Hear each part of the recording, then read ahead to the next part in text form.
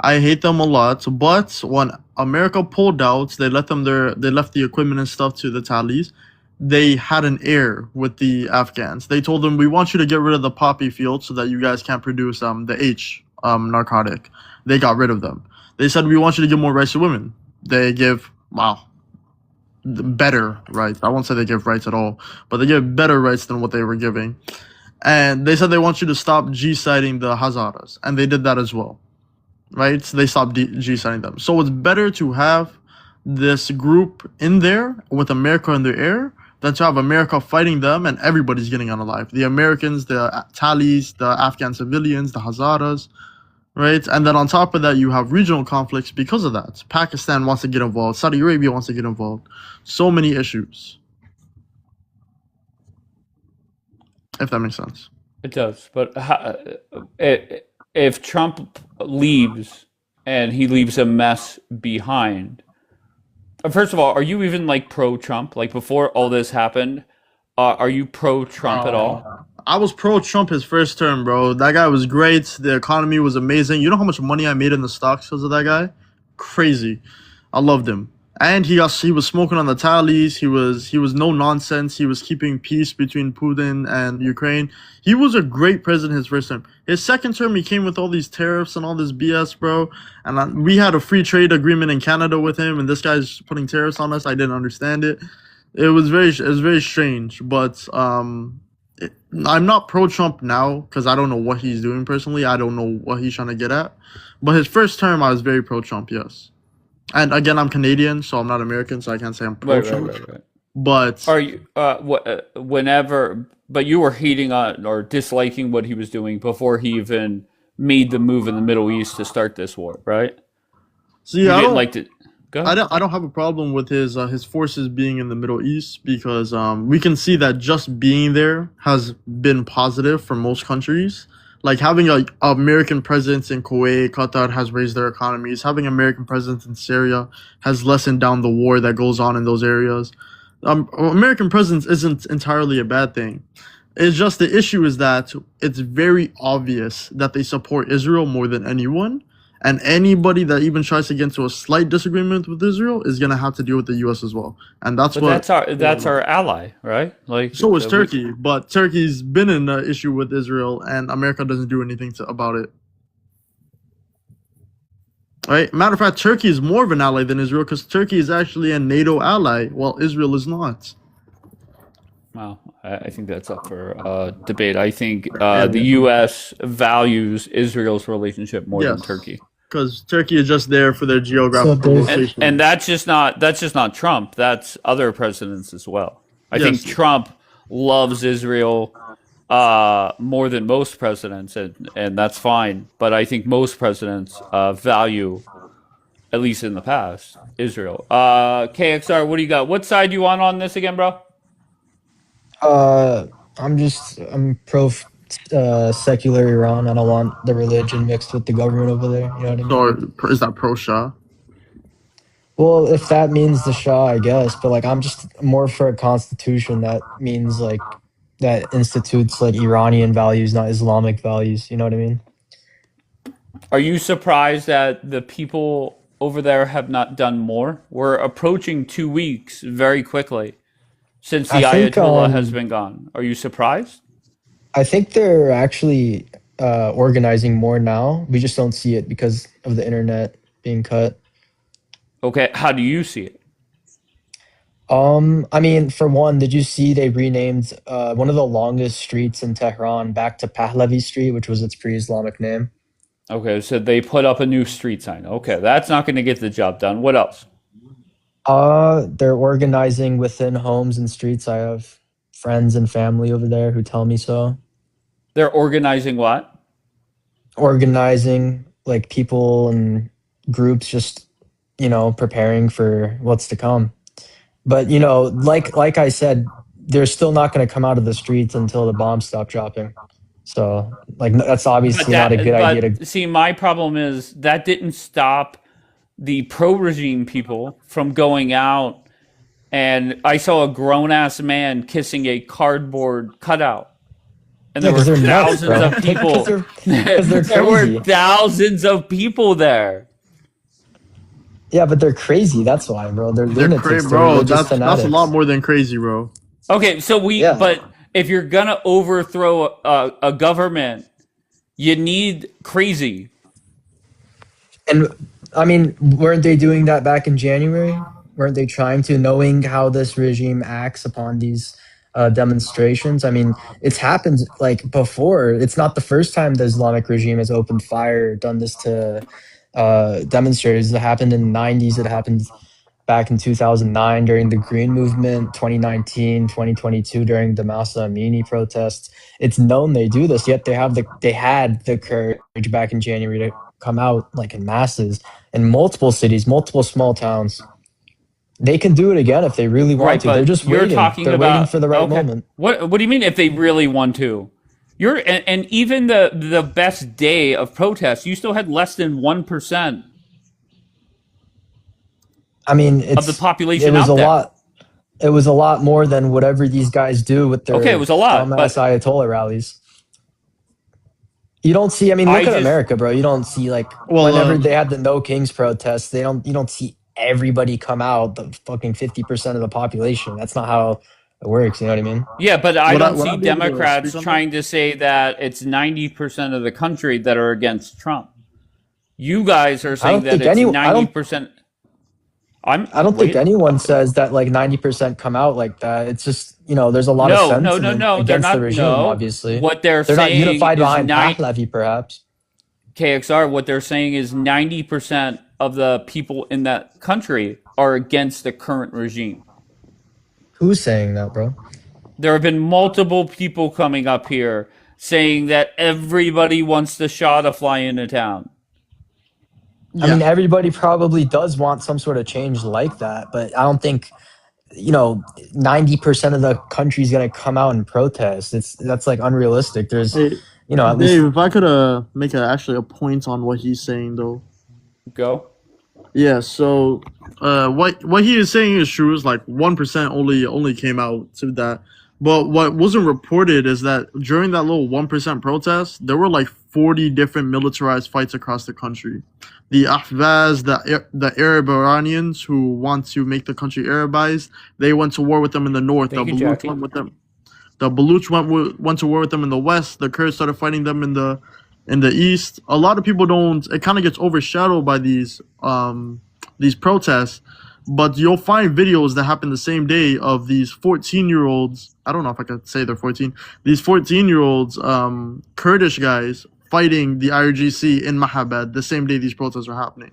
Like just because the protest didn't have a lot of people, there were several armed groups fighting the same day that happened.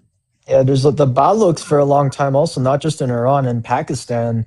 They've been fighting for their own little freedom over there. But, there's also groups within the Balochs that, they left the country and they've came to the Iranian Folk Congress in support of Pahlavi.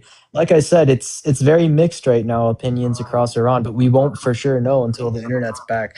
That's what I think, America should maybe focus on more on surveillance and also just getting the internet back so we can actually see what the population of Iran is, what they're actually saying, not just these regime rallies that they hold that are broadcasted, through whether it's like leftist media like BBC and CNN or the Okay, somebody Islamic is regime echoing. itself. Who's echoing? Elijah, Hello? mute first. Check. Hello? Is Elijah, it it's better? you. I don't know if your phone is standing up or if it's charged in or Bluetooth is on. Something is off where Put some you have an headphones echo. in. Give me a sec. All right, very good. But KXR, is there, to me, if I'm a person that wants the Shah, number one, let's start off by saying I see why why people want the Shah.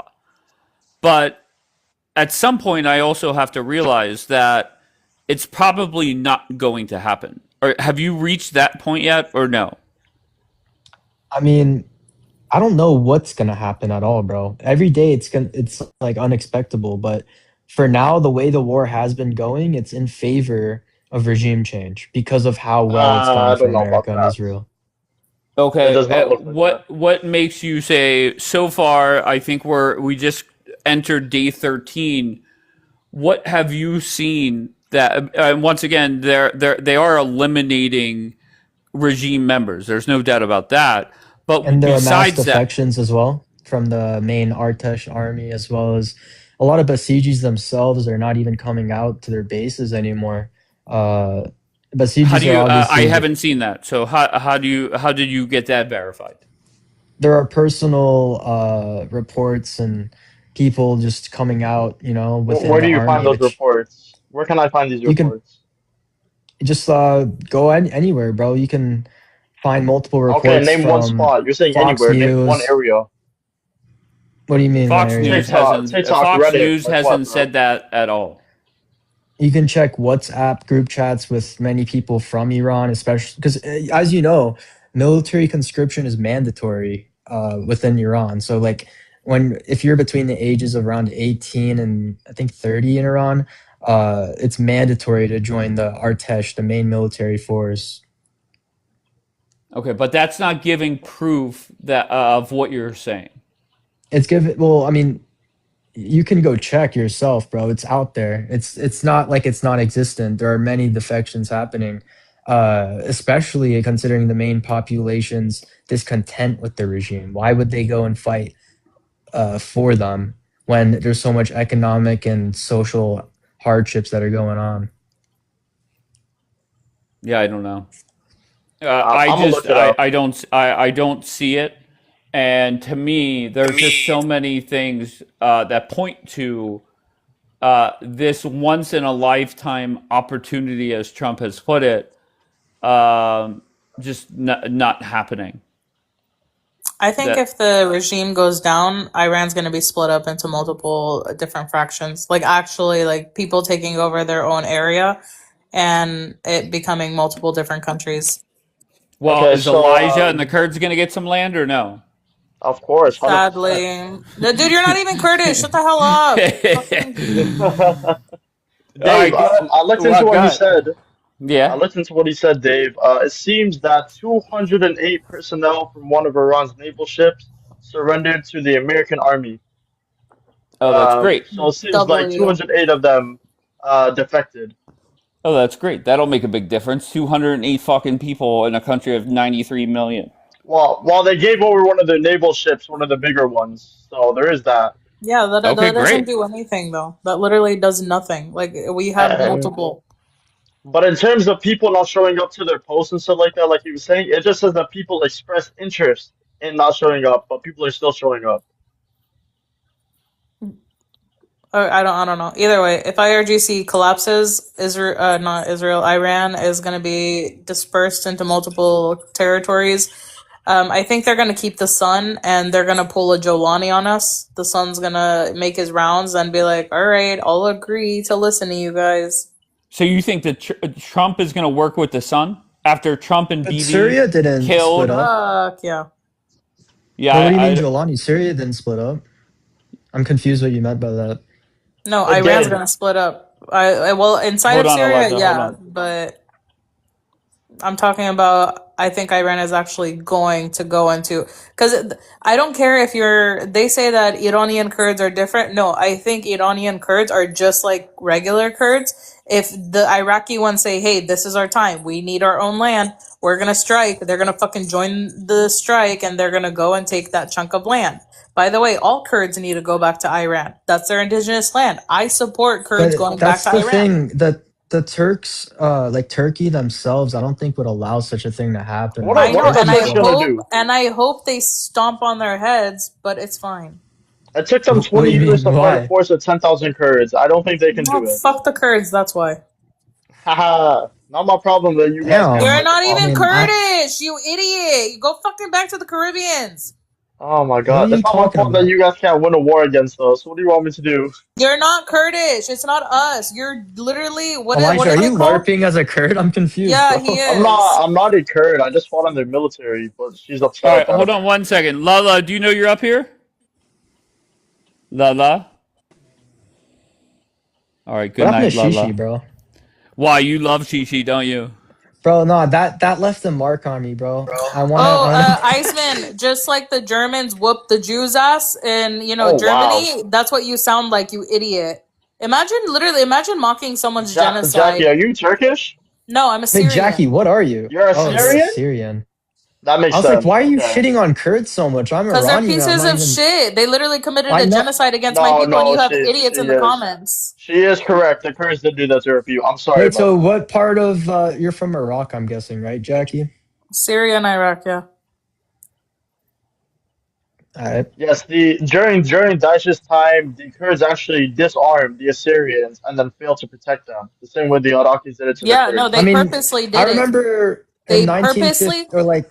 Yeah, 1913 to 1918. But they purposely took away our arms, and then the few Kurds that had like a good heart and helped a few Assyrians, that's what they plaster all over everywhere. Look how the Kurds helped. No, they were protecting their own asses, and No, some of them had by the what is way, it, Didn't the Jackie, conscience. Kurds those also were my abandon the brothers. Yazidis? Yeah, they Th did. They fucked a lot of people over. And then also in yeah, 1915, I remember like I heard report or not reports, but this is like history. That didn't they like treat Armenians, especially in northern where They modern Turkey is? literally took women, stripped them naked, and put them on crucifixes. They took Assyrian children up on top of buildings, slit their throats in front of their parents, and dropped them to the ground. Like, that's what I'm saying. The Kurds will sell their mothers out for whatever they want. So if they go in, all right, if they go into Iran, I'm telling you, they're going to get a chunk of it. Alhamdulillah. But you think Turkey's gonna allow that? I think Turkey can't Turkey. do much. No, I don't think Turkey Turkey can. can do much. Okay. No, no, no. Turkey definitely can because the Kurds are firing. They still to this day, well, maybe because they're involved in something else, but they would fire from Christian villages into Turkey, and Turkey would fire back. And guess who ate shit? The Assyrians. So no, Turkey can definitely put their necks or their Oh, foot on really? the That's line. just because the Christian villages are on the border, like Zako. They literally have Kurdish villages. They go into our village. Okay, what? Either way, Turkey's Remember not the gonna allow mountain it. or the Turkey Republic has of a lot of pull. Ararat? The Republic of Ararat was like this Kurdish established, country back in like the 30s, and it was centered around Mount Ararat. And the Turks literally bombarded the fuck out of them. Like the Turks don't mess around with Kurds. Like they don't allow them to have their own state. Even in Syria, you saw it. You see it in Iraq. Like they're Yeah, hella but I don't oppressive think they're towards them. gonna in Iran. Pretty sure America will back the Kurds if they actually do go in. And if that's the case, I don't think Turkey's gonna get involved. Yeah, because Turkey is weak. They're there. No, because America will be backing the Kurds. That's why. How is Bro, Turkey weak it took though? them 20 years to fight off the PKK, and the PKK didn't even disband because of that. They just panicked Why for aren't other you worried reasons. about what's going on in the Caribbean? Like I'm just Okay, curious. what's going on in the Caribbean, Jackie? I don't know. I'm just Yeah, wondering what the how fuck did is Yeah, how going? nothing's Why? happening for me to worry about no, it. no, I just want to know What how is did going you on end in up the being a Caribbean? Muslim? I don't get. He's Caribbean and Mongolian. How did you end up being Muslim? It's called converting. Ever heard of that? You're fucking pathetic. Oh, you're pathetic. You don't even live in Syria. Go support your people. No, I left the Middle East because of Muslims. So no, thank you. Yeah, you left the Middle East because you couldn't protect your people. That's what you left for. Wait, so Elijah, what are you? You're You're pathetic. Mongol and I'm He's a guessing Mong. Trin. Yeah, he's a Mongol, 100%. No, he's Mongolian and Caribbean. I don't know, bro. I mean, fuck. So KXR, how much longer until you just sit here, can come up here and say, "Look, regime change, it's not happening"? How much I longer mean, until you could just see that?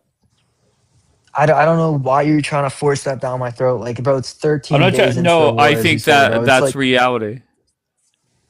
I mean, that's what you think. Other people might say otherwise. Like, who knows what Sure. Trump's plans Okay. are, bro? I'm Like all. I'm. a week before the war, Trump was saying there was gonna be no war. Like, remember that? Like, you don't know with him. And then you got I Bibi don't remember Netanyahu on the that. other side saying he's gonna continue the war. No. Of course. No. No, BB will. I think BB will. No. He will not. Whenever Trump's done, BB's done. Trump will assure that. And for the first time, BB came out and put out that statement, essentially putting the regime change on the people of that land. Really? Because Yes. maybe it is a TikTok thing. America doesn't control what we do. Okay, so KXR, just reality is let's just start off on what we can agree on. Do you agree that Trump is not trying to stay over there much longer? Oh yeah, 100%, bro. He wants those Okay, gas prices to go This go guy's down lying. faster, but at the same time, you got to think about it. Are like if the IRGC does stay in power, what about the Strait of Hormuz? What about their relations with their Arab neighbors, which they fucked up dearly? You know what I mean? Like you got to They're put gonna be all on those. very good behavior. They're gonna be the world's bitches for a while, basically. The that's why IRGC. Trump has to find somebody that he could work with and say all the bullshit that is going on now, stop it. But even if he does get rid of the sun, I really don't think the IRGC is going anywhere. He's just gonna put someone that he like, yeah, he can control. Bro, Or the if the sun's in a sun, coma though. The sun's literally No, lost a leg Mustafa? from No, one he's of the. not. wait, no, what I hadn't heard that. Dave, have you heard that? I have heard that. I heard he I thought lost it's two common legs. knowledge. I heard like a whole bunch of shit. But yet he put out a statement.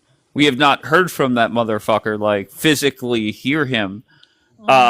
But he Bro, did put within the out some kind of Islamic statement. regime too, like there's a lot of discontent with him being there because again, they don't want a hereditary thing going on because it makes No, them no, look no. The bad. IRGC loves him. The people do not.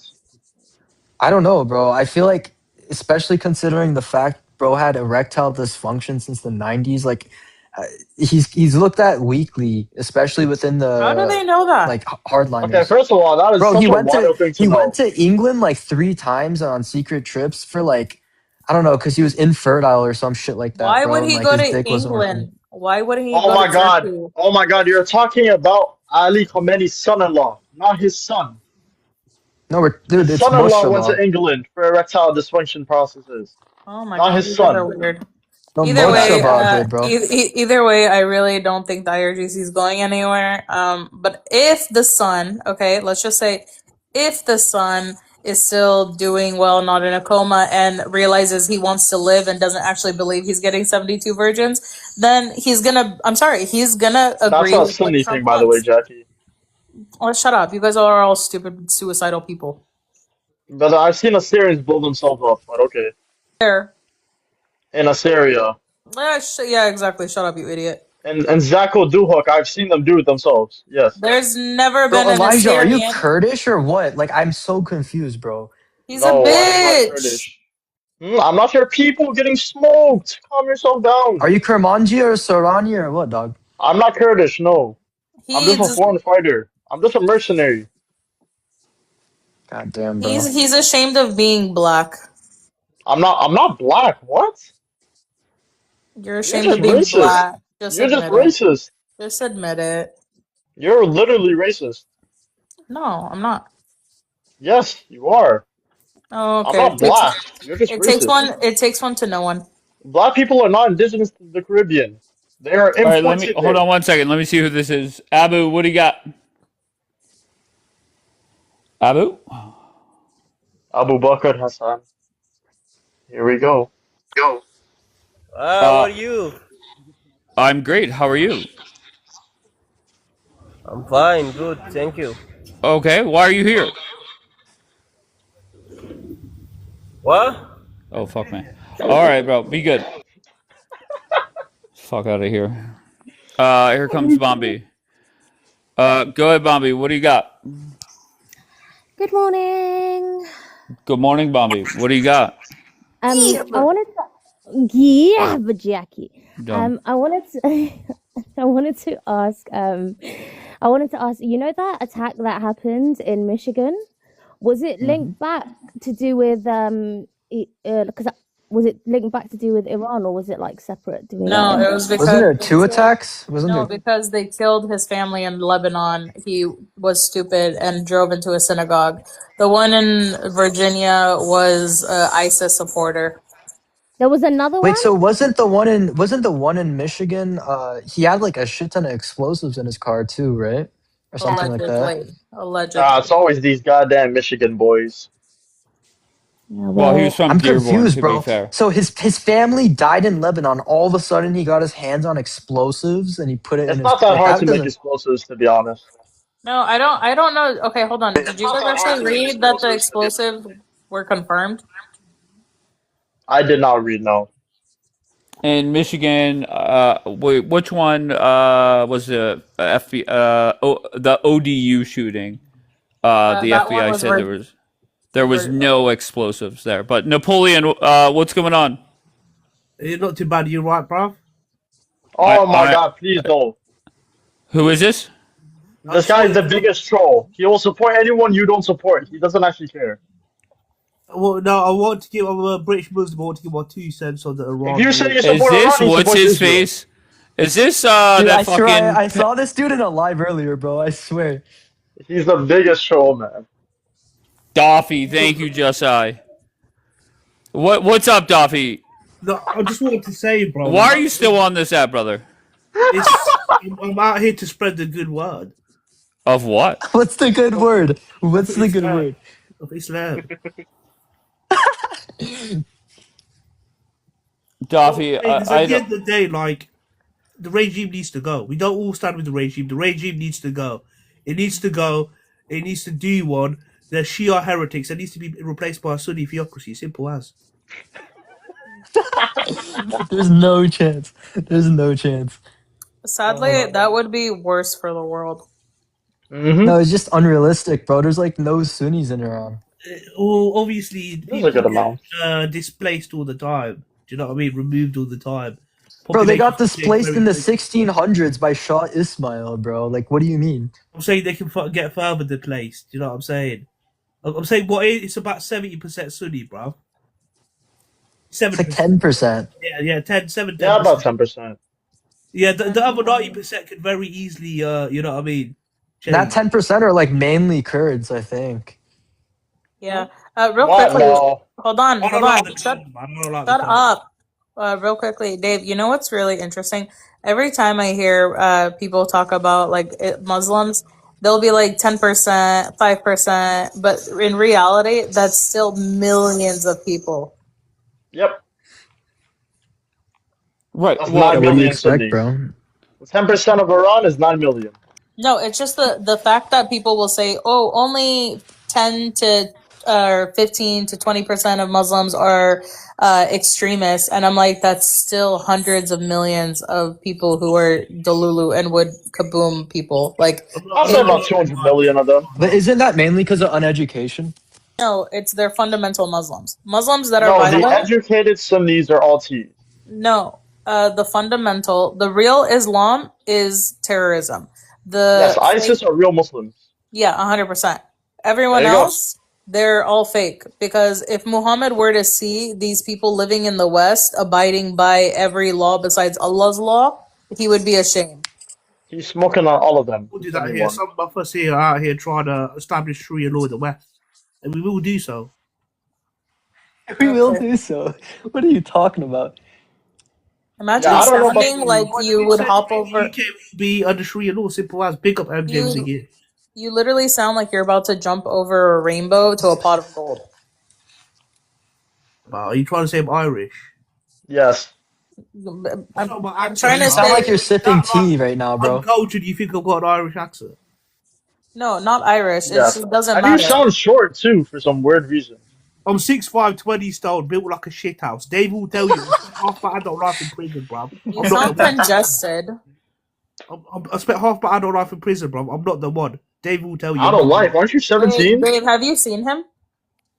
allegedly. Alhamdulillah, KXR. Alhamdulillah, brother. So open your camera. No, when he turns his camera on, all he does is show his hand. What the You fuck? can tell from my You're lucky, I gotta speak. Wait, KXR, you Yazidi? No, bro. I like the culture, though. I like Yazidi religion. It's cool. I know, I like them too. I served in the military. No, you don't, bro. There's no chance. This is their I feel like flag you're right the here, biggest lie. YBS. YBS International, this is their So, flag. so you put the thing on your green screen, and it makes me think you're in the fucking whatever the YPGs He or was. whatever. He's not in there anymore, I think. He wants the Kurds to take over. He said, fuck the Shah, fuck the regime. Why don't the Kurds take all of it, bro? Just take all of it. I've Like, been just do trying it, to get bro. them to do that. If the Kurds take over the Middle East, it would be the biggest shit show. The Kurds are subhuman. I don't like the Kurds. I only I like don't know what I to say only to that. I only like Christian Kurds. Other ones can zlit. Thing with the cards is, bro. Okay, bro, you're just a terrorist then. How's that a terrorist? I only like Christian That's the Kurds. same. Other That's the ones, same shit the Muslims say. The Muslims say, I don't like Muslims, so let's smoke everyone else. yeah, but I'm sorry, my book doesn't say that everyone else I need to wait around the Brother, corner to sister, unalive your them. God was racist. I don't know what to tell you. My God wasn't Dave, racist, but Dave, can okay. I Yes, update you yes, on he the was. tea, Dave? Go ahead, Bombi. So I think the power duo, the power couple, Danny and Kapura are finished. They're not finished. They're No, they having are a done. It was really bad yesterday, Jackie. They're having a disagreement and probably putting on a show. I thought he was off the app. But Bombi, can you please fix that echo? Oh, He's one never second. off the app. Wait, somebody said that he was gone. So Yeah, he made a post to get sympathy or attention. He does that every so often. He'll be like, "I'm leaving, guys," blah blah blah, and then he'll be on like 2 hours later. Is it better now? testing 1 2 3. No, a little bit better. Go ahead.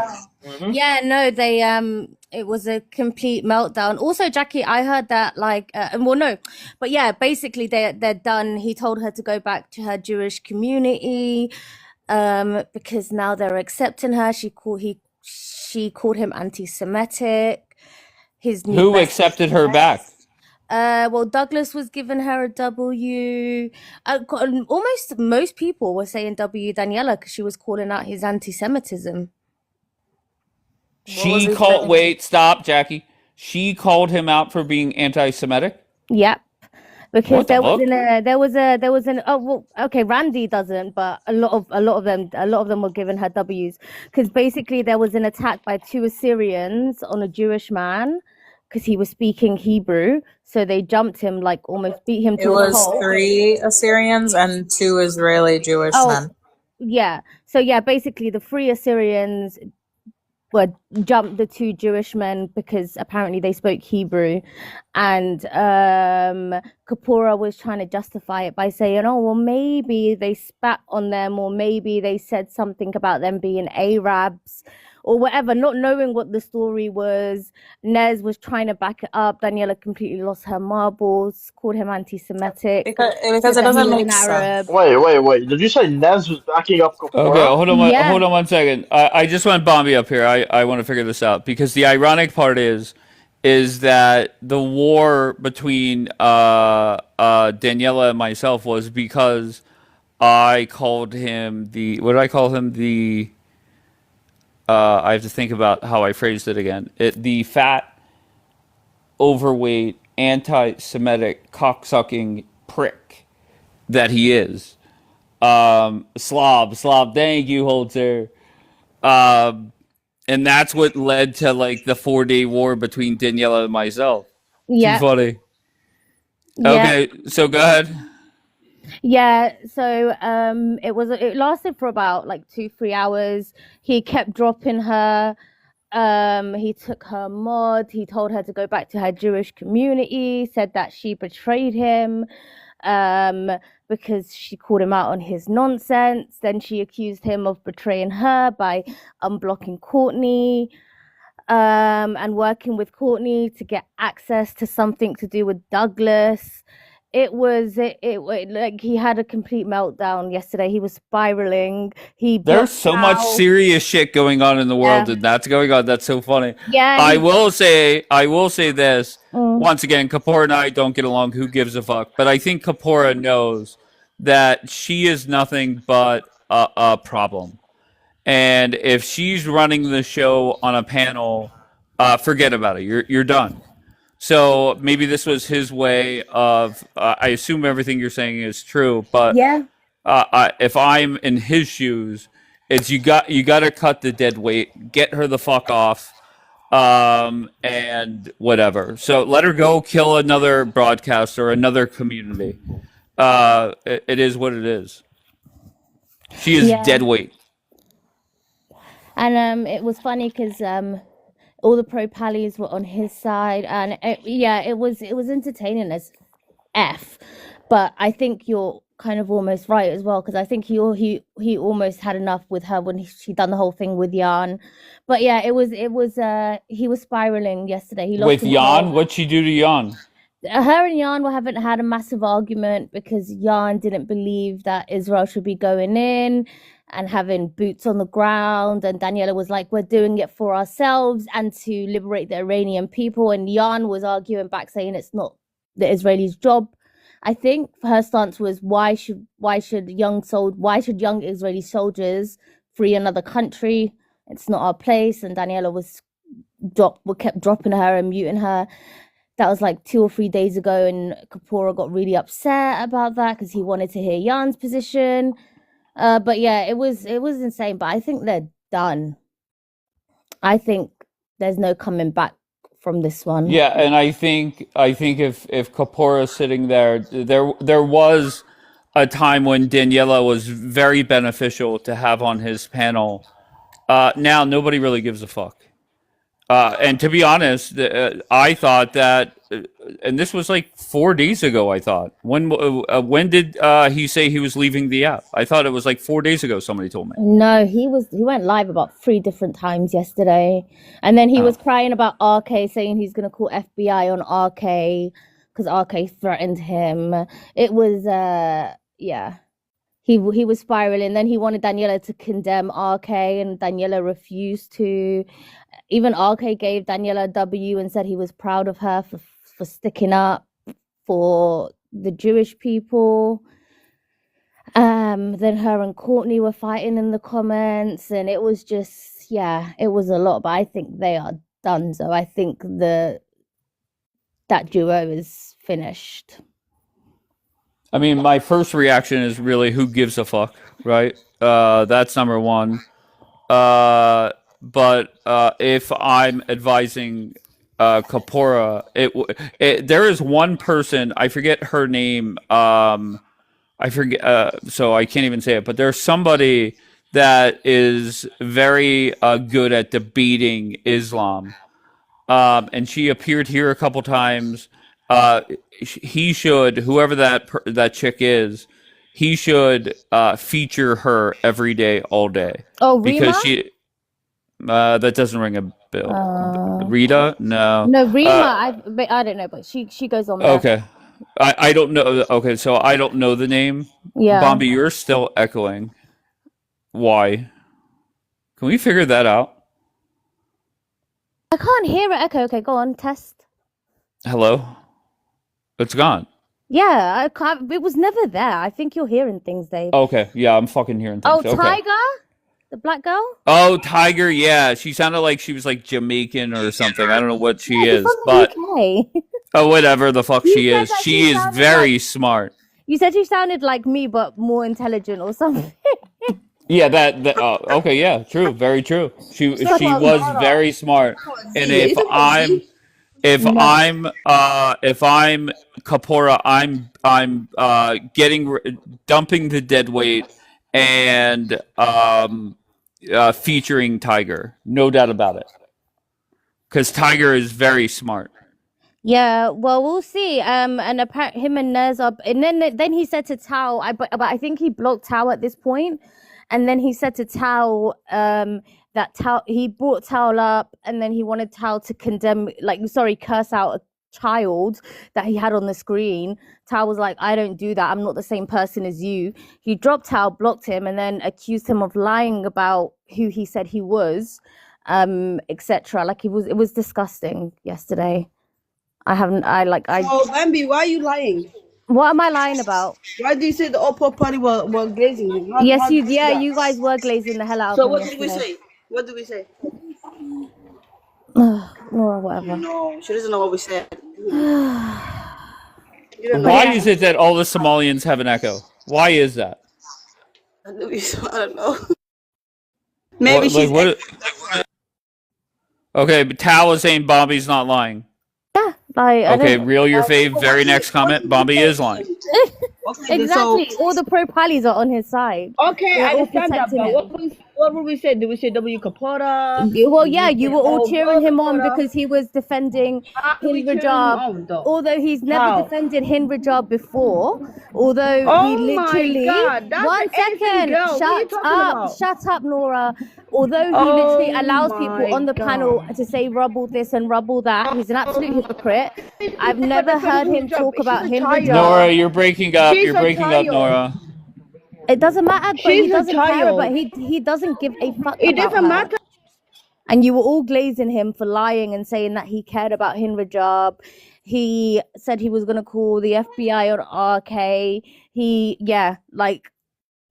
basically he cursed out Mamacita, said Mamacita was a piece of shit. Bambi's going to Jahannam, inshallah. Why? I haven't sworn. I haven't cursed. I haven't said anything crazy. You're the one that's been doing that. No, you just said he defended him Rajam. That makes him poor Pali. He defended Hind Rajab for his own purpose. He don't give a fuck about her. You guys were all in the comments glazing him, all you terrorists that support All right. terrorism. So how did it end? Well, he was still live by the time that he just kept blocking people. He blocked Jax, cursed out Jax, blocked Tao, cursed out Tao. Daniela ended up leaving at some point after he told her to go back to her Jewish community a couple dozen times. And yeah. So where's the dead weight go now? What panel? No can idea. She... Well, she said in the comments that she's not going back. Well, she added Douglas and said, "I'm not coming back." She's gonna be on her own. She's like, "I'm not going back anywhere. I'm gonna be by myself." So, yeah. But like, No. all these pro pallies yesterday that were trying to be like, "Oh my God, look, Kapora cares about Hind Rajab." He don't give two Fs. He just wanted to try to have something to get RK on because of but like, I mean, let's not act brand new. RK says vile, disgusting things, even though I don't agree with it. But like, sorry, is this the first time that you've ever heard RK speak? Whenever, especially when he's sitting there denying anti-Semitism because the people were Syrian. Like, get out of here. He don't care about Hind Rajab. He don't care about kids. Like, let's be real. Well, this is your chance to get back in her good graces. She has no home. You could start running a live and hosting her and give her mod and let her run the show. No, I'm It's very happy. either you or what's her face, Free Iran. Well, I think Free Iran's got bigger problems to deal with. I haven't really seen her around, and I think maybe she's kind of decided that, you know, certain people aren't good looks for her. So, you know, if that's what she's decided, then W her. But I haven't seen her around. Why? Who has she got like stopped dealing with? No, I think there's obviously a lot of stuff going on her homeland, and I've realized that every time she has a live and Daniela's around, it turns from being about Iran to, you know, Daniela wanting to debate Muslims on different things, or it just completely goes from what the focus on Iran to the focus on Daniela. So yeah. But you're okay with that, so you're her new host. No, I'm not. I haven't been up on any of their panels for months. What are you on about? No, I'm talking about you running a panel, you giving her full mod, and let her work her fucking magic. No. No, she's coming back home to Daddy Dave, okay? She started off with you. You can welcome her back with open. You already have welcomed her back, so I mean, I don't know what we're doing here, Dave. Do you know how many times? Do you know how many times she has sat in the queue in the last couple of weeks? Yeah, but you have let her up. Of course. When I feel that she could be beneficial, which is rare, if I feel that she could add something to the conversation, then yeah, of course I'd let her up. But there are times where she's typing in the chat, "Can I come up and put something on the big screen?" Get the fuck out of here. I just want to know if did she ever say if Rabbi Lit had ever unfollowed her because of her still coming here or not? I don't know why. Because I find it funny that he was like, you know, saying things like that, but he's never He's never come out and said that he's unfollowed Daniela, but I haven't really seen Rabbi around either, to be fair. So maybe they can team up now, who knows? But she is looking for a new home. I thought I'd let you know because she used to do such a great job here. I vote. I saw Hamar in here earlier. I vote Hamar and Daniela start up a live broadcast every day, and I think that'll be a big success. Well, she did quote him yesterday. She said, "I'll be worse than her ma," when she was talking about defending Jewish people and anyone that comes after Jews, which is, a W. But I mean, she's allowed so much anti-Semitism at this point. I don't really know why people were giving her W's anyway. But yeah, like Nora and Nez and Real Your Favor and all of these pro-pallies that were giving Kapoor W's and gifting him yesterday. You don't fear God? What has it got to do with God? Do you not fear God when you're cursing people's I'm sure mothers? you had a screenshot. Show us, please. Of what? Of saying W Kapora. It was. I don't take screenshots of you, but I'm not lying. You don't. But last time that I said Kapora, give me a more for 1 second to block your ass. You take a screenshot. Yeah, you still took a mod off of massive Islamophobe. Look at this. Nora, do you run lives? Yeah. Every day. Sometimes. Yeah. Every day you run live? Okay. Not Would you every be day, but I was okay? done No for problem. 2 weeks. Well, can I submit an application for somebody to be your co-host? I don't mind. You can come, Dave. I'm not like you. No, I'm talking. No. What do you mean, like me? What does that mean? No, I'm talking about your friend Daniela. She needs a new home, and I if you drag Daniela. Daniela, first of all, Daniela, there's something big coming for her. Anyways, don't worry. You're not gonna see it. I talked to my Somali community yesterday, and I sent her the recordings that she was talking about Somalians and stuff. Trust me, she's got cooked, and they will take her account, and she got fucked up, bro, big time. what? I think she means that. What the fuck is she saying? So the translation I got was that. Sarah Bambi, she talked about the Somali community yesterday, and she cursed the Somalians, and she was being racist, actually, literally racist. But Bambi doesn't want to talk about that, is she? Because she wants Daniela to come back for her, Miskina. But anyways, I don't give a fuck what Daniela says about Somalis. What I did was I recorded her. I talked to my community, and they would drag her. Just wait. Simple. You talk to your community, and they're gonna drag her. I would not be worried about that. They will take her account. They will take her account? Yeah. Last time a black woman talked about Somali people, her account was gone, and she had 2 billion followers. Everybody knows that in this app. Who was the person? She was Nigerian, actually. She's from Nigeria. She always hated them, and what's it called, Somalis and stuff. And she used to call out Somalis every day. And what happened? All of them came together, and the account that she's been building for years, that was gone for 2 days. Right. Okay, so 2 why? million, Thomas. But there's a lot of people that talk shit on Somalians every day, including I me. know, but Daniela crossed the line yesterday. How? She talked about the clitoris. She talked about how Somalis are nasty and disgusting and disgusting country and all that shit.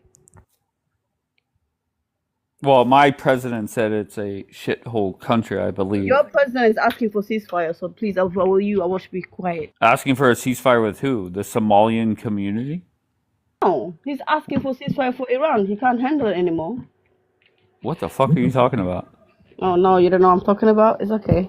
Trump's gonna meet his objectives and get out. He talked to the president of Russia and also another president and asking them to have a ceasefire, to have a conversation if they want to have a ceasefire or not. I didn't hear that at all. Where did you hear that conversation? I heard that from, don't worry about it. Okay, so you're just talking out of your ass. Why is it that all of you do that? And there's so many reports out there of leaks and stuff like that. Why just not quote something? I think there is room to criticize Trump.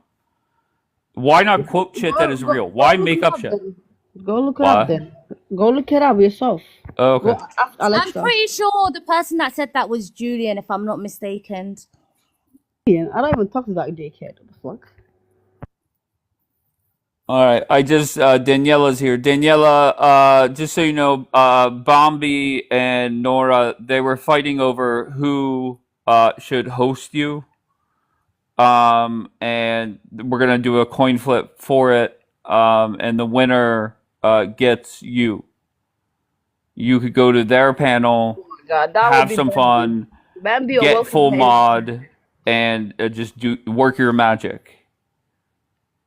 Okay, because they just informed me, Daniela, that you have you criticized the person that I said that was anti-Semitic and that led to a 4-day war between you and I.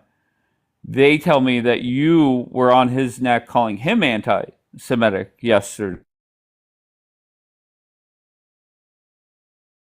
So we have come full circle.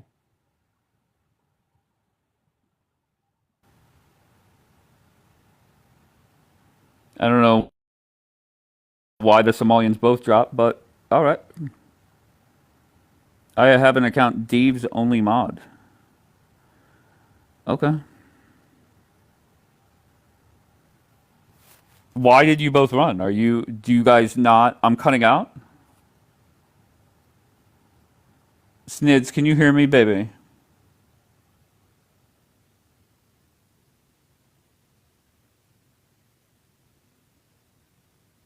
Yes.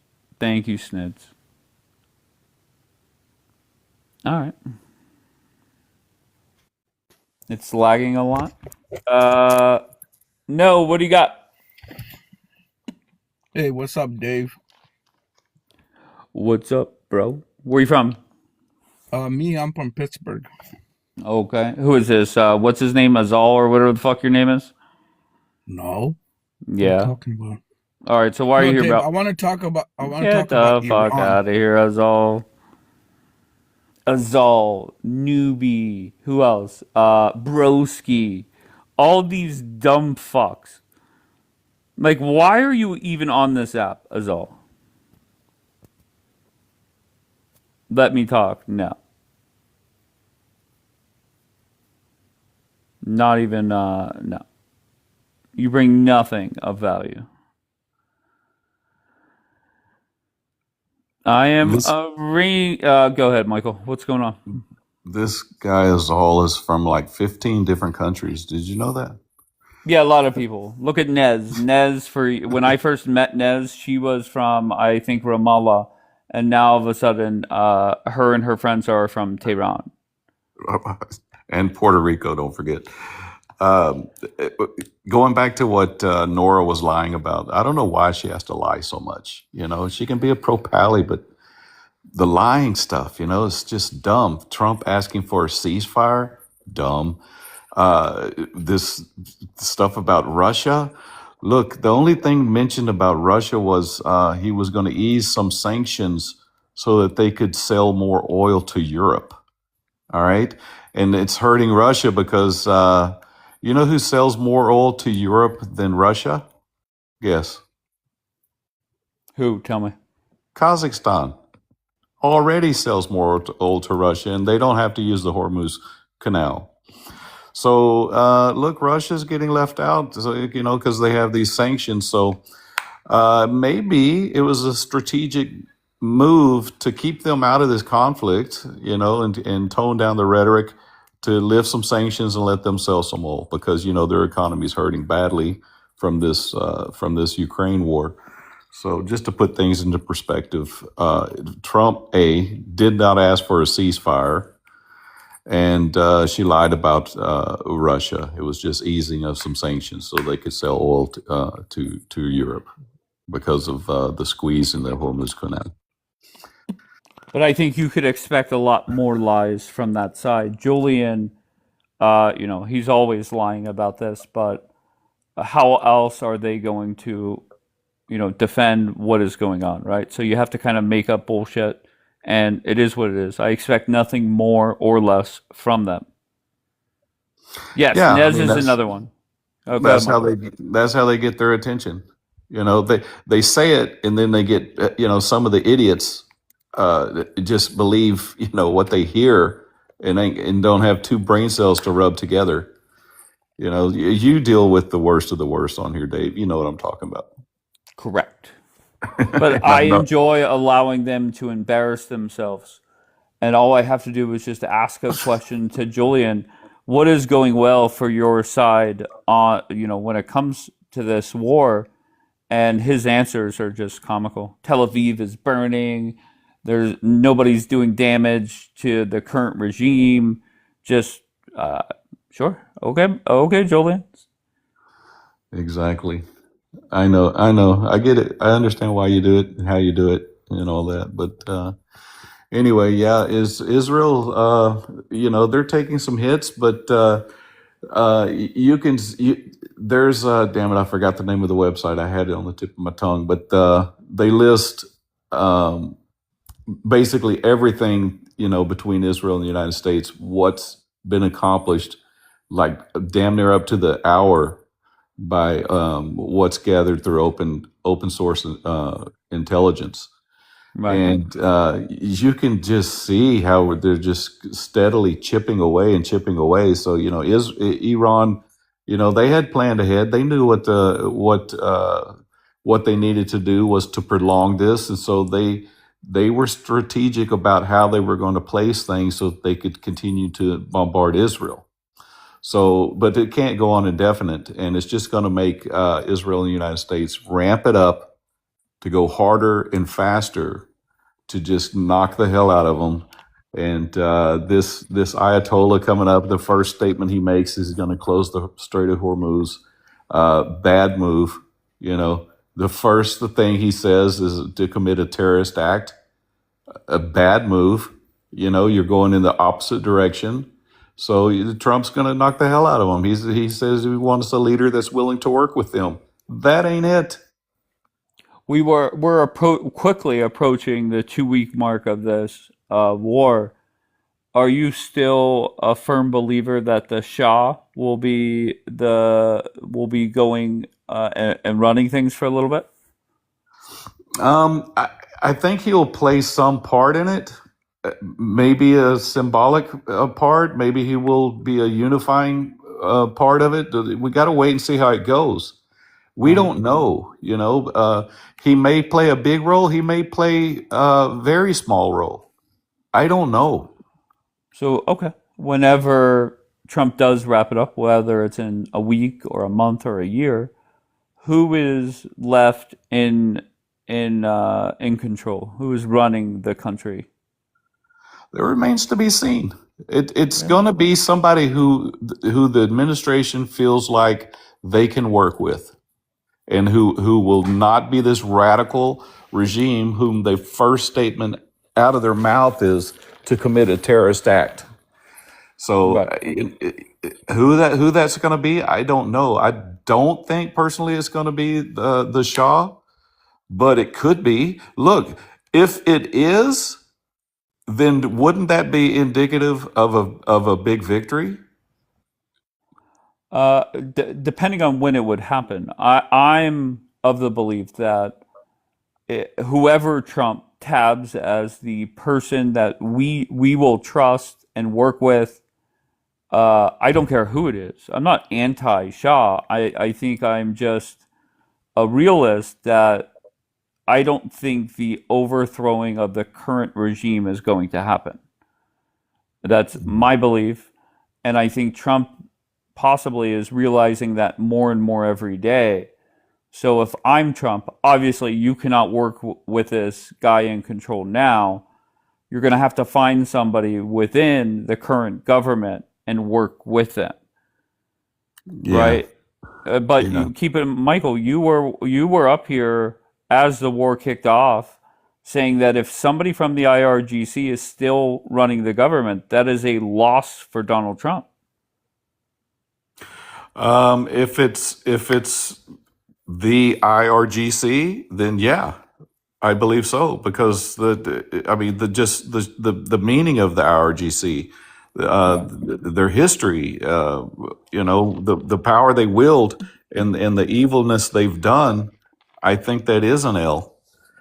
What about if it's somebody that Trump comes out and says, we have to trust them and do trust this person, or maybe it's 2 or 3 people, and we're going to work with him to ensure that elections happen at some point down the line, and things get done for not only for America but for their own people. Is that sufficient enough? It is somebody within the current government, but you find a puppet within it, just like they did in Venezuela.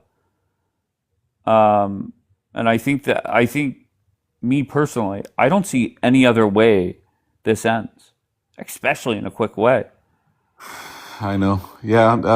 Look, we're 2 weeks in. I believe that we've got a long way to go. I don't think Define a long way to go. Not another week, not another 2 weeks, perhaps another month and a half, 2 months. Depends. Look, how long? As long as Israel is getting bombarded from Iran, we're not stopping. They're not stopping. Yeah, but okay. I mean, could you see us stopping if? Yes. What are you talking about? What are you talking about? What did Trump do during the 12-day war? They were still taking incoming when the 12-day war ended. Yeah, but it was pretty clear what the objective was: to knock out every one of their nuclear sites and to take out what they could. I guess the best way to describe it is take the low-hanging fruit from the launch sites and whatever else they hit besides those 4 nuclear sites. That was the objective. We didn't have a buildup in the Gulf there. We didn't have nearly a fraction of the presence we have now. But our objective still is not regime change. Well, they're not going to state it like that. But if you've got a government in there that's willing to work with the United States and be friendly to our allies, that's kind of a de facto regime change, isn't it? Now, if I got everything that I wanted, it would be remove the label of the Islamic Republic and replace their flag. I mean, look what we did in Japan. I know people hated to hear this sort of an example, but when we ended that war, General MacArthur wrote their constitution, and they were not allowed to fly that flag in public. And that went on for years.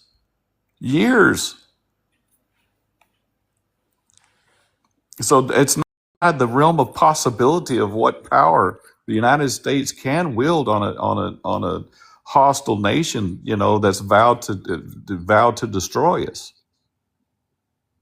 Is it fair to say this is my perception, that your attitude towards the end result compared to 10 or 12 days ago, I feel that it has changed. You were very adamant whenever this kicked off, and I think you're more realistic about what's going on.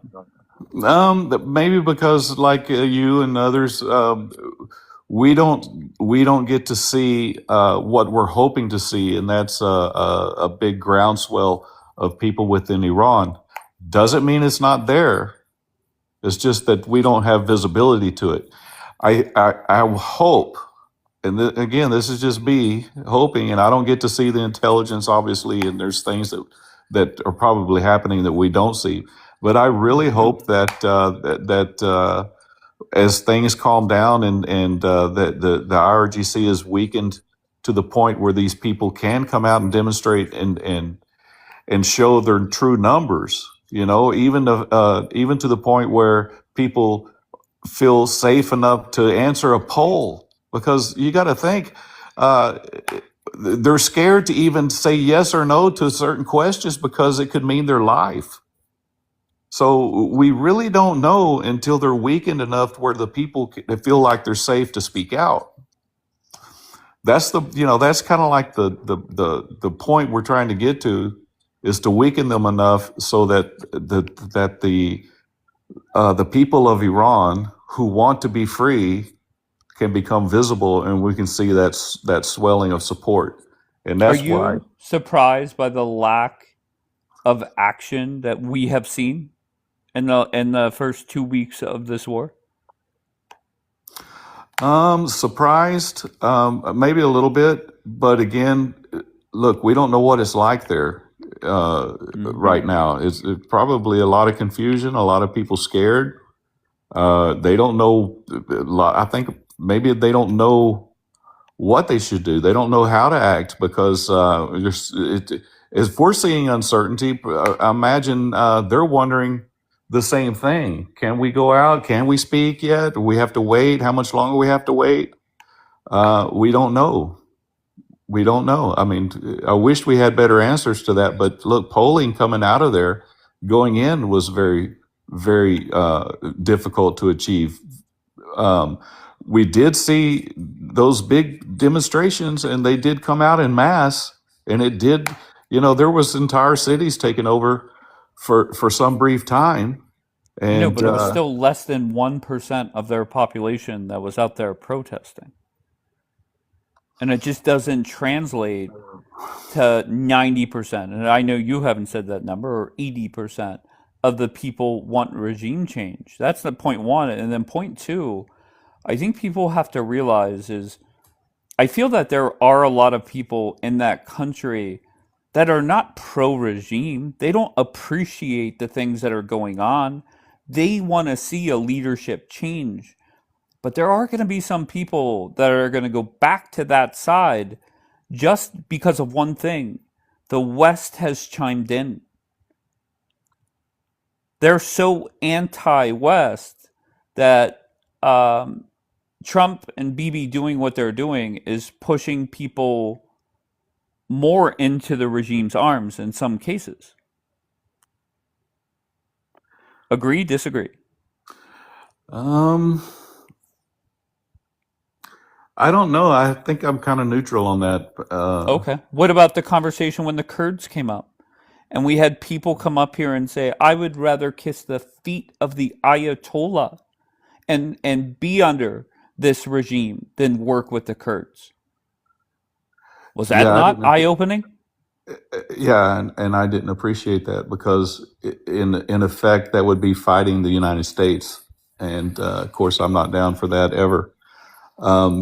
Look, this is where it becomes a division between America, being an American, and thinking what's America's interest first, versus your ties to your homeland. Even if you live in the United States, wherever you are, they have ties to that homeland, and it's somewhat sacred to them, I guess.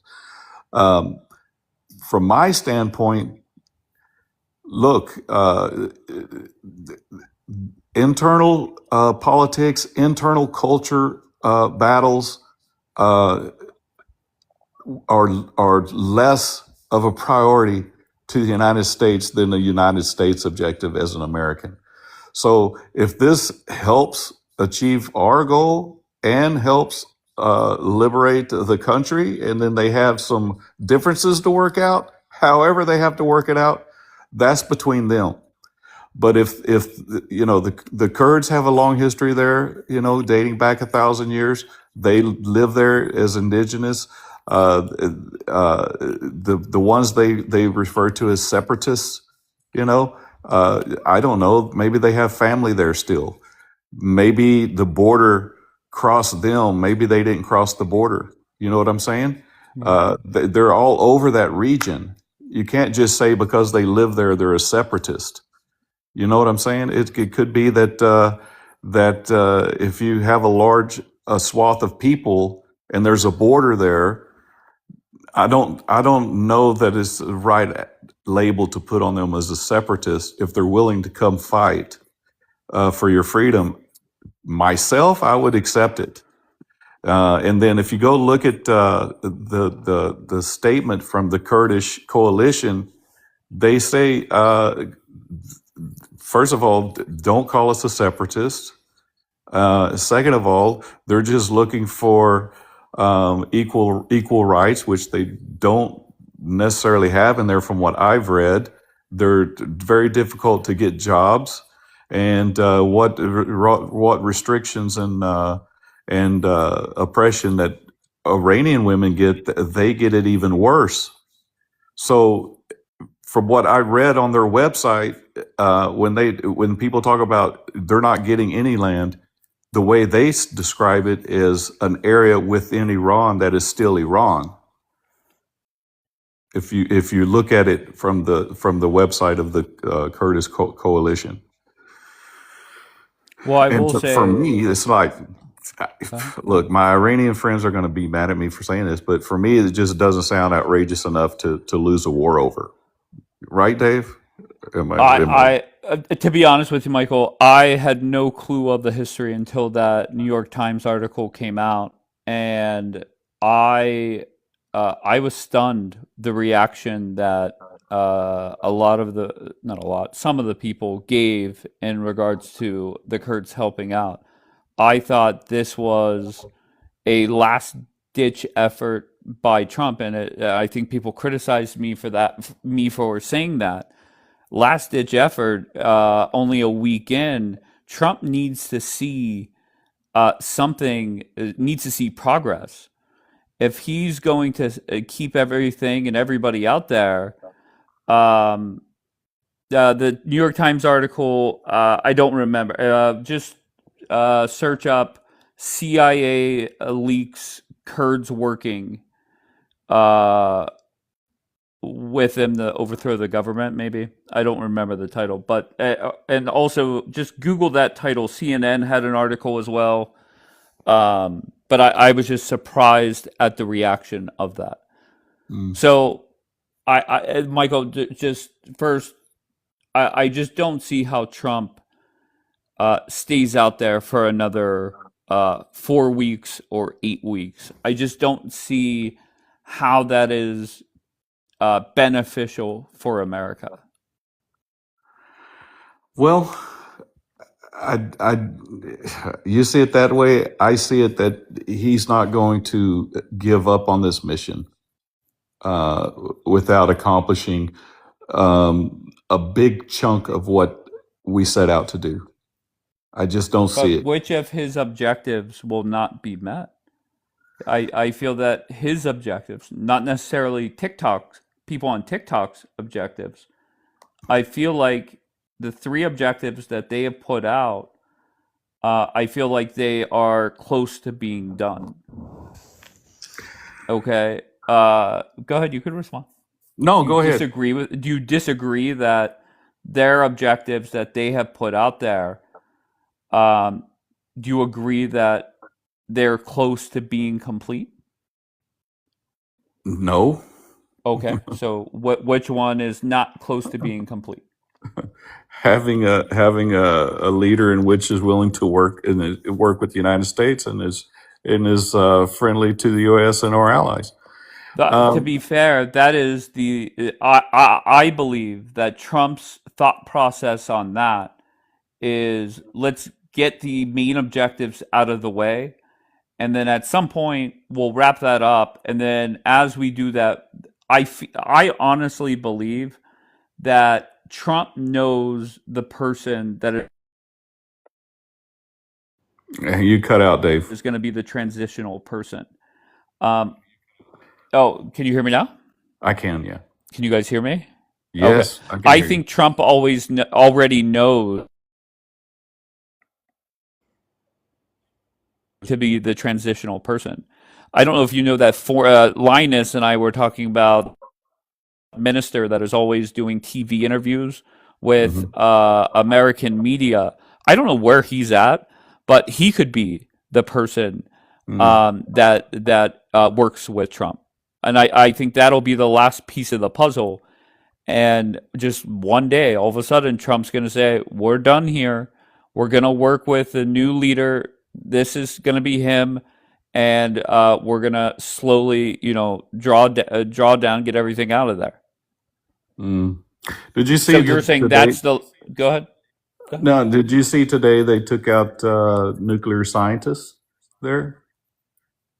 That was reported. I did not, to be honest. No. That was a news flash that came up. Look, Iran needs to cease all these hostilities, bombarding Israel and their neighboring countries. Um, when it comes to special forces, I'm not ruling that out. Israel and U.S. special forces for targeted strikes, and in some way, if we know where some of these IRGC are, take them out. Iran needs to hand over this 408 kilograms of 60% pure uranium.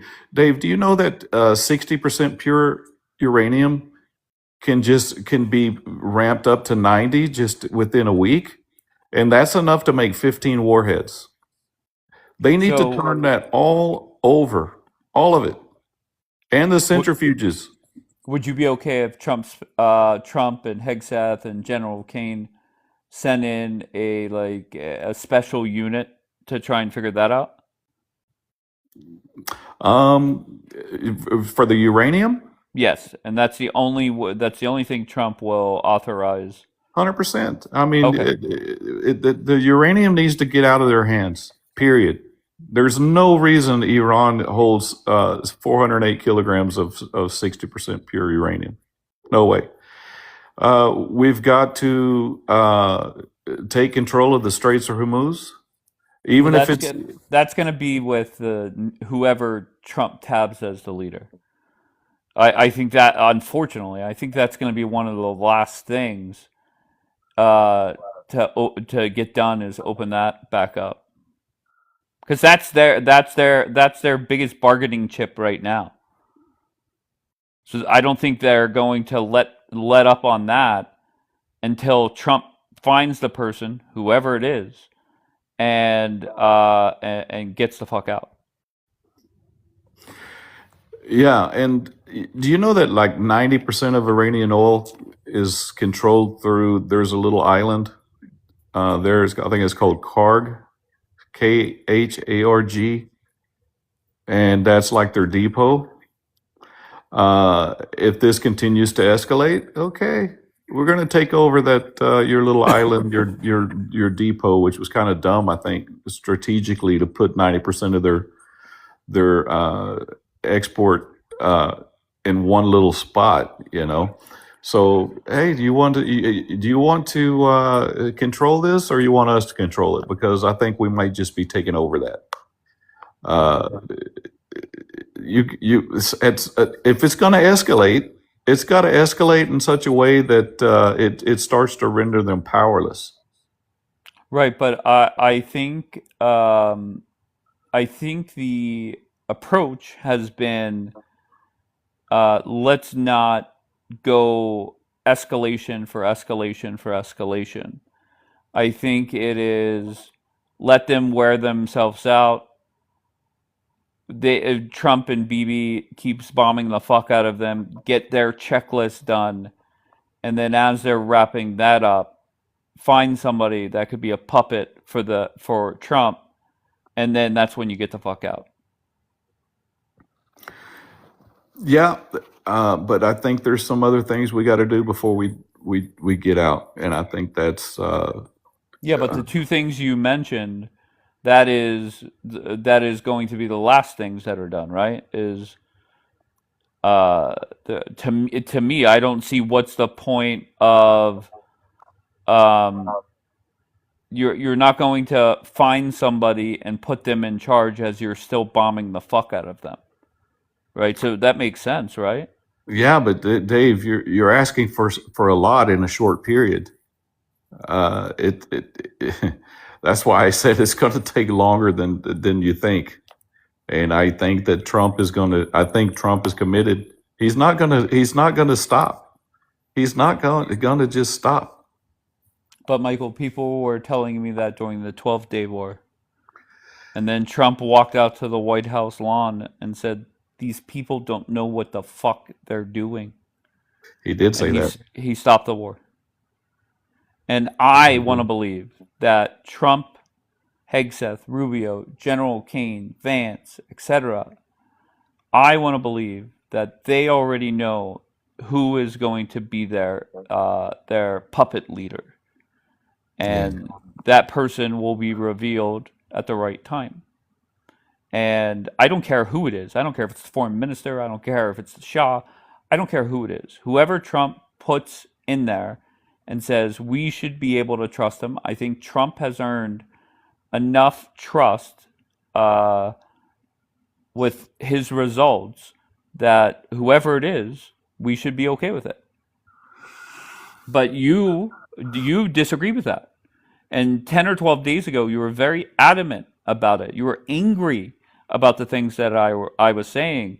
And I feel of the vibe I get is that reality is setting in. And I think you may have to accept that. Is you might not like it, the person that's in charge, but we can't stay out there for months and months and months. It's ugly. War is ugly. No, I don't see us. I don't see it. In a prolonged, 4 to 6 month. But don't expect it to wrap up in 2 weeks either. Don't expect that.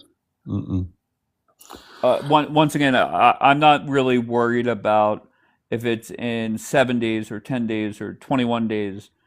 I just want Trump to get done whatever the fuck he set out to do, and I'm very confident they will. But I think there is a lot going on where if you're Donald Trump, you're not trying to take your time. You're trying to get the job done and get the fuck out. And I hope you agree with that. There's just too much shit going on. Yeah, Right? I know. Man. Look, the stock market is taking a huge hit in this. Huge. It's Right. Bad hit. There's been inflation's not looking great, and unemployment. So like all of this has just been like a nightmare month so far with this, the stock market, unemployment, and inflation. So it's not looking good. But I don't think that pulling out of this without achieving some of those major goals, the other things, it's up to Iran and the people in Iran. They want to strip the label of the Islamic Republic. They need to do that. They want to replace their flag with the traditional flag prior to this regime. They need to do that. I would love to see it happen. Love to see it happen. They want to you have a regime that's friendly to the United States, and we lift the sanctions and get their oil flowing. Pay some reparations to the people we've harmed. Okay, but 10 or 12 days ago, you were on record as saying that if Trump does not make sure that happens, that's a loss for Donald Trump. And now I feel that you kind of want to say, if these people want their country back, they must do it, not Donald Trump. I may have been a little gung-ho, but I don't remember saying it just like that. I do remember firmly saying that it was regime change. Well, Yes, you said if Trump does not get regime change, it's a loss. I still think, whether you call it regime change or not, if we have a leader in Iran that is friendly with the United States and wants peace and doesn't attack their allies, that is de facto regime change, whether you call it regime change or not. Okay, great. And if we get to wouldn't you agree, if we get a leader that's friendly to the USA and we can relieve the sanctions, isn't that somewhat of a regime change compared to what we have now? Okay, I'm all about it. I have no problem with that. And I'm confident that Trump will get somebody that will be the transitional person or whatever the official title is. I just feel that at some point, a lot of people's answer to that question, and the question is, if it's somebody that has a history of working or being part of the current regime, are you okay with it? And 10 or 12 days ago, a lot of people were not. And I just feel that they see what's going on. People aren't dumb, right? And I feel that if somebody would have said, the Ayatollah is dead, I think reality is, and it might be harsh to say, reality is, I think um, a lot of people thought we would have seen a lot more action in regards to getting rid of the regime. And you could say, well, they were told to stay inside and yada, yada, yada. There's bombs flying over. Well, the bombs didn't stop the thousands and thousands and thousands of people out there worshiping a cardboard cutout of somebody. Yeah. You're fun. Let's just hope. What? What's wrong? Well, you did kind of cut out there for a minute. What? You like had to take a deep breath there. Because I was trying to piece Okay, I together don't. what you said. It was like Bars on my phone. I'm just saying there was like a 5-second cutout, and then I was trying to piece together from Okay, well, it's from okay. what was missing. Anyway, thanks for letting me up, Dave. It's always good talking to you. Michael, I appreciate you, brother. Be good, All right, brother. man. Bye. Bye, Michael. Michael's a good man.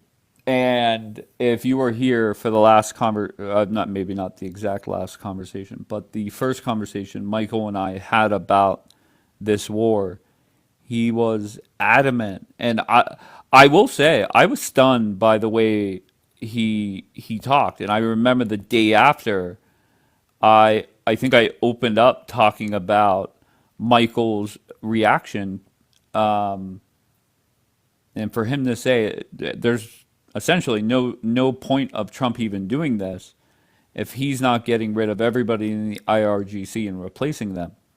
I thought that was eye-opening. But the one thing I can say is I feel that talking to Lioness yesterday morning, talking to Michael this morning,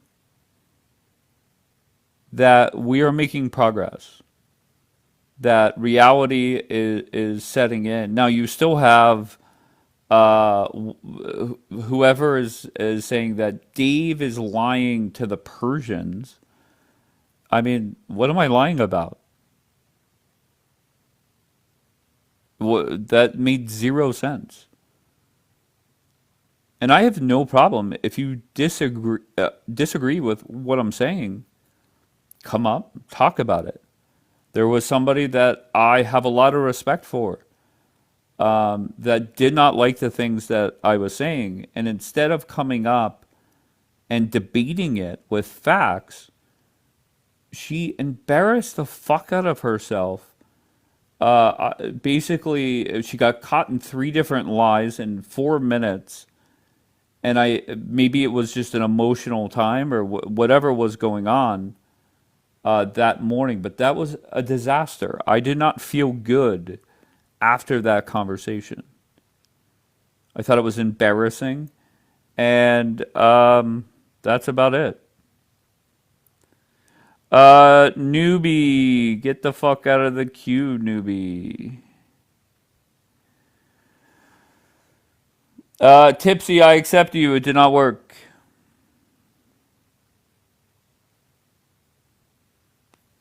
Who is Vika?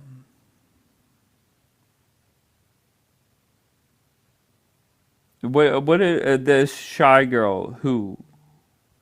What are you saying, shy? Who what?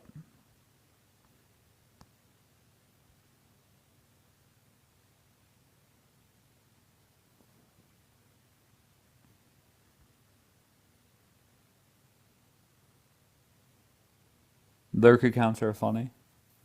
My favorite, Jackie, is whenever lurk accounts call out other lurk accounts. That's always entertaining to me. Thank you, Jackie.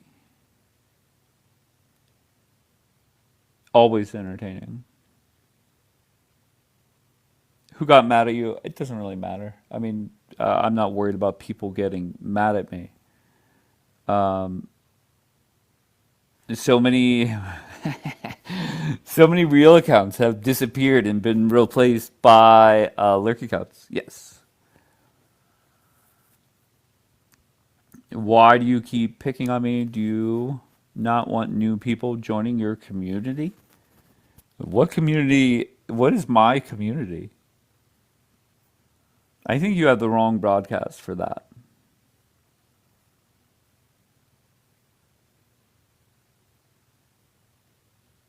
Imagine saying that. What's a lurk account? But getting offended by saying you're a lurk account. We don't know what a lurk account is, but we're offended by the term lurk account.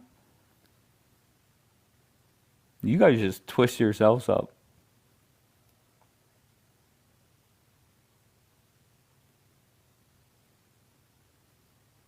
Unbelievable.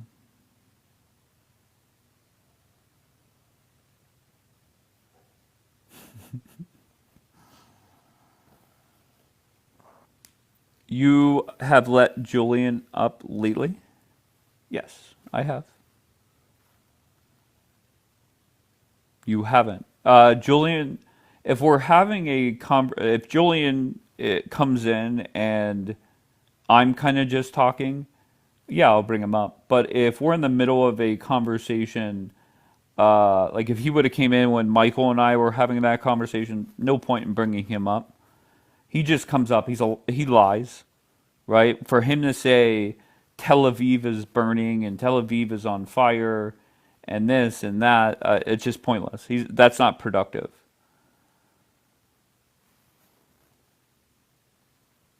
There goes silly me calling people out for not having followers as they're sitting there. I believe it said 4, and they have 4 followers.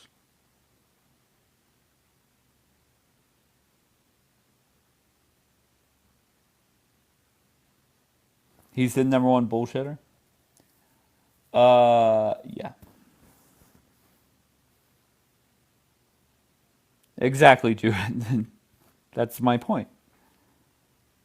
Is lurk accounts calling out other lurk accounts.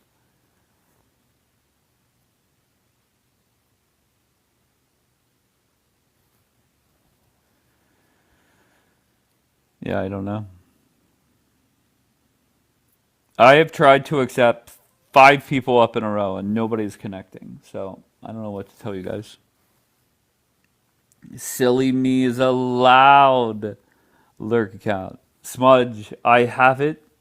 I have the YouTube created, and I was in such a good habit of ending my broadcast and putting it on YouTube. Now I'm just out of that habit.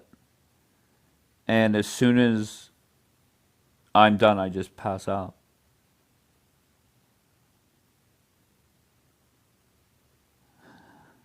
I Googled lurk, came at, I never. I might just get one mod for the chat only and give that person, and their only job will be to mute anybody that does not have 100 followers. Just mute them. Don't block them. Just mute them. Because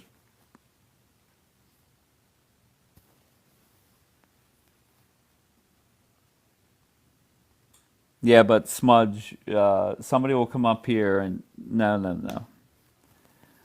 Done.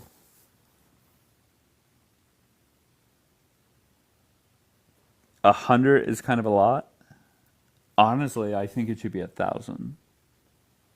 And there might be people that are normal or regulars here. SpongeBob Cat, how are you recording for YouTube? Well, first of all, every live is recorded. Right? Michael Haas is back in the queue. Go ahead, Michael Haas. While I was up on your panel, Jackie's in the comments because she knew I threw barbecues for the IDF when they came out of Gaza some time ago. So she's in the comments and she says, "Hey, Michael, why don't you throw a barbecue for the U.S. troops?" So I replied to her and I said, "Jackie, you set it up and I'll pay for it." And her response is, "Why don't you go do it?" Well, she has a husband in the U.S. military. She could say, "Hey, husband, let's get 20 of your friends when y'all come off, come back on shore, and my friend Michael Haas is going to throw a barbecue for us. Instead, she says, "Why don't you go do it?" Jackie, for once in your life, just be real and stop being a troll. You know, I don't is understand why this you just guys weird you though, guys or what? always have beef. But isn't that weird though, Dave? Uh, What am I missing? this no this whole beef between you and Jackie that has been going on for months. It's weird to me. You guys are both cool people. You guys both have good heads on your shoulders. Like why are you two fighting? And it's It's just not weird. you. It's just not her. It is I think she trolls you, okay, or tries to. And you sometimes you take the bait. Now sometimes maybe she says dumb shit. I don't know. Just I don't get why you two are fighting. Because look, Jackie, if you want to bring up that I threw a barbecue for the IDF and you say do it for our troops, and I say set it up, your husband is in the Navy. Set it up. You ashamed that it would come from me? Is that what it is, Jackie? Surely you're not that shallow, Jackie, right? Surely, please tell me you're not that shallow.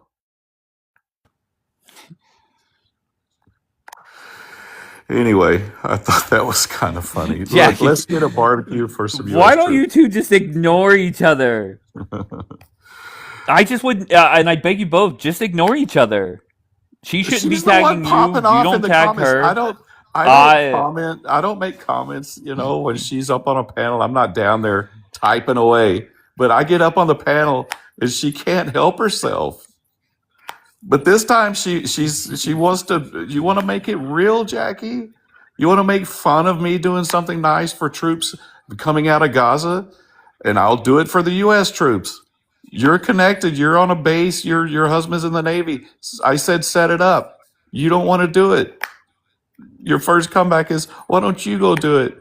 I'm sorry, I'm in North Texas. Not too many military bases around here. My son is far removed from the Air Force. He's already been out for years. You're involved, Jackie. I asked you for help. Let's set it up. Let's get that barbecue. I'm all for it. You don't even have to tell them it was from me. We'll do it private. How about that? They don't even have to know. You just say a private citizen, and let's get it done. that sounds like a good deal, Jackie. There you go. You don't even have to. You could have messaged me privately instead of doing it in the comments. What, Jackie? How is it sad? I don't get that. Why are you saying Right. this is sad? He's saying, "Look, I'll throw a barbecue." Well, I don't get I that, love carne Jackie. asada. Okay, maybe after things calm down, right, Jackie? They don't even have to know I'm a white guy. It could. They Oh did. no. It does. Yeah. I mean, it could just be an anonymous person. Anonymous person. Anyway, I thought that was funny. You probably didn't even catch it, Dave, in the No, comment. I did not. No, I did not. I just know you two always are going at. You guys are very passive aggressive. Okay, and I don't get it. And then I get it, Dave, because I agree with her on so many things. One thing for certain, there's nothing above our faith, right? That's one thing we don't disagree on. Many of the things that she speaks of on social issues, we agree. But we approach it different. I think some of these things, unless I'm asked specifically to speak about it, or somebody asks me, I will definitely tell them 100% my beliefs on it. But it doesn't mean that I do it so publicly.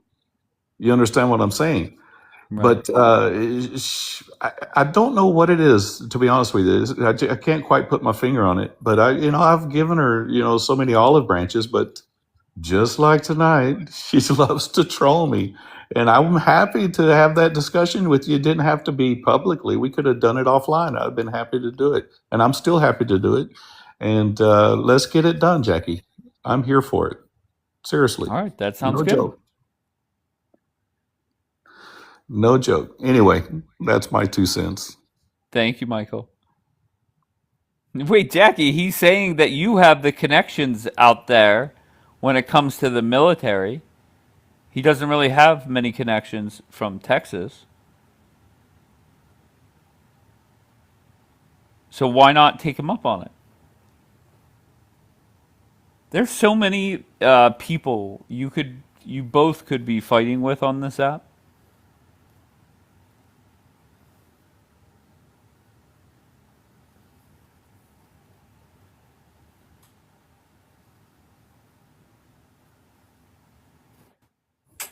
You understand there's so many ways to donate to the troops. That was my whole point is what do you do for our troops? And I throw shade at him because he's a lying cuck.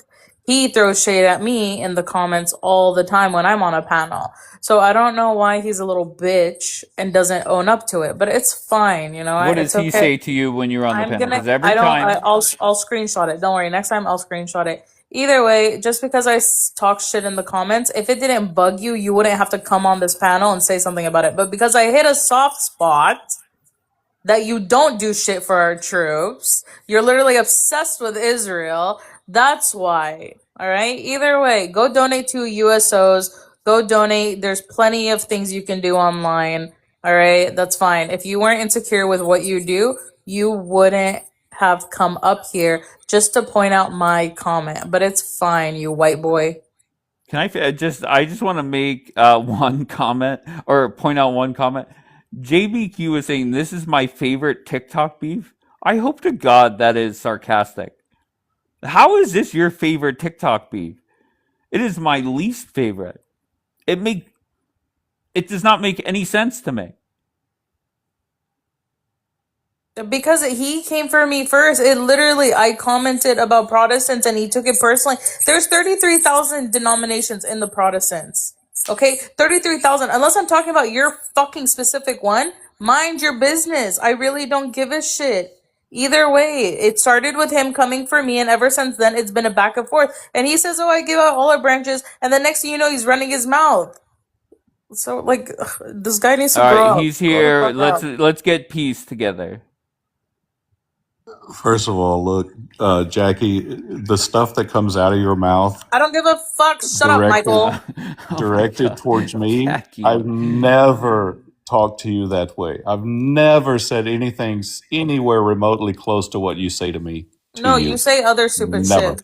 I really don't care. Just because I curse, hold on. What I say with curse words is equivalent to what you say. You speak to people like you're better than them. Just because you pay people off doesn't mean you're better than people, Michael. People don't like you. They only like you because you give them money and you literally sit there and talk about how much you gave them. You're such a good Christian for that, Michael. You talk about how great of a Christian I am. Sarcasm, by the way.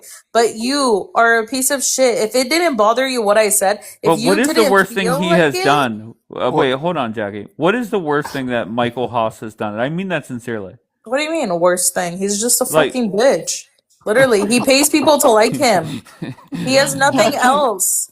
Okay, Oh, but Jackie, like And if I don't, hang on one second, Dave. okay, go ahead, Jackie, can you go find one person that I've paid to like me?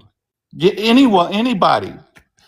I challenge anybody to come up here. Michael, I don't Jackie, have to find do one that. person.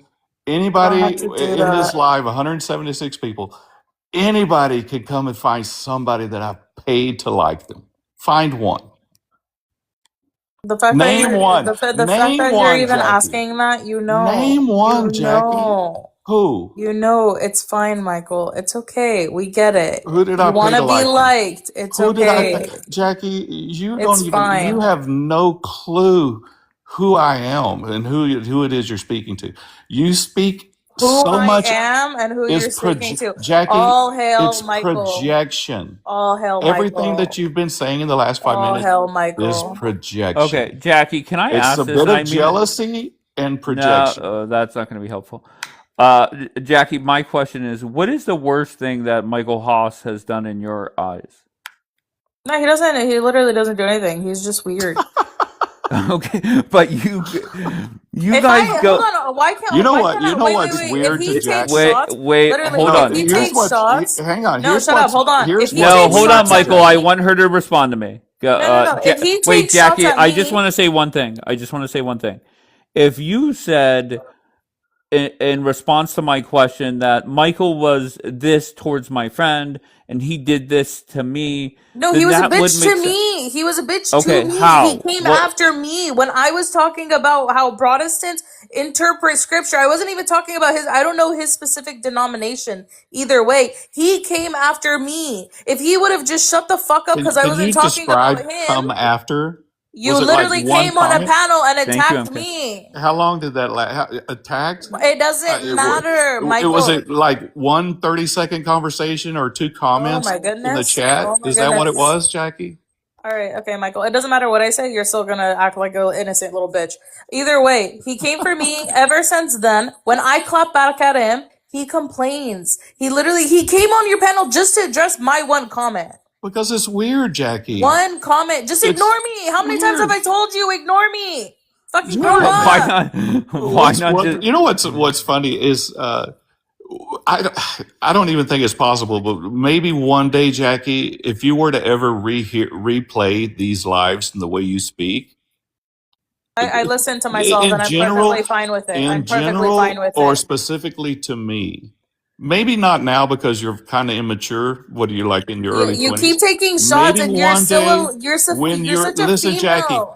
You have a Jackie, pussy. listen to The me. way you When talk is you're like a Jackie, female. when you're You're my literally age, a bitch, Okay, Michael. but You're a you see my point? bitch. Listen to the way but she speaks. You are a Jackie, bitch. Do you I get have bent over children or what? older You're than a you. fucking I bitch. have All children older right? than you. Well, my daughter, oh my probably Yeah, God, 10 years yeah. older You Jackie. than very you, is condescending a the way you lawyer. talk, My bro. son, older than you, is an Air Force Sajida, veteran. shut the fuck up before Jackie, you go get told to when get you're divorced my again. age, I will be over 100. And listen to the way you talk. For I what? don't care. The way you Jackie, talk is you very know why? condescending. The Jackie, way you you know talk is why? very condescending to You people. know why you hate me?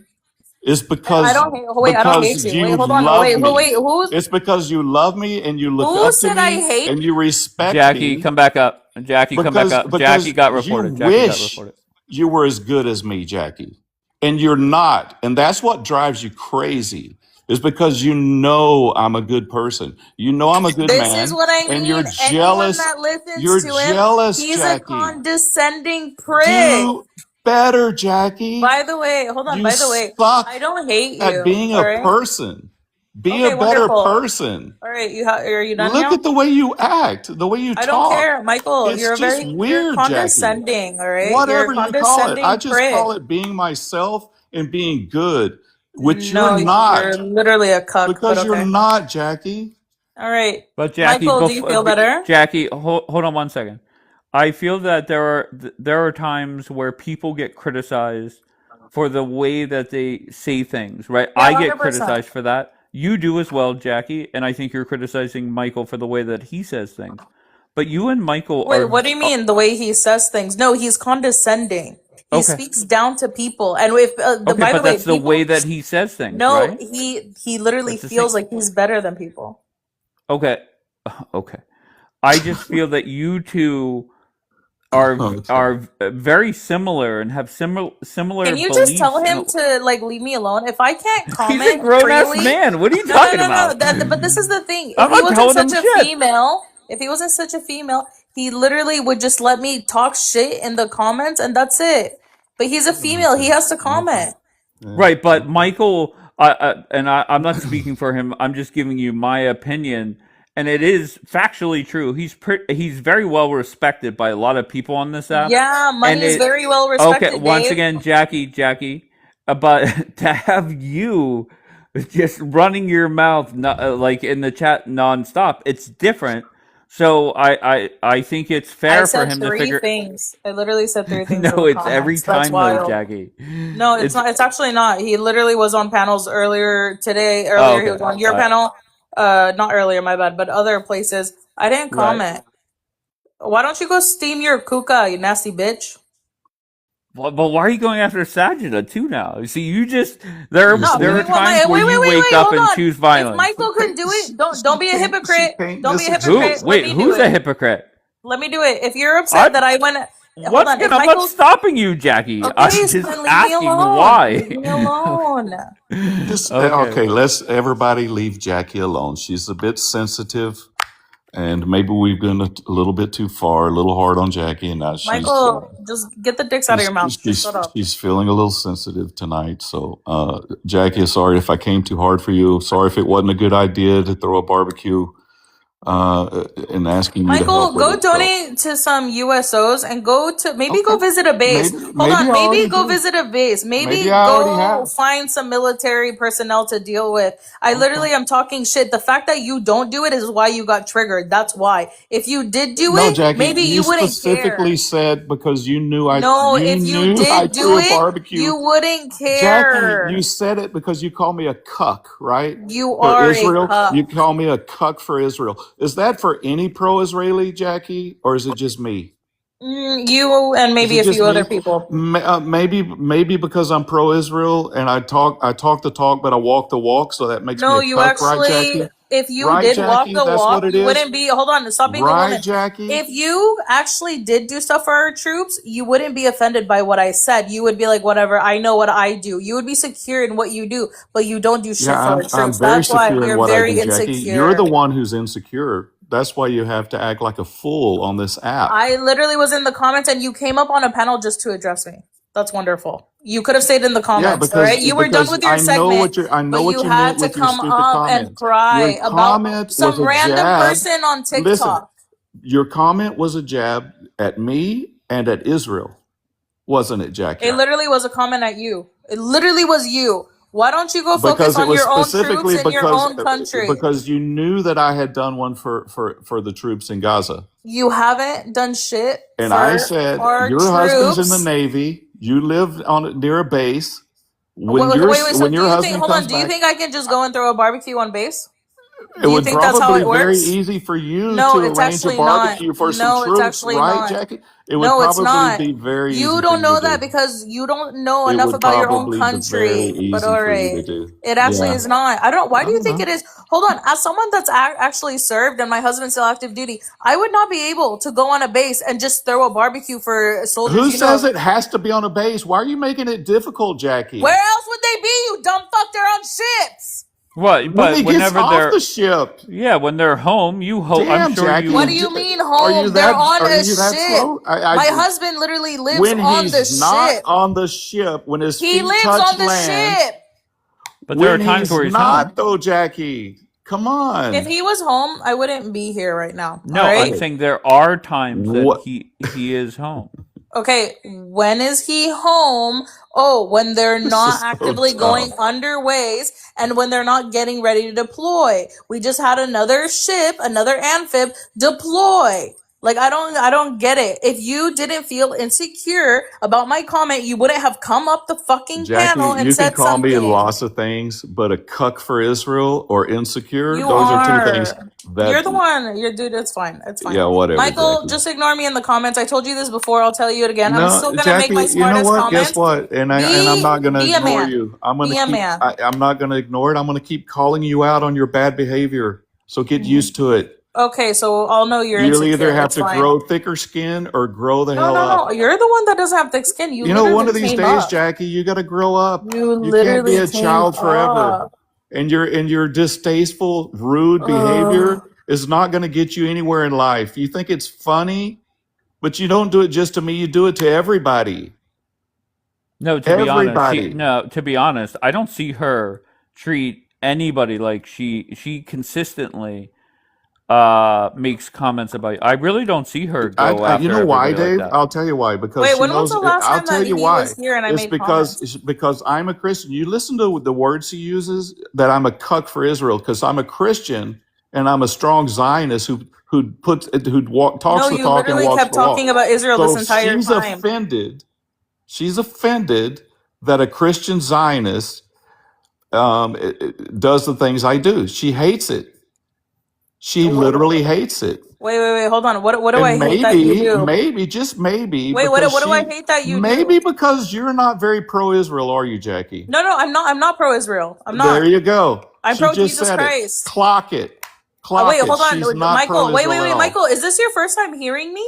Hamar didn't tell you? I don't know, Jackie. Let's go a It's little bit been further. months. Tell me It's been what do you months think about the since Jewish? they had a Hang strike on, on. let's Hold dig on, a no, no, little no, bit no, no, no, deeper, no. Hold on. Jackie. Since Tell they me about striked what on are your feelings Qatar, about the Jewish Michael, people, just shut the Jackie? fuck up.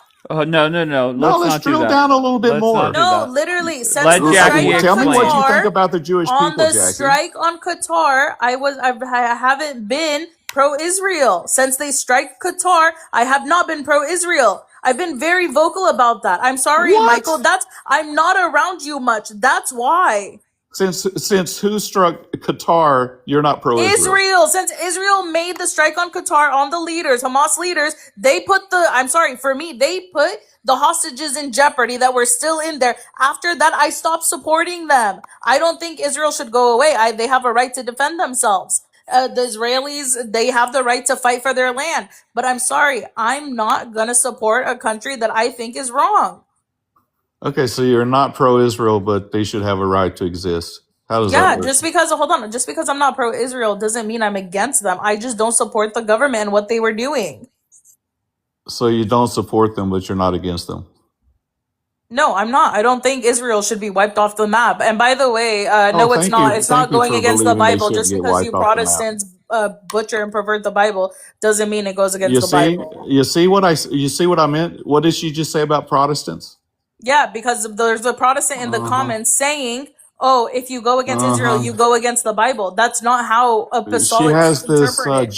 she has this sort of Christian supremacy over Protestants, and I've seen it I before. literally don't agree with your interpretation. And Well, when I you don't agree say with I'm, yours, oh but my I God, don't I call can't you a even finish. cuck.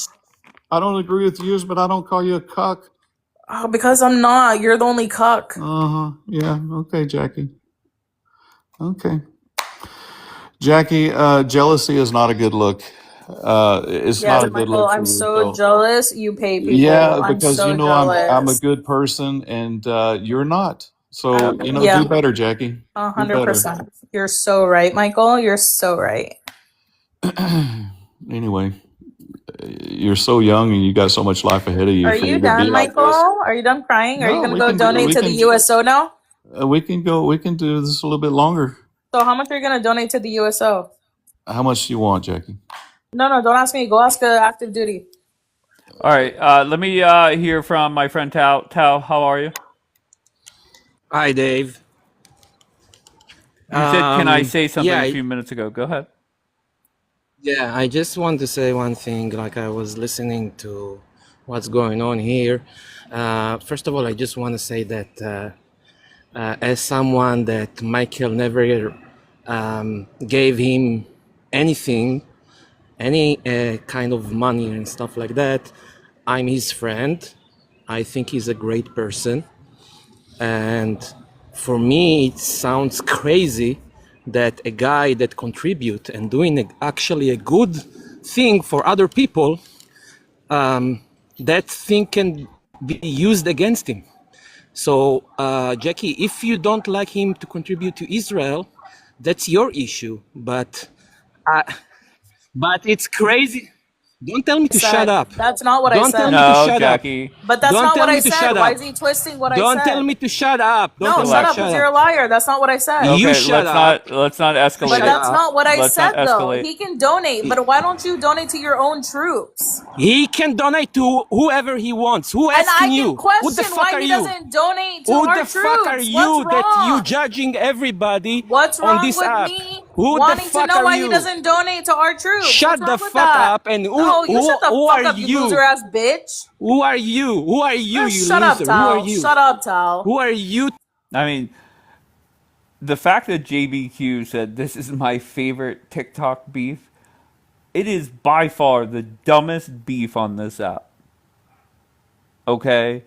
You have three people, Tao, Michael, Jackie, for the most part align on a lot of things. And come on.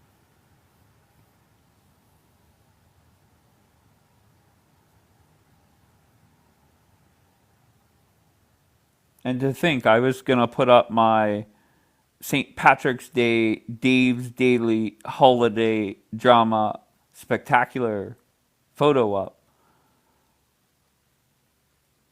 whenever Bombi was talking about the breakup between uh, um, Kapora and Daniela. You don't need it. What don't I need, D-Light? I can't believe we're back to drama and a war. Well, I'll say this, Bianca. As the story was being told, and I look forward to the documentary on Netflix, I was debating, do I go down this road or do I continue talking about the war? And part of me wanted to go down that road. And the reason why I wanted to go down that road is because Daniela and I had a 4-day war, all because I said he was an anti Semitic, cock sucking, fat slob, and Daniela defended him. And then whenever I find out from Bombi that Daniela was calling him anti Semitic, I felt like I wanted to weigh in there.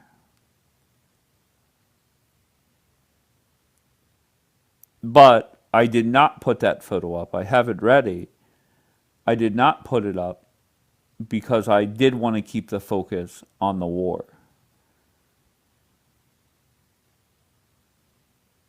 All right, Tao could finish you could finish your thoughts.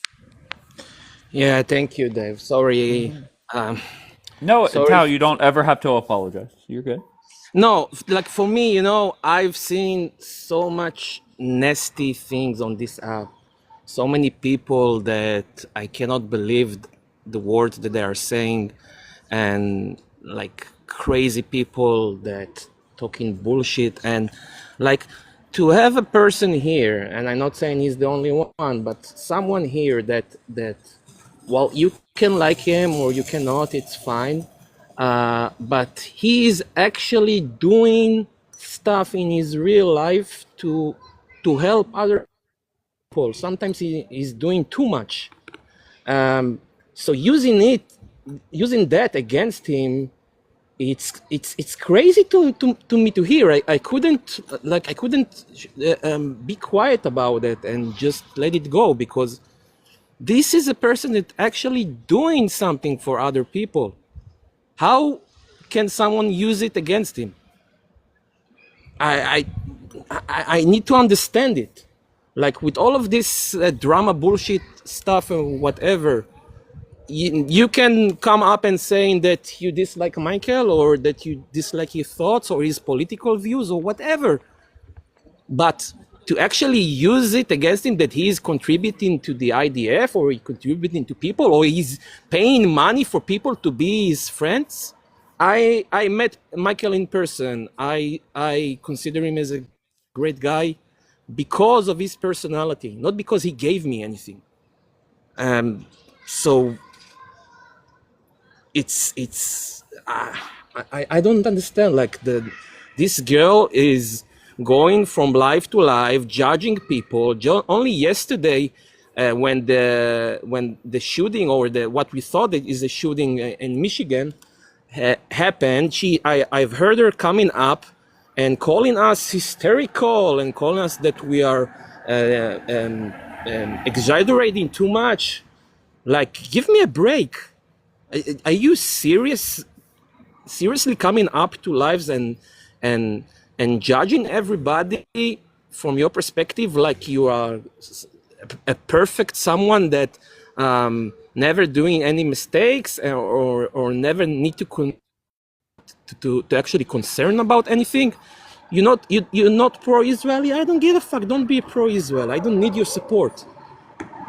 But don't pretend to be a human or to be someone that have values whilst everything that you do is literally judging other people and minimize them.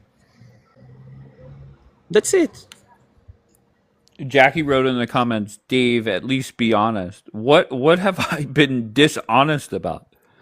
I've been on record that the fight between you and Michael is the dumbest on this app.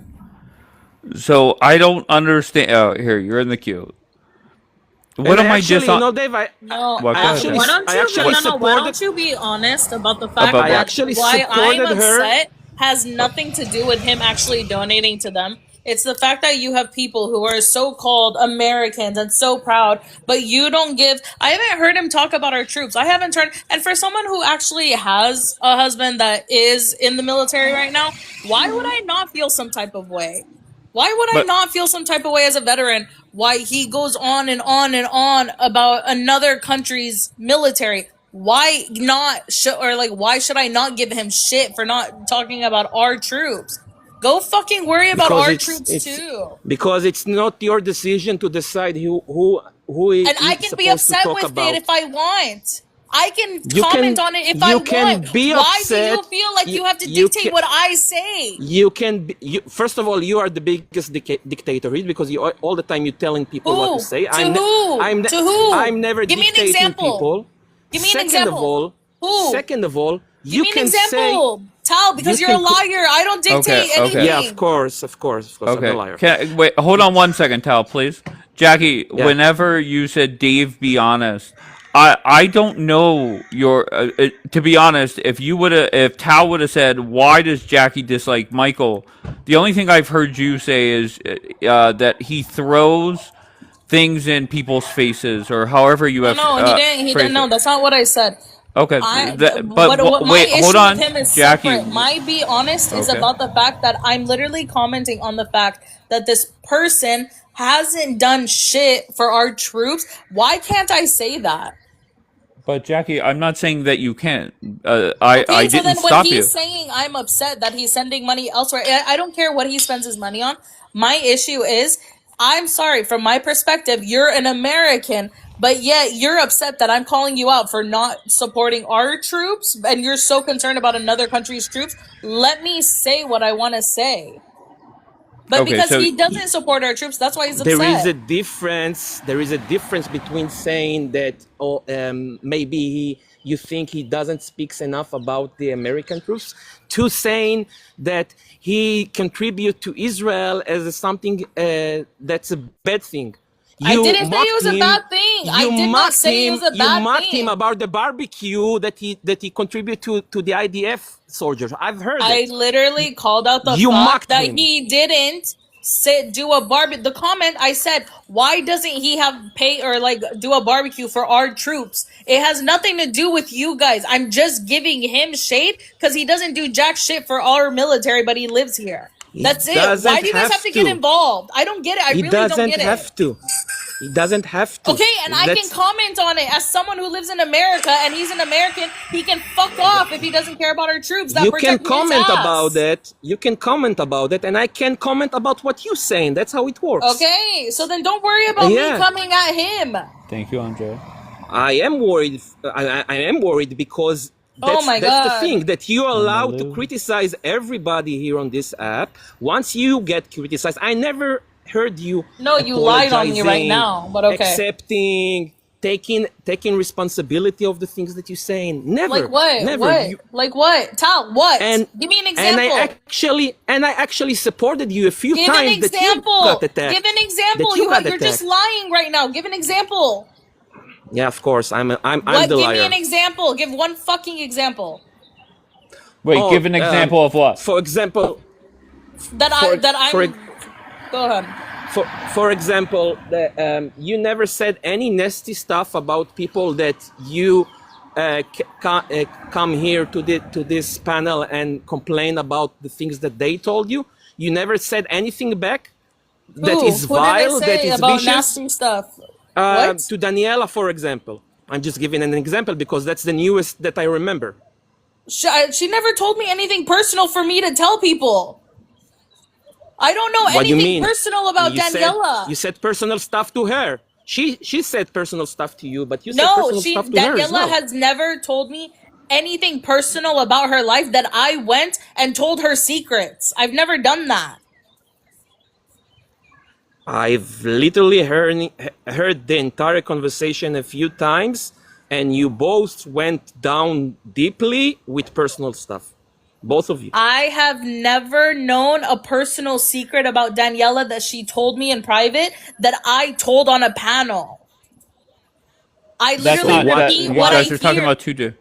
No, because Okay. I've said I don't take personal things and throw them in people's faces. What happens on TikTok, I repeat what I hear. I repeat what I say or what I've seen. I So don't that bring people's private information. I don't know anything about her to bring.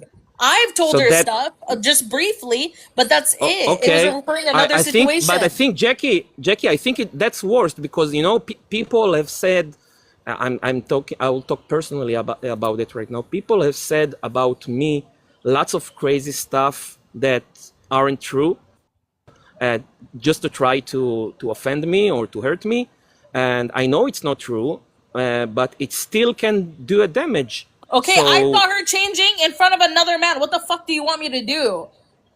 Like, I literally comment on what I see. I don't care. I've heard more stuff. If we're talking about this conversation, you talked about her mother, you talked about her husband, you talked about Her, I other literally stuff. came back. Hold on, no. I came back at her About because she's she also came. not a good mother and other No, stuff. I think she doesn't give her kids enough attention. 100%. That's all stuff I see on TikTok. She's literally on TikTok while her kids are in the background. She's cursing in front of them. Her excuse is, oh, they don't speak English. She lets Kapora, a creep, a fucking old creep, talk to her kids. She said it from her own mouth on TikTok. I can comment on all of that. Well, they broke up. I thought. I don't care. Apparently, she lets her kids talk to them. I'm sorry. God forbid he gets their Snapchat when they turn 19. We all know And what's going to happen then. And how do you know that she was changing in front of another man? Because I literally have the clip. Either you can't see much, but she was literally And changing you in front of published Coptic. and you published it, right? You Yeah, published 100%. It was a public live. She said it was a public live. So you think that's It's on something TikTok. that Wait, what? Why am I getting in trouble for posting what's on TikTok? because we understand what the intention of the posting about. Oh, why don't you be worried about why other people are getting changed in front of men that aren't their husbands? Why are you concerned about what I'm doing? Like if like I don't know, like 40 people saw this live, and you're not publishing it for like hundreds more to see, what's the intention about it? Once again, why do you care about me posting something that was on TikTok? I care when it's about hurting other people, and maybe she shouldn't change while she's on TikTok.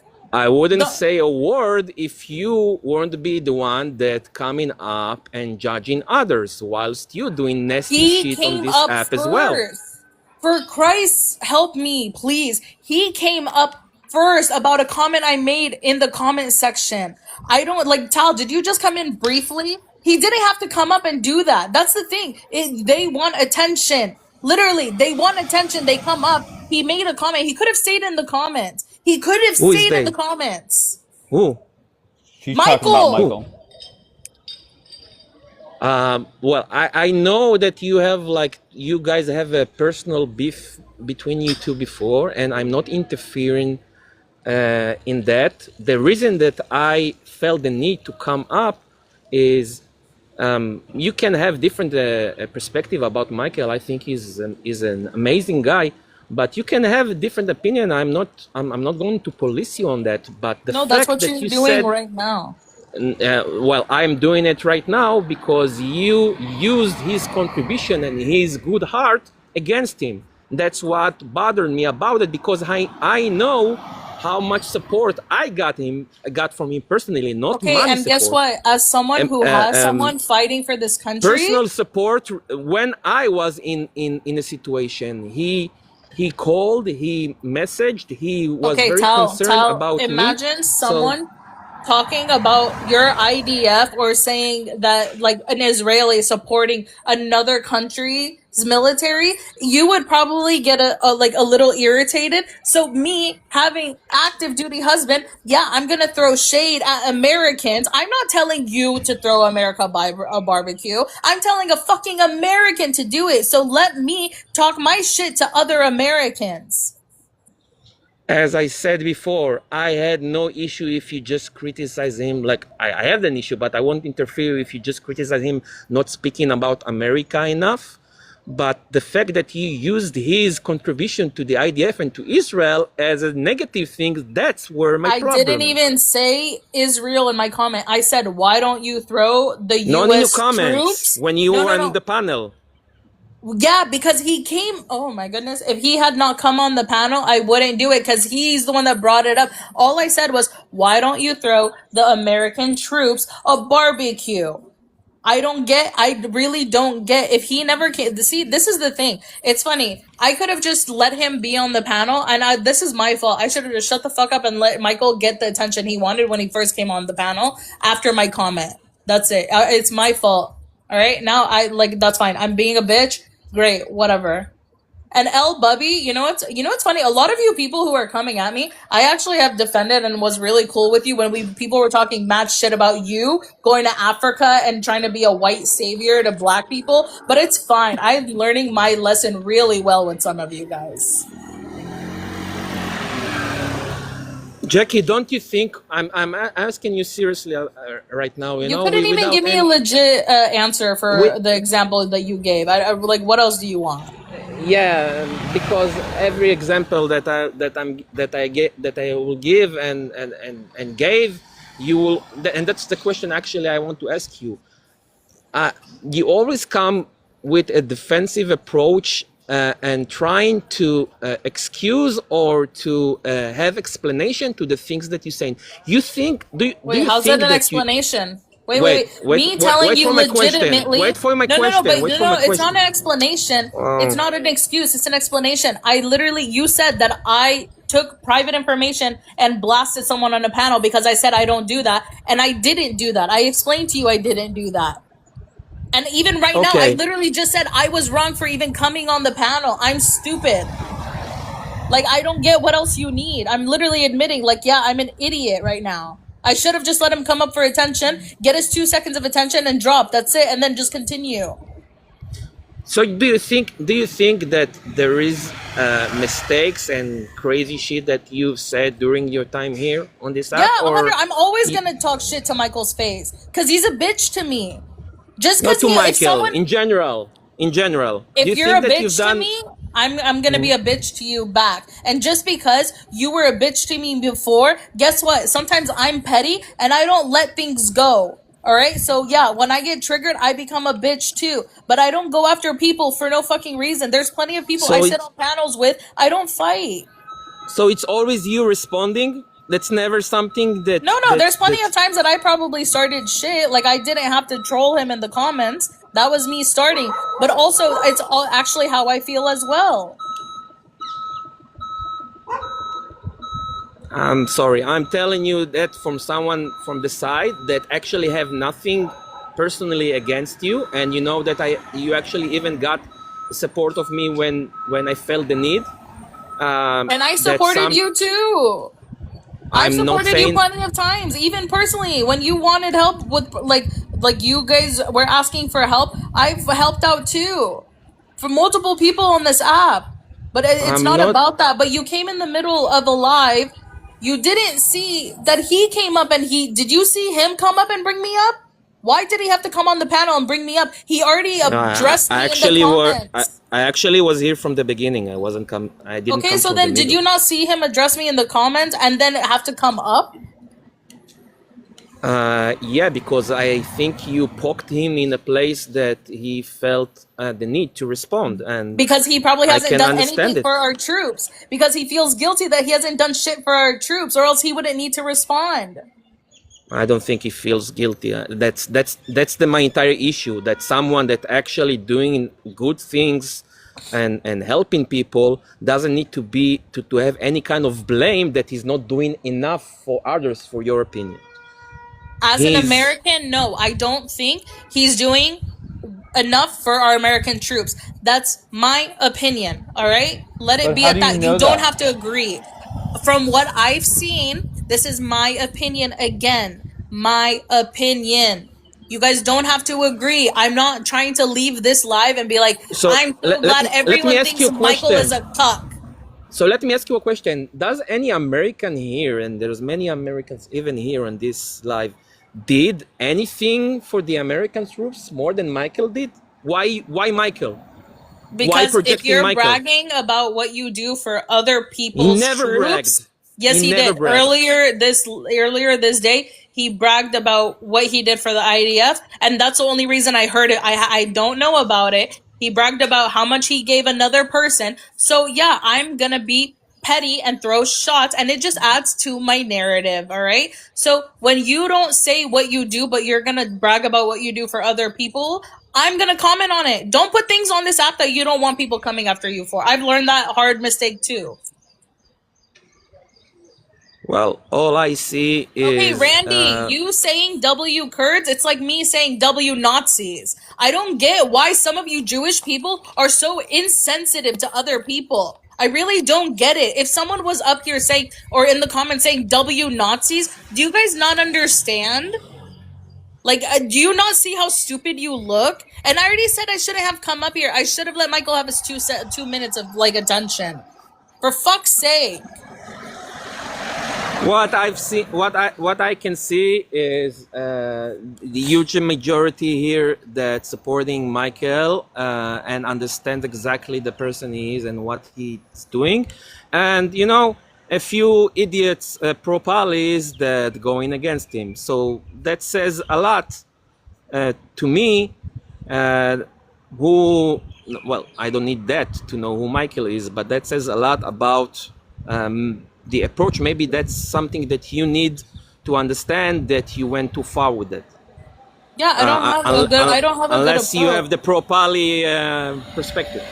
It's not pro-Pali. Like, you guys need to stop. Either way, no, Jackie, they do persecute them in Iraq. Go educate yourself. Either way, my thing is, I don't do things right all the time. I'm not perfect. Yes, did I come up here and fucking go off? Sure. But he didn't have to come up and just bring up my comment. He rage baited me just like I rage baited him. Also, Randy, it was in the Bible. Go have an issue with God. God literally told them what to do. Like, I don't get, you guys literally low IQ sometimes. Like, I can be low IQ, but you guys are also low IQ at the same time. And then are hypocrites about the shit that you guys go through.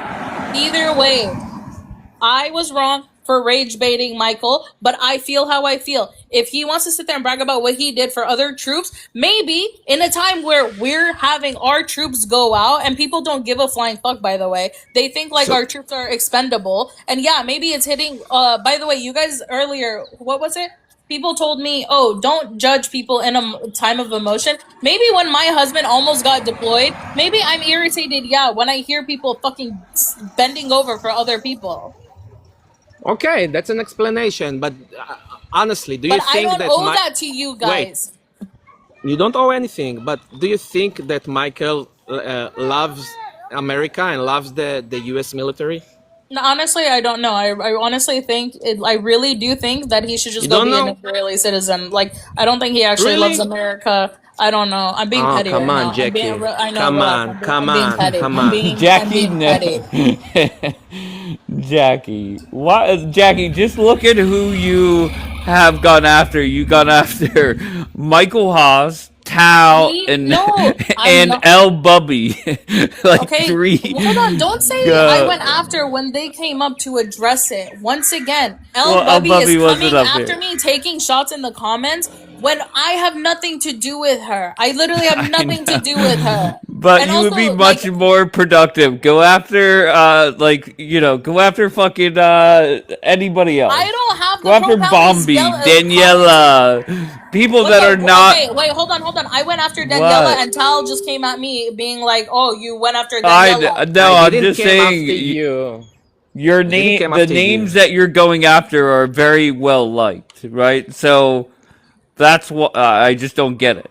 No, and also, Jackie, And you know sound like an I did it, idiot. Jackie, No, hold on. These are the same people that are supporting you guys that want to undermine what happened to my people as well. It's really great. And everyone commenting that I can't afford do anything. No, I can't. I'm poor. I live in a shoebox. All right, guys? I live in a fucking shoebox. Like, I'm so Don't jealous. I'm so jealous. By the way, I've gone you? after Kapora. Go look at my page. My Yes, page is that filled should be with your target. Kapora. Kapoor, go after people that are hated. I literally, my whole page is full of calling him Kapora, out. you could My whole throw page is Bombi full of in calling there. him out. Daniela. Daniela literally Yeah. sits there and says, I stalked the fat fuck when I don't even stalk him. I accidentally went into his live yesterday because Fatih was in there, or the other day, and I was like, fuck. Like, I don't Let's bother go with for these people something that anymore. we can all agree with. Go after Kapoor. That's actually a great idea. But I don't have anything No, to I go thought you were after gonna him say about. Daniela Tao. He's an idiot. Like, what else? Honestly, going after him at this point is abuse of an idiot. Yeah, I know that. Like, his own Yes, KXR. I'm racist towards Kurds that aren't Christian. If you're a Kurd and you're a Christian, I love you. If you're a Kurd and you're a Muslim, you can go fuck yourself at this point. Wow. All right. Well, maybe focus Jackie- in on that and not El Bubby. Maybe El Yeah, Bubby and not- shouldn't come and for not- me in the comments. and not Michael. Like I think okay. I believe that by listening to you, I believe that you like your country and you served and your husband. If I is didn't like serving. my country, I wouldn't have Let me served finish 2 a terms. sentence. Let me finish a sentence. So I believe in that definitely, and I also can assure you that Michael loves his country by the things that I've heard him saying, not about Israel, about America. So I think this, as Dave says, this beef is pointless. Dumb. It's dumb. Very dumb. Yeah, but Yeah. wait. Why don't you tell the old ass fucking white guy? Why would you come up here and complain about a woman on an app? Just ignore her. He says I'm immature. He says I'm a child. He says I'm all these things. Fucking ignore me. By the way, the last time we made peace, he took a shot and I said, fuck you at that end. And then I went off and I literally said, ignore me. He said, yeah, I'm going to ignore you. And he still doesn't. Because I'm sorry, I think I hit a soft spot, all right? Okay, so if you're saying that he can't ignore, why you not ignoring him? Just ignore him. I She's do a petty. majority. She said No, that. hold on. Dave, there are so many panels I've seen him on. So many times he's been on CJ's panel. I don't type shit. Even today, I don't type anything when I see him on other people's panel. What And made you every type now and today then? Because I spoke to my husband and I got some information that irked my nerves. All right, so Okay. I'm gonna be petty. Like, fucking let me be sometimes. I'm But gonna why make a take it list out? of- Why take it out on Michael? That's not Michael. Whatever's going on is Because not. at this point, anyone that doesn't support America full blown and you're American, fuck you. But Michael does support America. Like I don't see it. I see him being a cuck for Israel. All right. When I see him throwing a barbecue for our troops that are getting back, So there maybe you you go. need glasses, Jackie. Maybe you need glasses because you don't see it well. I'm telling you, as someone that listening to Michael, that he's definitely supporting America. He definitely cared about America and talking well about the American military and about Americans. He's really patriotic. So I don't understand why you're saying this stuff. Because I don't think he is. Honestly, I think he's just an American white dude. I really think he's like, I'm white. I live in America. But honestly, like, I don't know. Like, did he ever serve? I don't know. Like, to me, I don't really get, I love America. I think he's just an American. That's pretty much it. That's my opinion. You can disagree. And this all started because I spoke about a group of people that I don't even know if he's part of that group. And he got upset and he came after me. And then it started from there, and now he's gonna minimize it. And I look like the crazy person because I'm being a bitch on TikTok. I'm cursing him out, and people think that, look at this. He thinks he's winning, and I'm giving it to him. I'm an idiot right now. That's great. I don't know. For me, it's okay. Go ahead. Tom. sorry. No, go ahead, Tom. For me, it's kind of the same feeling that, as Dave saying it a lot, that fighting with people that you agree with 99% of the time, especially during a war right now. There is enough crazy terrorists here to put your fingers at them right now, especially during the time that they are going against America because of this war or going against Trump. Michael is not one of them.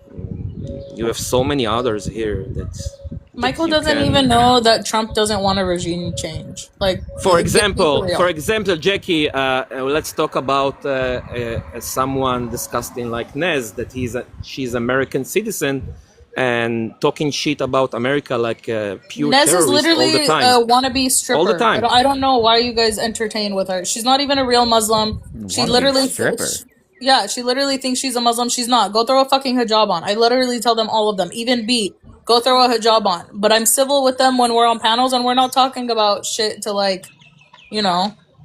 What about the wannabe stripper part? Oh no, she does these weird dances. Like, I don't know. There was a video that someone sent to me, and I was just like, make it make sense. I don't know. She wants to be a stripper, in my opinion, from that video, but it's just her dancing seductively. It's just weird. Who do you have more criticism for, the wannabe stripper or the yoni steaming? Oof, both of them can go get fucked. Oh, come on. You're unbelievable. I'm being serious. But by the way, the person that's saying my husband's in the military and you're racist towards Kurds, in my opinion, everyone is racist, all right? Because everyone has said something offensive to someone.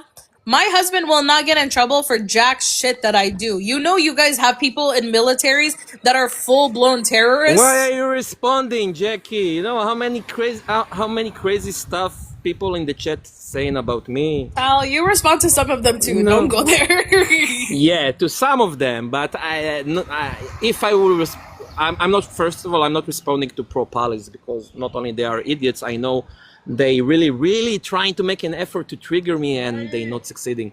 Mostly when I'm responding to pro-Israelis that's saying crazy shit because this is beyond logical to me. Yeah, no, I mean, it's fine, but you know what's funny?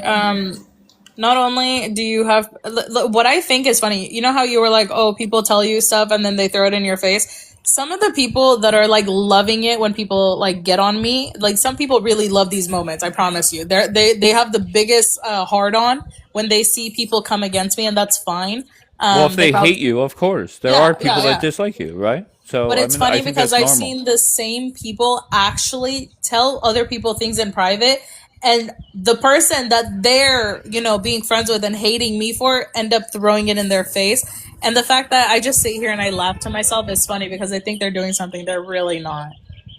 But I feel today you could have taken a big victory lap knowing that that you had Daniela and what's his face break up. No, So I you already knew it was fake. Like the breakup was fake? No, I knew that relationship was fake because I knew how he spoke about her before they became like I don't know, weird besties. Yeah, Like, but it wasn't genuine. It wasn't well, genuine. can I tell you? I feel that Kapora has seen her put everybody on blast and show messages and shit like that. So Kapora has to kind of crawl back because he does not want he does not want her putting him on blast like that. Nah, they'll be cool, fake cool by the end of the week probably. And I'm saying by sunrise on the West Coast. Yeah, maybe. Because she didn't really respond when you called it out. Well, what is she gonna say? What if I'm in her shoes? If she really wasn't cool with him, she would have said something. If I'm in her shoes, I would be so embarrassed. But then again, people, she's still on this app every day. Every day. I mean, she literally got dropped like a dog, and he said down, down, down, and dropped her. Like, she's already been Jackie, like embarrassed by him, and she goes back. Even if it would happen, it will happen again because eventually, as I told him yesterday, and he was very upset, that the mask is off. He's an anti-Semitic, and that's You in, said that in to his him, blood. Tao? Yeah, I told him that that his mask is off. Finally. That's why he got really upset and I cursed mean, I me and think they're blocked both. me and saying that I'm not part of the Bibas family and I'm pretender and blah blah blah. I don't really care. I mean, the thing is, they are both. They're the same part. They're part of the same turd. Both of them are part of the same turd. Same shit. You cut it in half, it's still shit.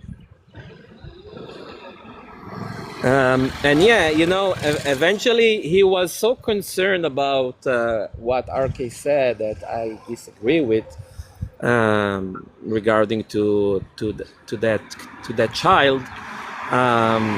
But where he that Coptic, his friend, said the same stuff, and he encouraged him to keep saying that, to keep talking bad about unalive children.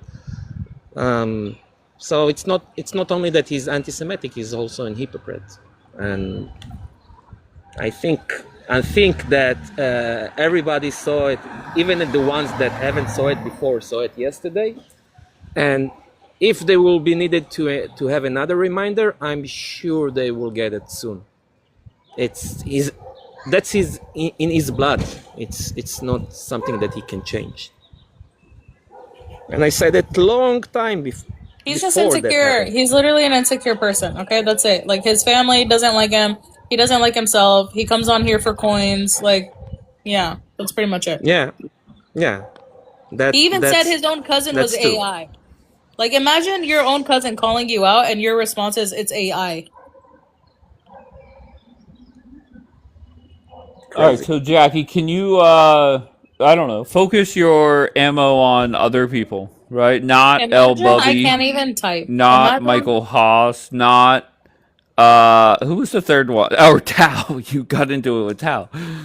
But can they not come for me first and I won't come? And also, why can't... Imagine... No, imagine. This is what I have to do, right? Every time I'm feeling petty, I can't make a comment, okay? Because people are going to go... No, I'm Jackie, I'm okay with it. I think you're very effective when you go after people. Because I know where to go. I know. I'm sorry. It offended him because it's the truth. But the whole Daniela changing thing, I'm still clueless on that. And I don't get why you say some of the shit you say. Dave's only mod. Who are KXR thinks you're racist because you're talking about the Kurds. Yeah, I'm racist against. Actually, they're here. I'm just a human being, right? And I'm prejudiced and racist against everyone. There you go. Especially if Jackie, bro. Why are you? It's Why not are you gonna okay cry? to be racist towards anyone, bro. And you know that's true. Like, I don't understand this. You act morally superior. Show me one person that in their entire life has not said something that another person has found a racist. That doesn't make it right, though. That doesn't make it right. Once again, so everyone in this world can be racist and has been racist. If I don't like a group of people because they still to this day oppress my people in our indigenous homeland, I don't know why you have a fucking issue with it. I don't. But why don't you have a problem with the Arabs that do the same thing? This is how I feel about Kurds. All right. Kurds walked so Palestinians could run. You have two made-up groups that came out of fucking nowhere and claim indigeneity to land that they don't fucking belong to. I don't know what to tell you. Kurds are nothing like Palestinians. What are you talking about? They're the same shit. They're cut from the same cloth. They're cut from the same... No, Kurds were there before Palestinians. Palestinians took notes from Kurds, all right?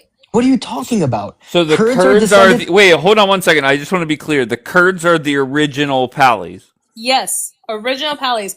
Every single thing. KXR. Every single thing. What is she saying? Talk about a slap in the face. Hold on, that's historically inaccurate. No, right? I'm not. First of all, Kurds are descended from the Mitanni and the Medes. No, which they're you would not. know well No, of. they're not. There's Yes, no proof besides actual Kurds saying it. There's no What historical is the nation of secular proof. Cordoline? It's depicted in Armenian sources. It's depicted in No. Assyrian and Persian No, sources. no. There's no Kurds in ancient Assyrian sources. Kurds came in the 4th century. They Then came what- right before Islam came. They're Iranian nomads. Kurd literally means, if you look up the meaning of Kurd, Iranian nomad, because they came And from just the mountains because of they were Iran. nomads doesn't mean they didn't have a nation. They back weren't. then.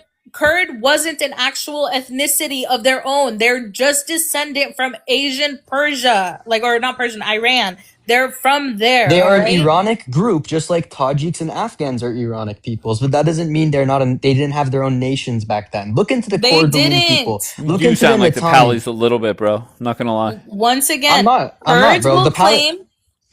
Kurds will claim that our Assyria indigenous land is their indigenous land. Palestinian claims Israel is their indigenous land. It's Palestine. When it came way after, Kurds will literally sit there and want the Assyrians gone so they can claim the land. Same thing with Palestinians. They want the Jews gone so they can claim the land. Everything, and by the way, terrorist attacks, Kurds used to do them before the Palestinians did. Attempted genocides, Kurds actually did a genocide, and Palestinians from Gaza tried to do a genocide on the we all know Jews that in Israel. Turkey, Enver Pasha, and Ataturk used those Kurds for their own No, they advantage. didn't use them. The Kurds got in a moment. They saw an opportunity. They fucking took it to kill Assyrians and other Christians in the area. This beef goes back, way back where. But do they I'm do just it to telling this you. day? Do they do it to this Yes, day? You to act this like day, they oppress Assyrians in Iraq. They bomb our schools. They destroy our churches. There's literally videos coming out every fucking year of them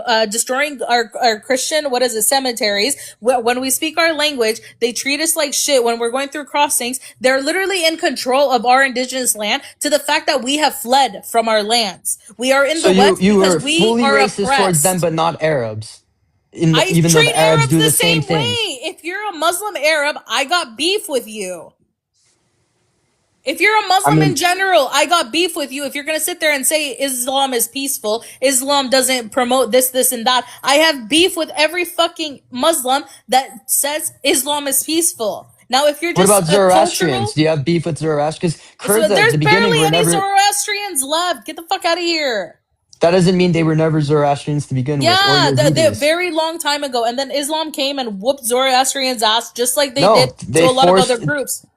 They forced them into submission with their jizya tax. That's just Exactly, the same as they did to just Assyrians like and they did to Armenians. Assyrians. They whooped our But again, asses with the Islam sword. I did don't know that what to to the tell Kurds you. as well. Islam did that to the Kurds as well. The Kurds barely existed before Islam. This is what I No, don't they get. existed. They. What Okay, are the all right. Mitanni? Who were the Mitanni? You know what? and We're the gonna Medes? agree to disagree on this, because you're gonna follow all of this, which is propaganda that the Kurds Because came you're from the doing Medes. exactly what the Kurds do to you. You're denying their history. They didn't exist. They're not ancient. They're not an ancient people. They didn't exist. I don't know. I think they did. There's historical accuracies that Okay, show they and were. you know what? The But then Mitanni, the Palestine Medes. exists. I'm naming peoples. I'm naming people. Palestine, I don't care about, bro. That's all the way No. across. Don't give a fuck about Kurds if you don't care about Palestinians. Why? What's the difference? Because the Palestinians come from Canaanites, right? They were No, there from before Palestinians are Israel Arab. was there, right? Palestinians are Arabs. Canaanites were extinct thousands of years ago, bro. The Israelites destroyed Wait. the Canaanites. Hold on. So then why do people take DNA tests and it says Canaanite? Even Jews take DNA tests and their It shows DNA also Canaanite says Canaanite. from ancient Neolithic data. So they're That's how descendants of that's how- Canaanites. Hold on. Wait. So Kurds are descendant of Medes that were extinct thousands of years ago, by the way. Medes were never extinct. Oh my goodness. They Okay. never got extinct. I'm not doing a history, but I'm just telling you the Kurds walked so the Palestinians could run. There you go. Put 2 and 2 together. If you want to go look it up, that's fine. If you want to be biased and kiss ass to the Kurds, go suck the Palestinians Let me off ask at you the same something. time. What ethnicity was Saladin? I don't even know who the fuck that is. Saladin, the man who during the Crusades took back Jerusalem, and he was a Muslim. He was Kurdish. It's well known. After right? Islam, I literally said the Kurds came about right before Islam. No, they were there even before. I named the Mitanni, I named the Medes, I named the my Cordoline, goodness. right? And you can look them up, and they're linked to the Kurds. It's true. It's facts. They're not. Okay. All right. And You I'm know saying what? this as an Iranian. I'm saying this as a lure, as a Bakhtiari, bro. No, And they I try to don't. I steal don't my even. I history don't. too, but I'm not racist towards them. Okay. Once again, if I have an issue with Muslim Kurds because they still have this idea that my land is indigenous to them, then I have an issue with them. I don't have any issues with Christian Kurds who are majority of the time very level-headed. Okay, they're very level-headed, and And also you're they so support the same thing level-headed. I do. No, I'm not. Who the fuck said I was? Who Well, said I was you call level-headed? yourself a Christian though, right? Aren't Christians supposed to be about peace and No, love? Isn't that what you I'm guys are the supposed to be about? I'm a Christian, but I'm a filthy rag. I'm a piece of shit that I try to be a better person, but guess what? I'm just a piece You of shit. try to be a better person, but Yes, but you I'm called just a Michael a piece of cuck. shit. Literally, Yes, I am a piece of shit, okay? What do you want from me? I'm literally a piece of shit. And guess what? That's the thing about being a Christian is I am called to be better. I try and I fall very, very hard. But being a Christian doesn't mean you're perfect. Being a Christian doesn't mean you're going to go around and be condescending to people. You're just an honest person. That's what makes a Christian. And I'm being a horrible Christian right now. That's why you don't see me have a cross in my name. You don't see me go around and be like, I'm a Christian. I represent Christianity. I don't. I'm a horrible representative of Christianity. then why were you shitting on Protestants and all these other groups of Because I Christians? can. Well, yeah, you can, but why are you doing it so vilely? It doesn't make sense. It doesn't make you any morally I'm sorry. superior. Okay. Hold on. Let's role play. Guys, I kind of want to say my opinion. I think that like if Iran was really passionate about getting their land back, we would see more people in the streets. That's just my opinion, guys. You know, you guys can shit on So me. you Like, it's expect the Iranian fine. people to go out while there's bombs dropping everywhere? Sorry that us Iranians are civilized and smart enough not to do that, unlike you Okay, guys in so Iraq. all right, Okay? There, then I'm being hold racist on, now. wait. So do you see how right now you're being condescending? No, Like, I'm just do being you not? racist like you. Oh, Unlike so Iraq, we're not hold on. doing that I'm type of literally bullshit. you said you didn't like the way I approach things. You said you don't like my delivery. You don't like how I am. I'm changing it, and look what your response is. And I'm changing my response too. Why can't I do But that? why? When I literally conceded to the point that you're right. I'm gonna change my approach. And I'm And changing mine. What's wrong with that? so, but why? Or are you fucking stupid or are you dumb? How is it that you go from, oh, why are you being such a vile piece of shit? And then I change my approach to be like, okay, let me see if I say it a different way. Maybe I can get my point across. And then you come at me for being vile. You think that's going to make me continue to be like, let me try and change my approach, or be like, no, you're fucking stupid. Because then you also act like you're so America first when one of our greatest allies are the Kurds in the Middle East, right? They helped us in the fight against They're Daesh. They only helped. in it for themselves. Just like America is only in it for America. Israel is only in it for Israel. Afghanistan is only in it for Afghanistan. Like But do you not get everyone's. the concept of geopolitical alliances? Oh my goodness! And at the same time, it only takes one Hence why leader. you see Hold Michael on, wait, holding hold barbecues on. for It the only Israeli takes. army. It only takes one leader to fuck everything up. And who's that? No, we could get a Democrat after Trump, and he could fuck the world up. He could Yeah, we see literally. that with Gavin Newsom in California. We Okay, know. there We you see go. Zohran So Mamdani. alliances don't really matter that much if it's not in your favor. And it goes back to whoever, like every man for themselves. At the end of the day, I don't know what you want I really don't know what you want from me. You're not going to get me to like Muslim Kurds. I'm not, I'm not by the way, asking if you to I like meet, Muslims. I hold don't on. like Muslims myself, If, but I'm not going to shit on an ethnicity for that. I'll shit if on the religion. no. If I meet a Muslim Kurd, I will treat them in person. I will treat them like a normal human being. But when I see them on this app saying Assyrians don't exist, I will fucking shit on their day. Okay, that's fine. That's perfectly fine. But I didn't see anybody do that when you were going after Kurds.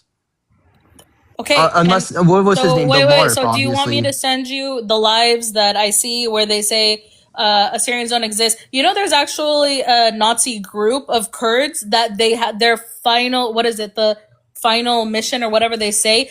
They have a swastika on a flag and they say Yeah, the their Halpa. goal I know is who they to. are, bro. I know who Okay, so exactly they then are. what? But So didn't you Assyrians jump some Jews literally not like 4 days ago or the something like Bible. that? Go read the Bible. Hold on. Go read the Bible, and guess what? God commanded it. Go take your problem up with God. When God said, "Go do this," we did it. When God said, take their tribes, we did it.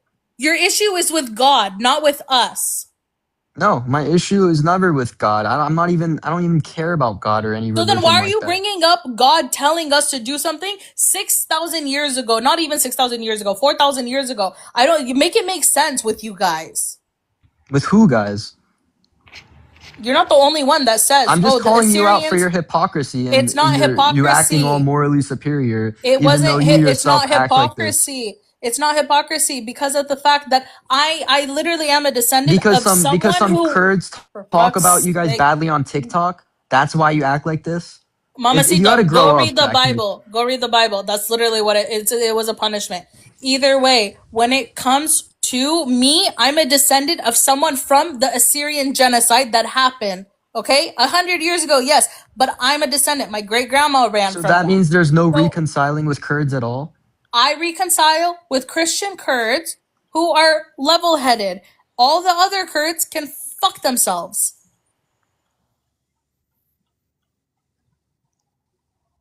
I don't know, man. I mean, Are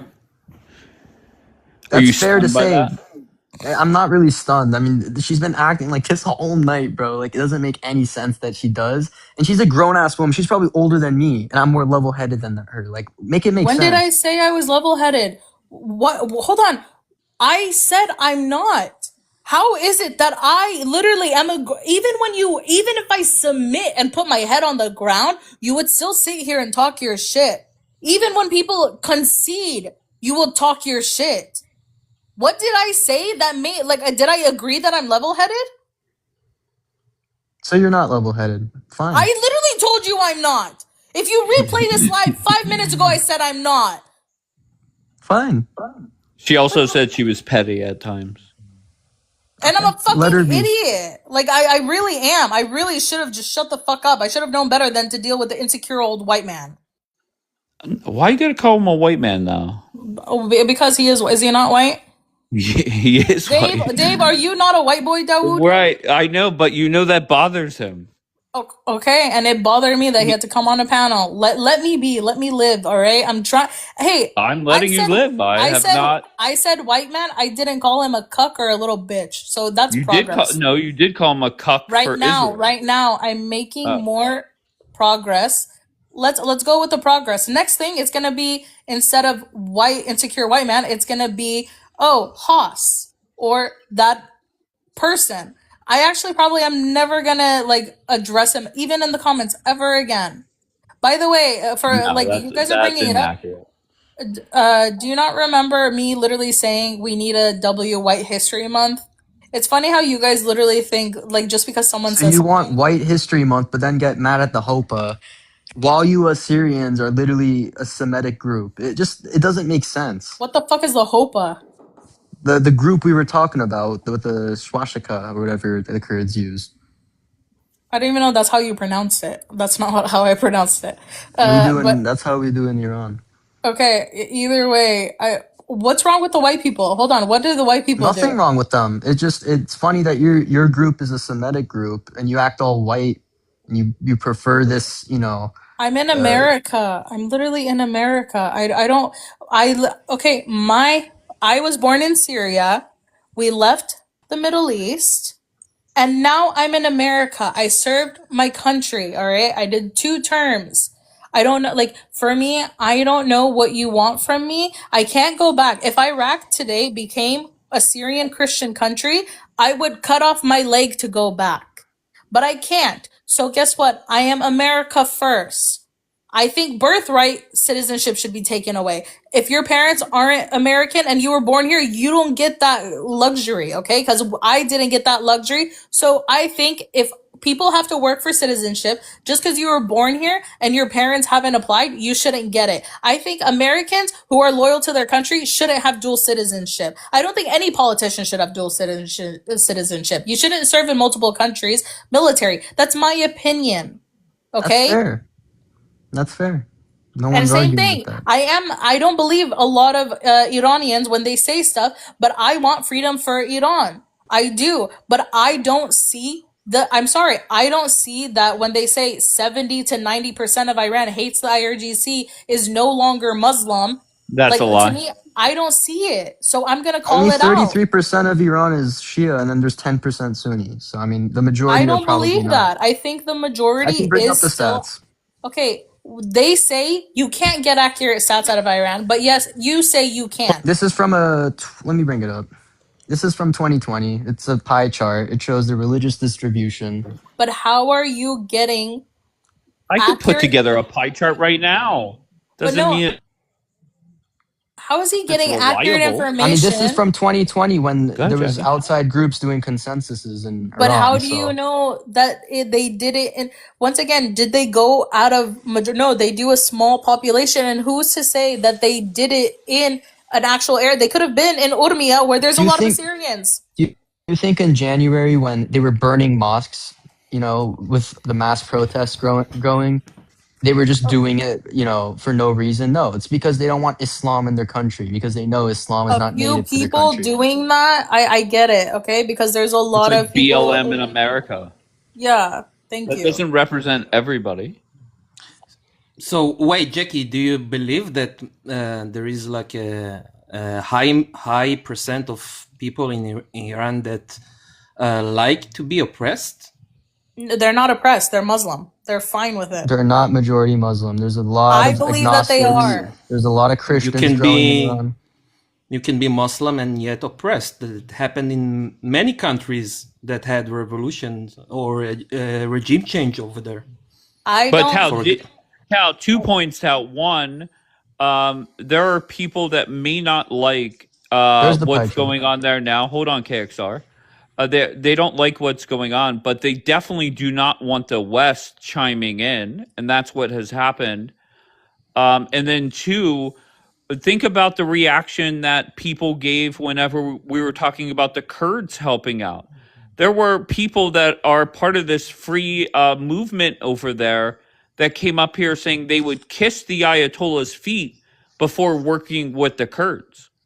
Yeah, I agree with you. This is really dumb point regarding to the Kurds, because in that position, whilst you are oppressed for such a long time, even if you need to assist someone that is by definition your enemy to change it, I would do that. No, Definitely. I would love to liberate the Kurds and put them under an Assyrian Christian rule, which would be like, I'm sorry, separation of church and state. It would be like the West, because Assyrians love the West. Yeah, that's literally it. Like, I wouldn't give it from the IRGC to the Kurds. I wouldn't give it from one Muslim to another. Does KXR's pie chart convince you at all, Jackie? No, not at all. Because how are you getting any accurate source? You Because can they see say the source on the bottom left of the screen, no, but no, it cut no. out. They say What is the that source? What is the source? It's here, let me bring Fucking it up. TikTokers? No. Okay. Can you do the change the thing so they can see the bottom left? Sure. Yeah, right there. Okay, what does it say? What is the source? It's Just Gavit tell me what Iran. it is. Why? Here, let me bring the actual website up for you, bro. But No, my just thing tell is, us what it is. I have this. I've had this in my thing since 2020. I pulled this out from like What 4 years ago, is bro. the source? I'm bringing it up. Hold on. Okay. my thing is, when they say you can't get accurate numbers of, because they say, oh, Iran is 90% Muslim, and they say, oh, that's not accurate because Iran does not let things get out that they don't control. How are you getting anything out? Whether it's a third party, if they're having third parties go in, they're dictating what's coming out. They're not going to let them show that Iran Go is to majority. gammon.org. So you want to trust the IRGC sources? Yeah, the but same that same IRGC. website said that only 30% want the Shah there. That same Yeah, website. Regarding to your point, your second point, Dave, we need to also realize that, like, the opinion that you have heard here regarding to the Kurds and support of the IRGC, it's something that you've heard from Iranian that doesn't live in Iran, and I think that maybe people that actually live in there and having this oppression for such a long time and very intimidated by this regime and what's happening there, and very scared for their lives, maybe they think different at this point. What? I don't know. I don't. I mean, I think that's a very fair point, but I don't think anybody knows. Right? I don't know. I'm down for the IRGC putting their foot on the Kurds' necks. Sorry, that's just me. Okay. I don't know. I mean, me don't personally, have if you look in my bio, I have the no equal sign, which means pan-Iranism. I believe in pan-Iranic union, and that means unity of Kurds, Persians, Lors, Tajiks, etc. And that's the only way to protect our people from Islamic aggression. Yeah, but literally, how's that been working out? 94% of Kurds are Muslim. Like, what are you talking about? Not according to the yet Bible. they have a very secular region in northern Kurdistan, right? And Iraq.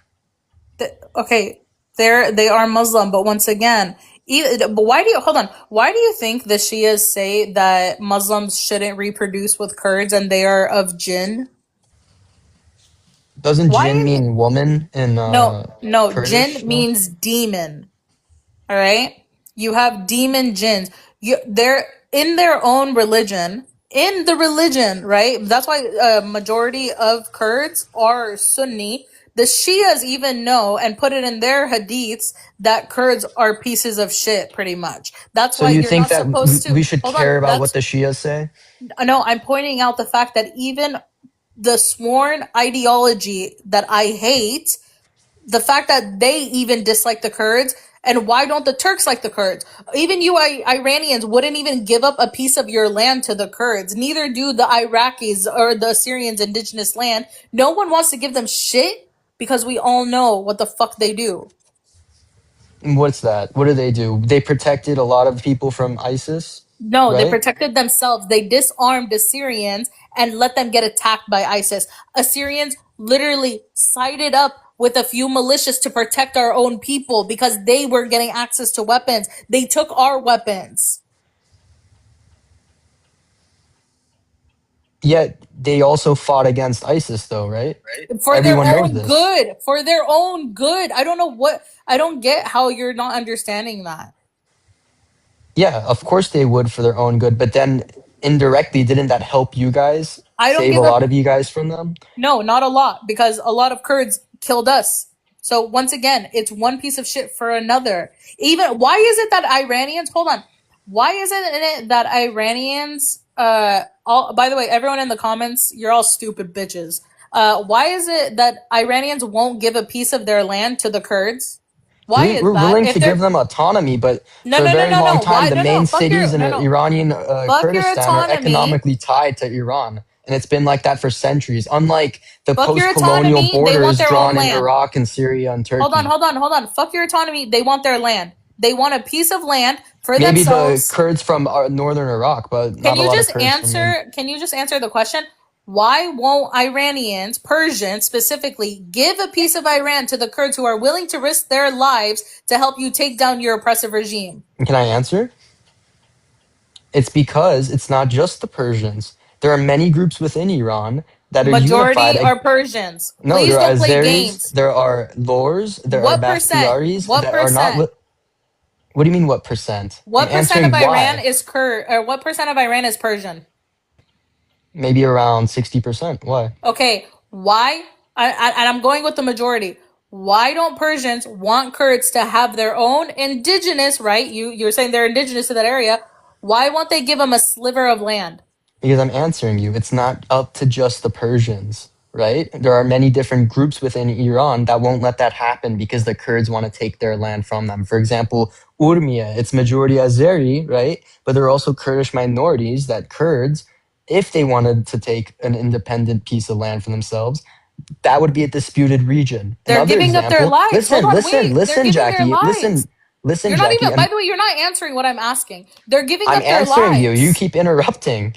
And another example is Loristan, right? Bakhtiaris. There is a region in which they want to take, which is around Borujer. It's around. Dave, am I Alam. asking like I feel like I'm asking I'm very direct beginning questions. to answer you. I'm beginning to answer you. But I'm literally These groups talking would about unify against the Kurds if these Kurds would, or these groups would unify against the Kurds if they did try to, expand their territory beyond the cities that are majority Kurd. For example, No Mahabad, one said expand. Kermanshah. Hold on, no one said expand. They want. Okay, by the way, the Kurds that I'm talking about, there was a special. I don't know if it was BBC. I don't think it was, but it was a British special. They literally were interviewing Iranian Kurds in Iraq, waiting to So you get want to listen to the, leftist BBC for media fuck's that's sake. affiliated with the IRGC? For fuck's sake. They're Iranian Kurds that fought the IRGC. This guy got shot by the IRGC, escaped Iran, went to the UK or Brit, wherever the fuck he went, and then went back to Iraq because they gave him the opportunity to fight against the IRGC. So don't tell me IRGC propaganda when this guy is going back. If this guy goes back, gives up his life, and they say, we're willing to sacrifice lives for a piece of our land, why do you guys have an issue with giving them a sliver of Iran? Because that's the thing. The majority of Kurds don't have that same ideology. You have to understand Iranians, especially Okay, you're not Kurds, answering that. Fuck Persians, it, I'm have done. mixed. Okay, be done then. The majority of Kurds are literally becoming mixed within the main population of Iranians. They are becoming not even Persianized, just Iranized. They're getting mixed with the main population. Why? Through to work, finding work in main cities like Tabriz, Isfahan, Tehran, They're as well as indigenous. They're colleges. Midis. That's their land. They're indigenous. They're Midis. That's their land. They're Yes, but fighting just for like it. the Medes, a lot of them were Persianized when the Achaemenid Persian Empire came to rise. So you guys need to stop colonizing people and give them their land back. There you go. How are we colonizing them? And you know this better than anyone else if you know Middle Eastern history. Literally, The Persians, I just don't get why you guys are the so Turks came hell-bent. through Iran, the Mongols came through Iran. None of them stayed and made their culture the colonizing force. They adapted the Persian customs, the Persian bureaucratic reforms, and all that stuff that was already in place because of who? Not the Median Empire, but the Achaemenid Persians. Right? Okay, so at the end of the day, these people, all right, that you are upset that I am racist against, right? These are people that you yourself can't Just even because say. in the past Hold on, they let me did. finish. Let me finish. You yourself can't even say they're willing to risk their lives. We will give them this sliver. By the way, they probably won't even take that much. They just want a few towns that they're the majority of to be part of their greater Kurdistan. You can't even give them that. We are willing to give them autonomy. We're willing to let them learn their language in their schools and give them the free rights that they deserve, unlike the Iraqis, Syrians, and Turks, right? Because why? What We do don't you have the mean? same. The We don't Kurds have the same literally fucking animosity control towards parts them. there. We are Hold on. willing The to Kurds reconcile. control parts of Iraq. You know that, right? They fucking destroy other people's schools. They want people to speak their language. Wait, Jackie, If they, but if I'm sorry. go ahead, go ahead. I'm kind of confused about your approach because in one point you said that for you Kurds are like Yazidis, what they did to your own people and all of that, and how disgusting they are, and they're like evil Muslims and all of that. And now you claiming that they deserve their country. No, I'm arguing a devil's advocate because he's saying that the Kurds are so, they're so great. Why am I racist against them? But my question to him is, okay, you're upset about how I feel towards the Muslim Kurds. So let's flip it on Persians. How do you guys feel about the Kurds? Because you guys wouldn't even give them land. We don't hate them the way you do. That's the No, difference. but We why don't wouldn't hate you them the give way them? Turkey does. We don't hate them the way Syrians do. We don't Really? hate them Is the that way the why they Arab said that they Iraqis would? do. Hold on, wait, Dave. What did they say? They would kiss the Ayatollah's feet instead of letting Who? the The Kurds help? IRGC supporters? Who? No. No. They want. They're fans of Santa Shaw. Who? People that joined your TikTok live? Do you know the Iranian Full Congress that's under Pahlavi? They have Kurds within that coalition, and they're willing to give Kurds rights and willing to let them learn their language and stuff like that. The same way they're allowing Qashqais. Hey, KXR, do you know Farzan? Do you know that guy Farzan? No, I don't. Oh, apparently he works for Santa Shaw. I call him Rudolph. But he was here for a little bit, and he couldn't answer a fucking question. Anybody that is pro Shah, they can never just answer common sense questions. That's the frustrating part for me. Well, this is the thing. I have a question for you, KXR. I believe that the Shah is born in the U.S. or he born in Iran. He was born in Iran. And since when he is in the U.S.? Around 1978, when he came to Texas for Air Force training, and then the revolution happened. So and he was very young when he came to the U.S. So you do believe that he had what it takes to understand the Iranian mentality, to understand the people over there, to make the right decisions from them after he been separate from this place for such a long time? Well, of course, the Iranian diaspora and also living in Iran since he was, 18, 17 maybe. Of course he does. Being in Iran, just like Israelis, because they leave Israel perhaps, doesn't mean they forget the culture and the traditions and the people there. You know what I mean? That's not how it works. I'm not sure. Like if Israeli that lives... the crown prince who's raised in the royal household, I'm sure he's... Israeli that lives in another country since the 70s and coming to Israel right now, I don't think that he really understands the mentality. I think you guys are talking about culture versus like environment. So he's Americanized, but he probably, like KXR is probably referring to the fact that he probably still has his traditions, his language. So both of you guys are right. He is, just because you leave doesn't mean you forget your language or your tradition or your culture, but then you're in American environment, which you are separated, like me versus the Assyrians in Iraq. I wouldn't think like them. My intention was like there is a difference between that you like not living in the country for such a long time and just coming back to live there. Yeah, that's what I'm saying. To becoming a leader there. Like for example, if I don't know, like Bibi, for example, lived in the U.S. for many years and then come here and been chosen to be as a prime minister, I was very concerned about that because I don't think you can lead people whilst you don't be in the country for such a long time. It seems very odd to me. I just want to say this, KXR, and Santa Shah, he's quite the confusing man.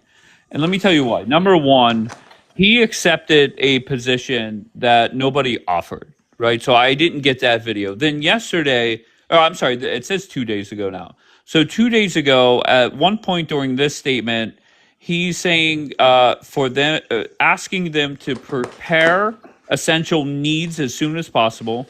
And for the sake of your own security, leave the streets. But I've been told that the Shah told people to stay inside. So he's contradicting his own message. Can you explain that? By telling people to leave the streets and stay inside their homes? How is that contradicting? Right, but if they were on the streets, why weren't they taking over the government? What do you mean? He's meaning go on strike, leave the bazaars, leave don't go to work, don't go to school, stay home and stay safe. How is that hard to understand? The strike.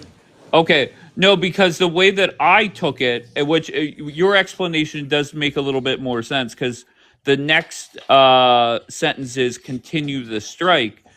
But I was under the impression that the Shah was telling everybody to stay indoors. Or did continuing the strike is staying indoors. Like you're not doing anything, you're staying indoors. Then why stay safe? That's what his point is. Why did it say leave the streets? Because they were in the streets protesting. Oh, exactly. So they were protesting. I was told that nobody was protesting because they did not get the final call from Santa Shah.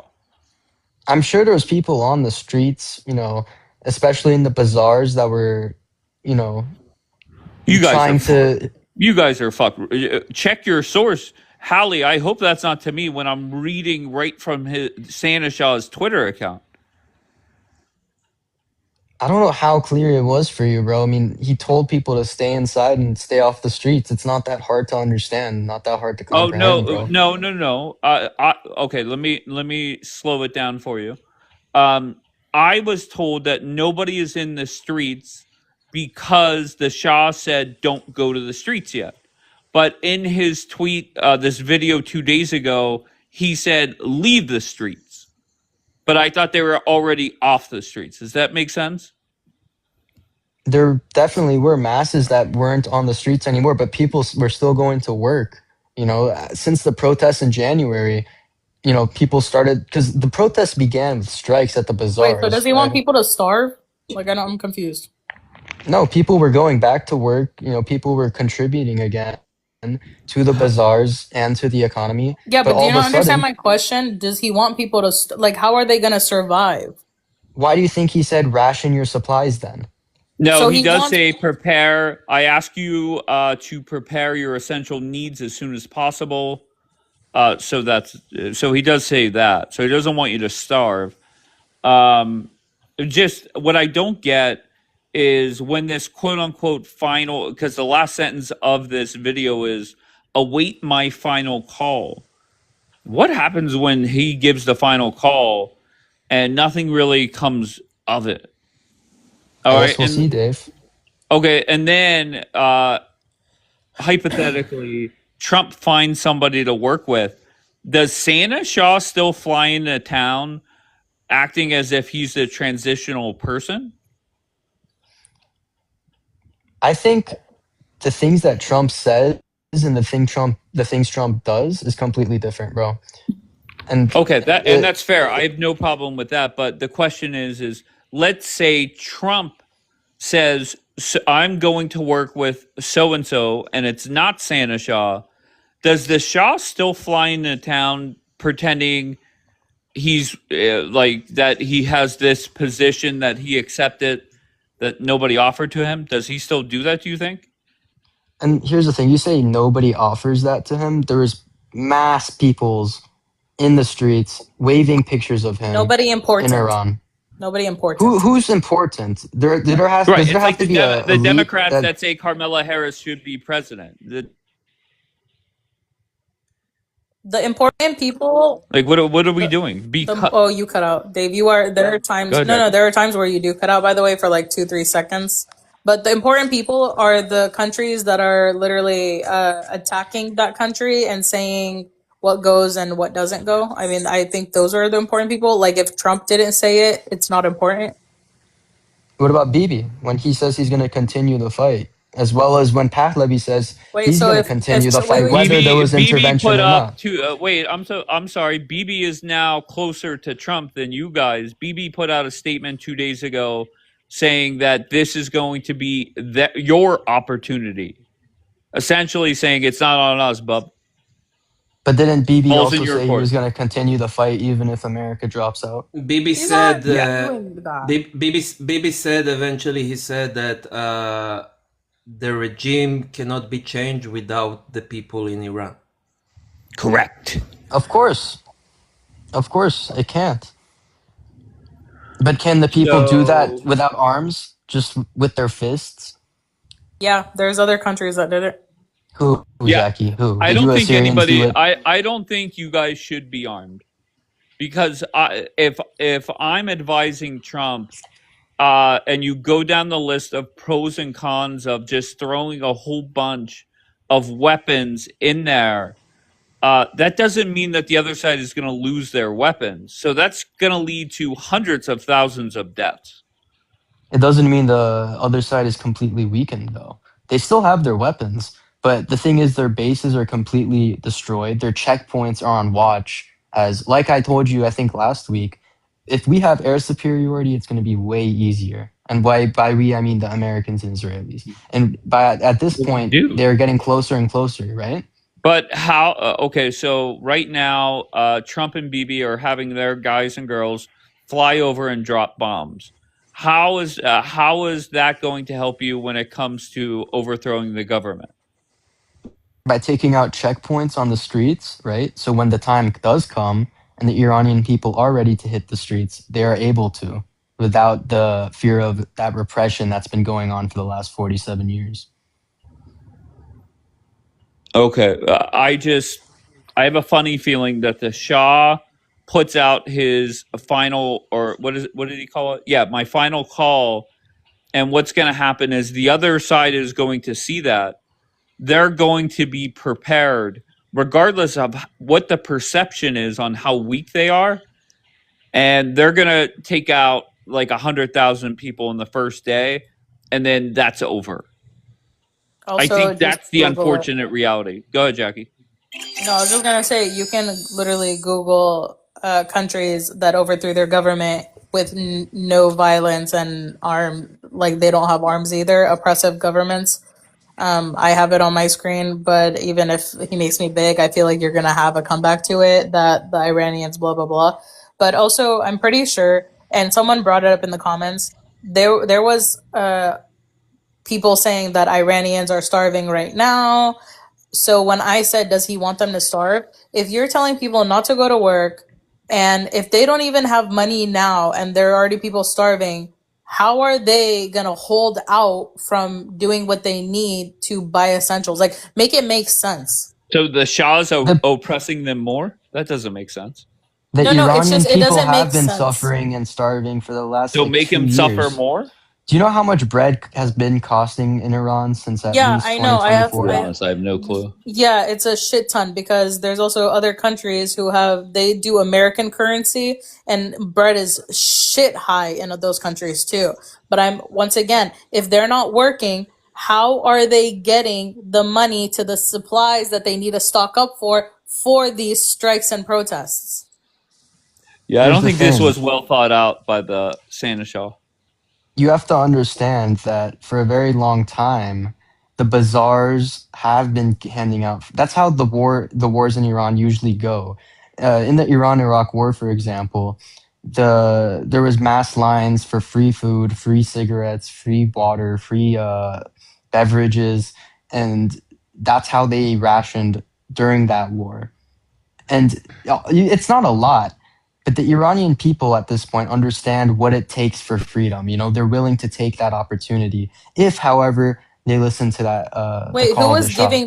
who was giving them these rations? The country that they were in, or because right now the IRGC, I don't see the IRGC giving rations to anyone. It's not the IRGC, it's the bazaars. The bazaars are the markets, in the streets that they usually have food for the people. So if the IRGC goes in there and says, if you guys start giving blah blah blah to people, we're gonna F you guys. Like, do you not? I don't get it. Like, do you guys think this out? I'm really trying to be at like this point, genuine. at this point, if they're in the middle of a war, getting fucked up by Trump and Bibi, That do you didn't really stop think the regime people from going out and worshiping a cardboard cutout. Those motherfuckers were out there. Yeah, there's more than that. Just that there's a lot of people that are happy about this. The Ayatollah's son being appointed. you have proof of that? You guys always talk about them glazing It's over this on the Mossadegh internet. guy. Yet in the He was a IRGC grown ass leadership man themselves, kissing a cardboard cutout in front of and thousands and the thousands of same people. about the same leader, right? Who's lost 2 of his legs and I'm is in not a defending coma the and leader. doesn't. Fuck I'm him. no. I'm I don't give a saying. fuck I'm about saying. What power does he really have, that man? And what power? Well, to Where be is the fair, he power? has more power than your side right now, unfortunately. Right? You're saying what power does he have? Where am I wrong? He Exactly. is He's running the nowhere to country. be seen. He hasn't released any statements, unlike the Shah. There Okay, is but no his statements coming out from the his IRGC towards the team, people. right? That motherfucker, he might be dead. And I'm not defending him. I don't give 2 fucks about him. But reality is, they still have the power Also, how do you know he's missing his legs if you haven't seen him? or hurt him. There are reports that are coming out. You act like there's no insiders within the Wait. You IRGC said themselves. our claims of videos of people being happy and actual articles being posted about people celebrating the new son being appointed, but I'm supposed to believe that you have sources about his legs being missing? There are obviously going to be people celebrating the IRGC because, again, at least 20% of the population there hardliner extremists I'm saying that it's are at willing least to come out to the 40%. streets. But I'm saying you're saying that you have sources, but when we tell you we have sources like on the internet, you're saying that's bullshit. But you're once again, I Usually they don't. call it propaganda. Yeah, like I'm really trying to figure out. And You you haven't guys are seen the falling for dude. the IRGC There propaganda it of them is. coming There it out in is. the That's what I'm streets. talking That's what I'm about. saying. It's a Exactly. propaganda Precisely. war. What do you expect? But at least So here's the difference. When the Shah had his first call to action, where was it at? Oh, Where by did the way, he was where did 17 when he left Iran. exactly? That's so I'm still a 19. teenager. I'm 19. He was two. I'm 19. He regardless. was 2 years younger than me. You think I'm not as well informed as he was back then? I'm not as If educated you as he was. wait, you think And at you this could point, go back to Iran and run it? no. But I am willing to go back if he does make a call to action, call to arms. I'm willing to join his army or SAVAK or something. Okay, like so that. when this motherfucker puts out, sorry. wait, hold on one second, Tal. So KXR, Yeah, whenever the Shah says this is the final call, you're going back there? Oh, 100%. Okay, I'm so willing to what's the fight the extremists. We're gonna hunt them down, just like how at the end of World War II they hunted down the Yazidis. So what's the plan? Wait, hold on. What? So why are there Kurds on the border of Iran waiting? They're Iranian Kurds. Jackie, you're focused on the Kurds too much. I want to know what his No. plan They're is. waiting. Like, why aren't we seeing Iranians on the border waiting, armed up by America? So you're saying Iranian Kurds in Iraq are waiting? What are you talking about? No, I know, but why aren't you in Iraq waiting to go in and He's fight? waiting for the Shah's But final call, if Jackie. Iran's in the middle of a war, why would they allow Kurds to cross into Iraq and then wait for them to come back into Iran? No, they're from Iran. They're Kurds from Iran Exactly. waiting to go back into Exactly. Iran to fight the IRGC. So, but they're in Iraq, those Kurds. Yeah. You guys are fucked. So why I just wouldn't? don't see. Go ahead, Jackie. Go ahead. No, I'm just. Why aren't you in Iraq with them, armed up by America, waiting Because to go are in? those Iranian Kurds really Iranian Kurds, or are they you Iraqi fucking Kurds Hell willing yeah. to be hold separatists? on, Dave. They literally had a video of the guy who was talking. He was defending himself with the knife against the IRGC. He got shot by the IRGC and escaped Iran. He escaped Iran and is going back to fight the IRGC. And you're saying that's propaganda? Are you fucking kidding me? I'll be honest with you. I have no dog in the fight. Okay, I understand why you guys want regime change and respect your passion for it. However, if the IRGC is still standing 6 months from now, they will feel even more emboldened, more powerful, and you will never ever get another chance to overthrow them again. It is that simple. If they could withstand what has happened from the protest to the backlash of the protest response to their leader getting murdered, and then they're not overthrown after this, that's probably for the fucking best. Because people aren't going to like what the fuck I'm saying. Yeah, so I actually want... Hold on, let me get my headphones in. Let me take that out. Yeah, Go ahead, Tal. Give me the blocking power. Let me block. I actually want to trolls. ask you. I want to ask you a question, KXR. Like I was listening to the things that you hoping for and what you want to happen, but I want to ask you if you not what you want. Regime will change for the next few months, and if you do, how do you think it would be done? In which way? Don't ask him that. Don't ask him that. They have no clue. I always say this. That's the frustrating part. Is I get it. You guys are passionate for it, and my main message last time when I was breaking up was very simple. The IRGC, if they withstand this, they will feel even more emboldened, more powerful. You guys will never get another shot. Okay, but can you answer Tao's question? I always say this by dropping in weapons for the Iranian people. What if the IRGC gets those weapons? How do you know? Like, what the hell? We're just gonna like Put pallets with The ammo in same them and IRGC guns? that are abandoning their bases and everything. That's what you think? Okay, so if we throw The ones pallets on the with run, the ones guns, in their bunkers. no. If we throw pallets with guns and ammo in them, just in Iran, and you're basically saying that they're. By the way, for anyone to think that all these fractions inside of Iran wouldn't take the chance to get autonomy or independence of their own, I think you guys are crazy. But do you really think that's a smart move? I do. For the Okay. liberation, yeah, of course.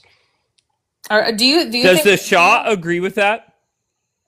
I don't know, but let's see what the Iranian full Congress says. Wait, so do you want Iran to be like America? How so? What do you mean? Just that. Whatever you think I'm saying, answer that. What do you mean by America? Do you want Be more Iran to be like specific. America? That makes no sense. Iran to be like America in what sense? Well, what sense do Let's you start think off I with a mean? democracy, right? So yes, there, right? You want it to be a democracy. I want it to be What like a other republic, way? like a republic. Okay, there's another one. So is there any other ways that you want your homeland or your country to resemble the United States? I want I'm there to sure be you come up with a lot of shit. free voting, Okay, right? all right. So yeah, What's wrong with that? So I'm what not. don't you want it to be like America? Like what's keeping you from being like, yeah, I want it to be like America? I don't know what you mean by I want it to be like America. Like, Oh in my what God, am I way? stupid? The Like, land of the free in and the a, home of the brave. I don't know what else. Like I really don't get it. of Like course I do. you Of course, with human okay, rights and everything. Yeah. so then would you be okay with America taking over Iran but still calling it Iran? What does that even mean? Like a puppet state? Like be a part of America, but you guys are in the Middle East. Why would they do that? Why can't you fucking That's answer just a question directly? That's unrealistic. That's like the biggest Oh my hypothetical. goodness. Like literally it's honestly it's a yes or no question. Yes, I would love Iran to be like America, free, amazing. We have what is it? The ability to succeed if we just put our heads to it. Like it's still called Of course, who Iran. doesn't? Of course, who doesn't? There you go. That's it. I don't know because there's some people who say no, by the way. You know that, right? Some people are like Who no. says that? When they want what is it? The monarchy? Is it monarchy? Oh yeah, they do say that, and that's where they started losing me was whenever they said, "We want the Shah to come in and a democracy," but yet in the same sentence they say they want him to be the king. Isn't Yeah. Norway, England, Netherlands, Belgium, Sweden, Denmark, aren't they all monarchies? Isn't Spain a monarchy, yet they have a leftist government? Yeah, but It's Okay, not so they're you. not Muslim. There's a huge difference. Iran is not majority Muslim, again. Oh fuck. All right, W. You can, I mean, on a different issue, Dave. I've heard you saying that from your perspective, you kind of thinking that Trump why is it all these pretty much. non-Iranians say Iran is majority Hold Muslim, on, though? It's funny. KXR. Hold It's on. funny. Go ahead, You Tal. don't even have a Persian accent. You haven't been Wait, there. Tal was talking. What is wrong with you two? Go ahead, You don't Tal. have an Assyrian accent. What are you talking KXR, about? stop. So you said that you think that Trump is pretty much close to be done and fold out and finish this war, which is might be right. I don't know for sure, but what I'm concerning about is you said that he pretty much close to achieve most of the goals from this war. Right now, as an Israeli, we keep getting missiles every day. Well, I think there is a difference between what we got from the beginning, but the IRGC claims that they can keep doing it for at least 6 months. So how we can finish the war when they keep doing that? It makes no sense to me. I think Trump. I have no clue what Trump is going to do, but I feel that Trump is going to try and find somebody that will stop the bombing, stop the blockade, maybe turn back on the internet, and then get the fuck out. So you mean like a ceasefire agreement? Yes. Who's making that noise? Is that you, Tao? What are you doing? Sorry, I'm with my dog. Sorry. Oh, okay. No problem. I can't wait until Dave is proven wrong. Okay. And if I'm wrong, then I'm wrong. I don't think Donald Trump can complete his objectives and then sit around and wait for Santa Shaw, Rudolph, and the gang to show up to town and see if they could overthrow the government. That's the problem. But don't you think, I'm just asking it, don't you think that ending this war with a ceasefire agreement is kind of showing a bit of a weak point? You sound like Linus. No, I think let's face it, reality is this regime is much more weak right now than they were 13 days ago. Yeah, there's no way around that. And it's not like Trump is pulling out today. They're going to keep pounding the fuck out of them for another another week, 2 weeks, 3 weeks, whatever it is, and they're going to be even more weak. And at some point, I think they just have to kind of give in to Trump and give him what he wants. And I think that's what Trump is banking on. So we basically will end it until next round. No, I think so. Okay, Yeah. Bianca's saying yes. I think the hope would be. We have to. Okay. We can't keep right. going. I don't think that anybody realizes the danger that we're in right now. This has to stop. And we're going to have to take an L and be like, okay, we couldn't finish it, whatever, but it has to stop. Yeah, but Trump's not going to take an L. He's going to claim victory. Well, of course he's going to claim regardless of victory, what but it's happens. an L. I mean, like, if we're being honest, it's an L, right? I mean, they we took out didn't their finish leader everything. in 20 minutes. I don't think it's an L. No, okay, that's not an L, but the whole idea behind destroying their nuclear capabilities, we can't do that.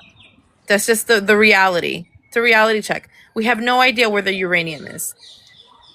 Nobody knows. Yeah, like my perspective as an Israeli was that I can take it, like I can take all the alarms and missiles and all of this and the way it's damaged our lives, but taking under consideration that we have like a huge opportunity with Trump on board and with the goal of this war to end it. And I'm very concerned that the next round that we might be having would be with a weaker leader that will do the same mistake like previous presidents have done before. The issue that exists is we're stuck between a crossroads. I was listening to yesterday an expert on the region that advises the White House. He went on a podcast and was explaining exactly what situation we're in. He's a professor at a university. He also has been doing this Iran, USA, Israel war simulation for the past 20 years. He teaches people who work for the FBI, the CIA, like that's his role. So he explained that we've come to a point because nobody was anticipating what Iran chose to do by starting to go after the Gulf countries, affecting trade, affecting the markets to this extent. So we're stuck in a place now. We took out Khamenei, the father. Now we're left with Khamenei, the son.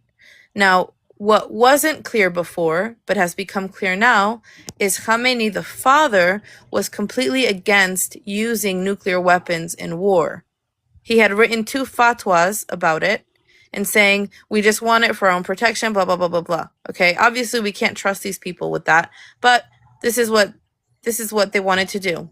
Now, the son... But Bianca, that was before we unalived his father. The son, but that's the problem. The son is for using nuclear weapons in war because he's like a Islamist, messianic, Like, he doesn't care to see the whole world burn.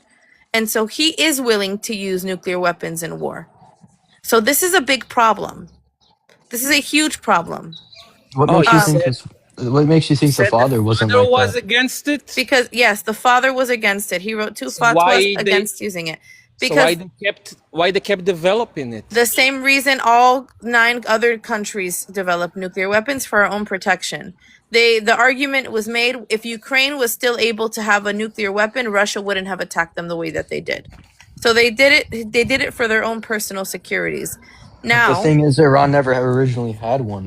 Ukraine had one because nobody originally, no country is birthed with nuclear weapons. They're all developed. The point is, this son not only believes in having nuclear capability, he believes in using it. And that is terrifying.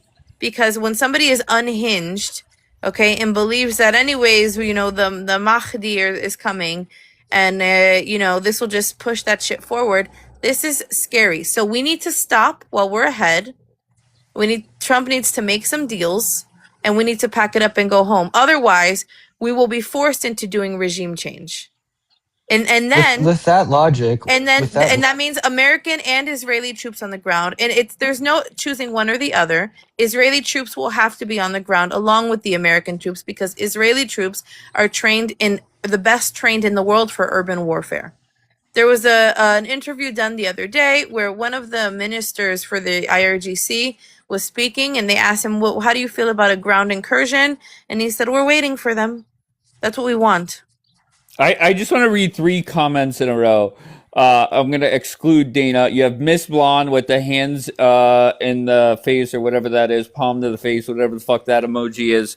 It's going to happen. Sorry. And Crazy Doomsday Girl. I think you guys are lost. Okay, Dave, but there's just logic. Hold on one second, KXR. Hold on one second. I agree with a lot of what you're saying, not everything, but I agree with a lot of it. And I just want to focus. Hold on one second. I just want to focus on the mindset of the man in charge right now, is Donald Trump, and there's no way in hell Donald Trump is sticking this out for much longer. There's too much shit going on around the world to worry about regime change over there. And I'm sorry. Okay.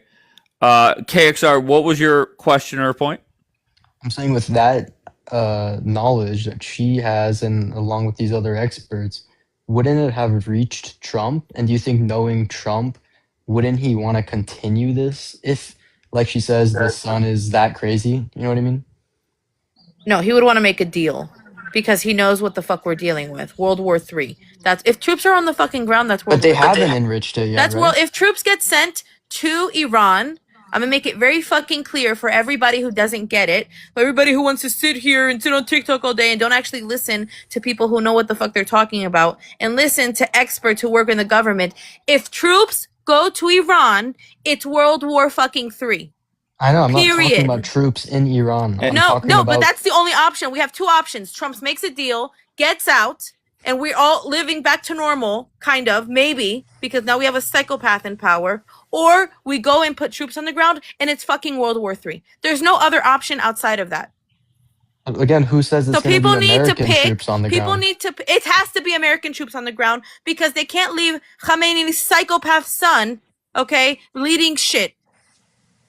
That can't happen. He wants to use nuclear weapons in war. Wait, but Bianca, what about the reports that he lost both legs and he's in a coma? Is that No, true? they say lightly. Ynet reported yesterday or the day before he's lightly injured. What, lost 2 legs? And those that are saying those that are saying that if Trump says it's done, we're done. Those that think that BB is just going to say, we're going to take it from here and finish the job, you could not be more wrong. When Trump is done, BB is done. Yeah, BB changed the expectations right after Trump did, babe. He said missiles and the nukes is what we're going to be aiming for. Okay? That's it. Expectations lowered as well on both ends. Wait, because they so know. they're going for Because the they nukes? understood. No. Because they understood, holy shit, we're left with a psychopath now. So either we stop while we're ahead, or we go till there's no going back. What about the option of taking the psychopath out and a couple layers there? That's the other option. B. I hope so. I don't know how they can do Okay. that. If they didn't do it the other day, I don't know why they can't do it again. Did you That's what think they were I going don't. to take out his father before the war started, though? What, we knew he was next. Are you kidding me? Well, the goal was to take out the Ayatollah, right? And they did that within seconds. I'm Well, yeah, just like 20 minutes into the And that's war. a fair point. And I think that's what I think it's fair to say that the United States might have been under the impression that if they take out the Ayatollah, that could equal the people seeing the green light, uprising, and overthrowing the government. And I think, oh, go ahead. No, I can bring the clip. I'm going to drop and come from a different device so I can show you guys. He explains the system of government that exists, and it's an adaptive one. So he says that the issue with this this attack, okay, because we're in stage 2. Any pushing any further is stage 3. Stage 3 is like there's no fucking return. This system that's exists in Iran, their system of government is one that is so adaptive that anybody can literally replace him. The problem is that the much milder, lesser crazy people keep getting unalived, and it left this guy to come fill that spot. It's not going to crumble. What about Pezeshkian?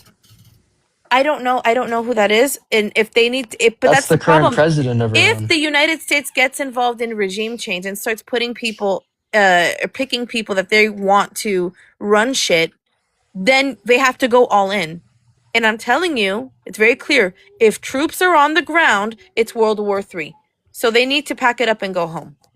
And somebody said we're already at WW3.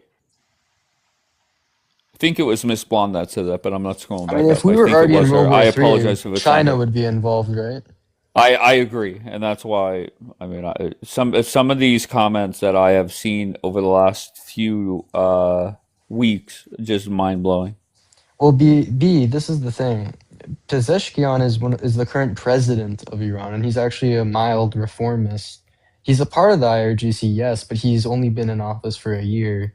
Yet he is one of the only people that was willing to open up talks with the West and America. So that is an option. You know, he is always. But a lot of people. Those that are saying we are not backing down, just pay attention to slowly what you're gonna see, and I think maybe it already happened on BB's side, is maybe expectations start to lessen a little bit. And someone said over 20 countries are involved. It is World War. Well, here's the thing. In the It's not World War Napoleonic, III. and This then isn't World War Napoleon. III yet. No, that's just what I'm reading in the comment. In the Napoleonic Wars, there were many nations involved, yet it wasn't a world war because it was mainly against one nation. A world war is when there's alliances in place. The only alliances Iran really has is with Hezbollah right now, and the Houthis maybe, but the Houthis are getting butt fucked by The Saudi. host is waffling. Hold on, KXR. Just stop, please. What am I waffling about? Tell me, big. What did that say? Big C, big G. No problem. So how am I waffling, big G? Tell me where.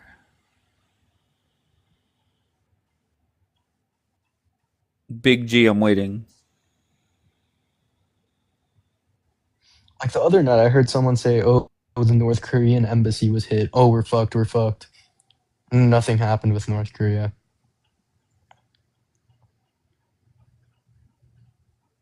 Big G, are you here? What did Big G say? Ishtar. Big G said host is waffling. What does that even mean? That I could be flip-flopping or going back and forth on it. And I have been very consistent. And keep in mind, for those that were around before the bomb started dropping, we were having this conversation.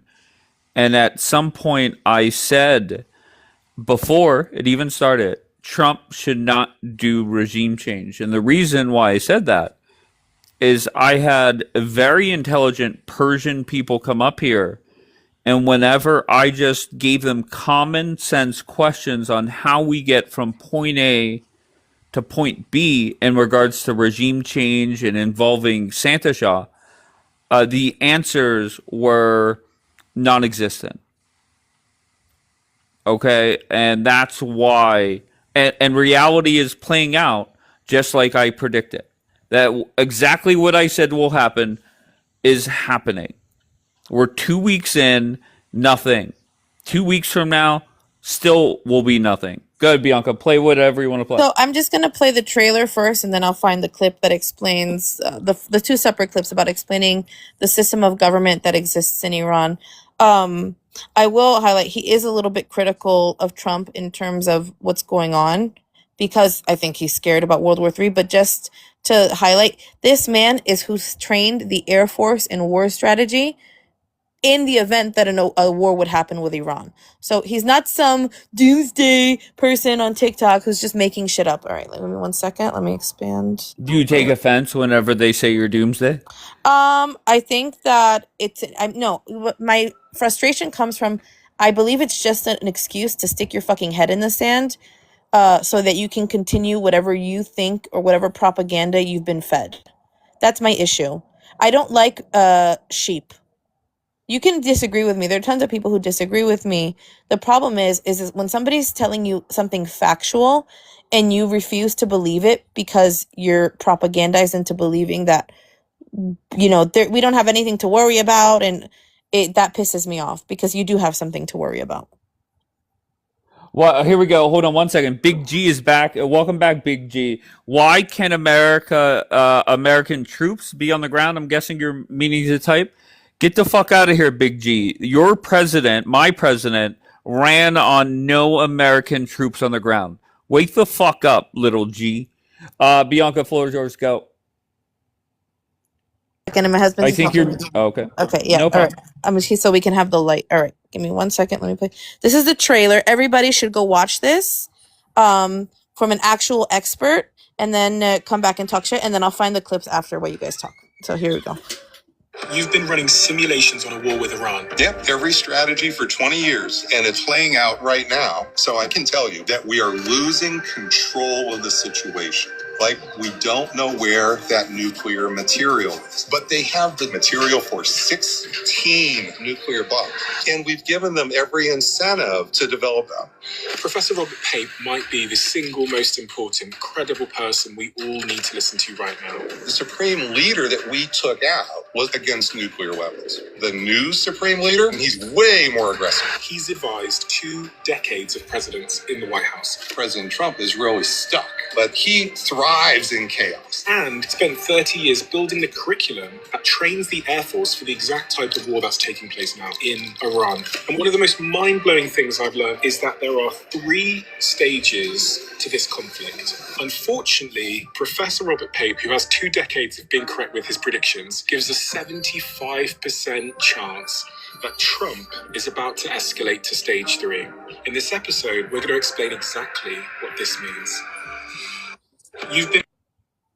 I just want to say a couple things. Number one, and this is what we're talking about with just leg humpers and defending at all costs. There was somebody that said nobody watches this. Meanwhile, prior to them typing that, there were 2 or 3 people saying, "I love this podcast or this guy." 2.4 million views, by the way. Nobody watches it, but 2.4 million views on fucking YouTube. And that the older white guy, they said he has advised every president for, I think, the last 20 years. Yep. I think that's what he said. And trained the Air Force. And trains, by the way, he's a university professor, trains CIA and FBI. So the CIA and FBI send students or send agents to go learn from him about war strategy in the Middle East. But we should believe the leg humpers on fucking TikTok. What's that podcast called? Can you replay it? I missed it. Will you replay it for Miss Blonde? Yeah. And then what's the title of the podcast? Diary. Bianca? So this is the Diary of a CEO. His podcast is fantastic. He brings experts. I highly also recommend, if you want to know the history of the Iranian conflict, this is the video you have to. This is a must watch. It's 2.5 hours. I watched the whole thing. Oh my god. It's so fucking important to understand the history of this conflict. But this is the video.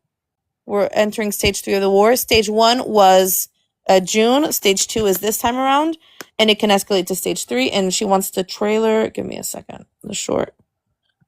You've been running simulations on a war with Iran. Yep, every strategy for 20 years, and it's playing out right now. So I can tell you that we are losing control of the situation. Like, we don't know where that nuclear material is, but they have the material for 16 nuclear bombs.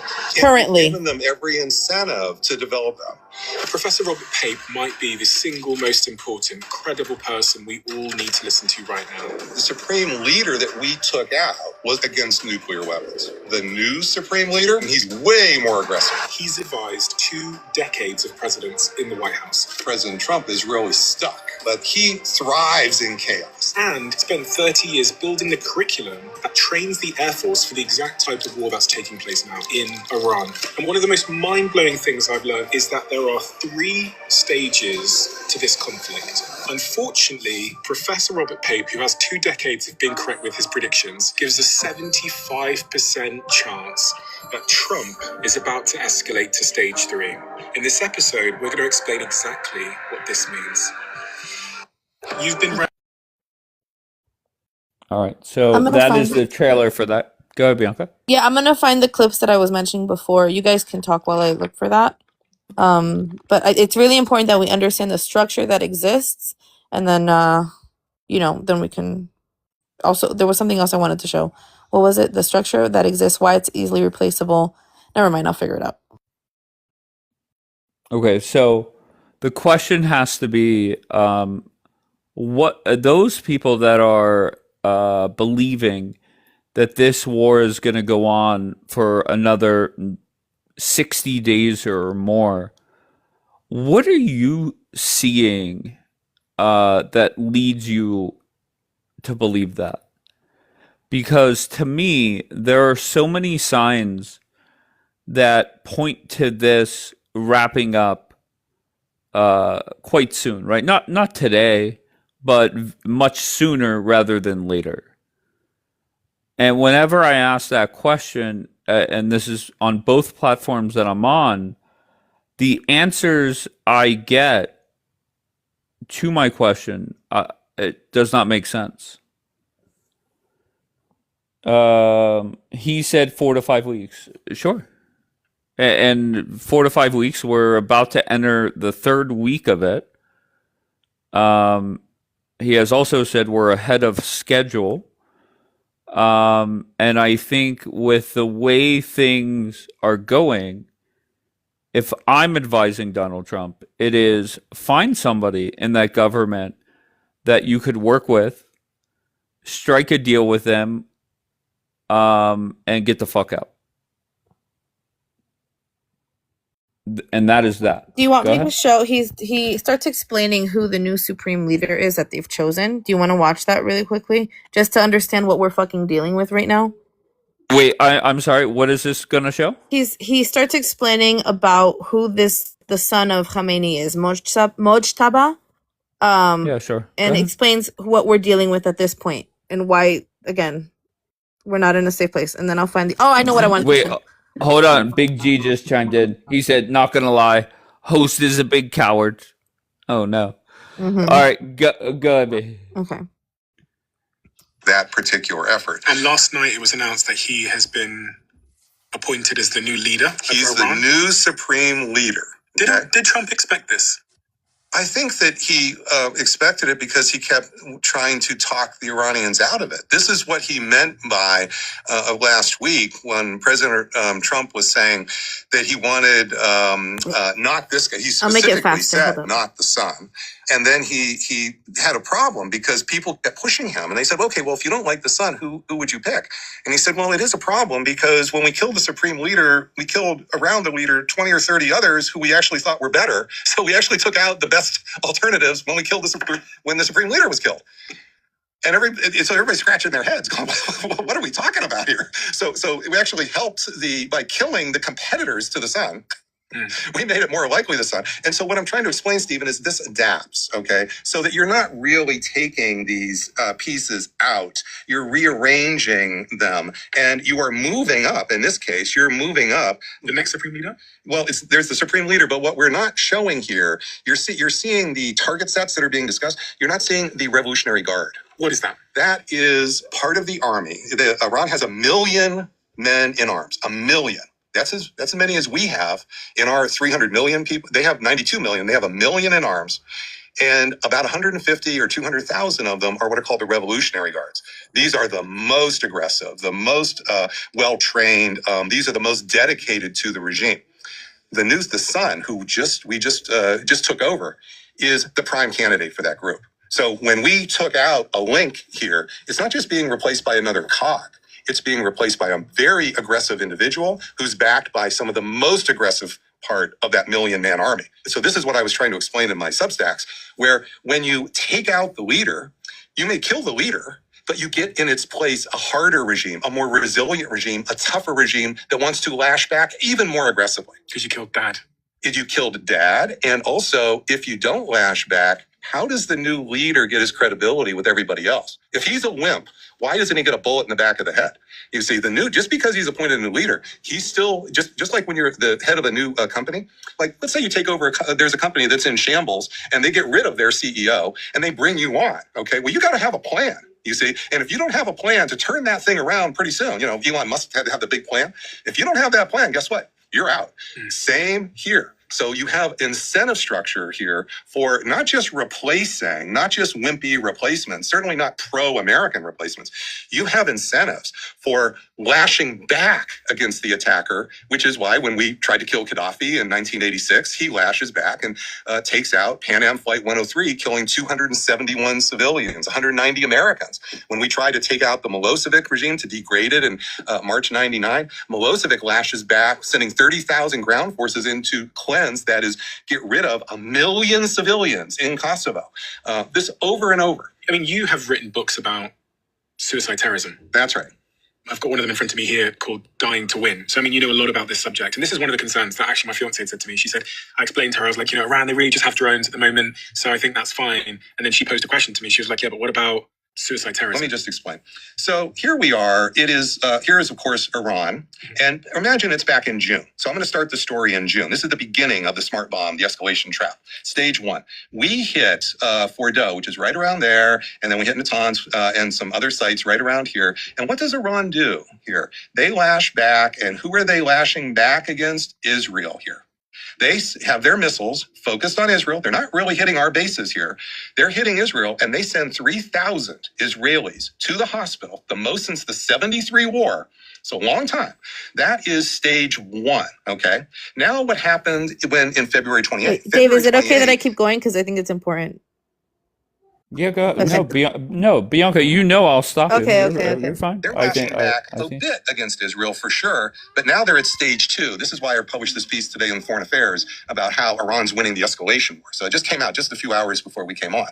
And what's happening here is I call it horizontal escalation, because what they're doing now is they're using drones, mostly a few missiles, but mostly drones. This was almost all missiles, no drones. And they're using their drone capacity, which they have a lot of, and it's precision. These drones are like precision-guided weapons. They go right to the target.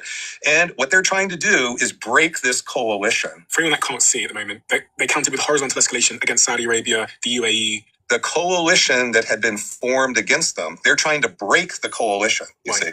And they may well do that. Why would they want to break that? Why? Because my friends are escaping Dubai at the moment. I've got friends staying in my house in Cape Town because he doesn't want to be. Because they want these countries to kick the Americans out of their country. Okay. Get rid of the embassies, get rid of the bases. If you can, then we don't have the platforms to plaster them. You see, these are our basically ground-based aircraft carriers.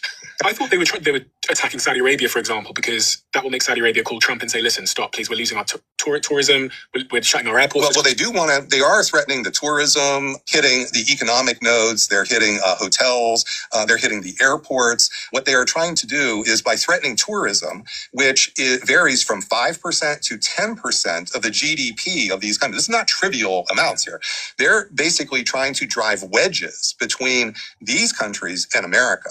And America right now, I don't see any movement through Congress. Where is this $100 billion going to the region to make up for their lost tourism? I don't remember seeing that bill come through Congress last week. So I'm just putting it a little humorously to point out, these countries are losing a fair bit right now, and that tourism may not come back for a while. I've got friends that have moved.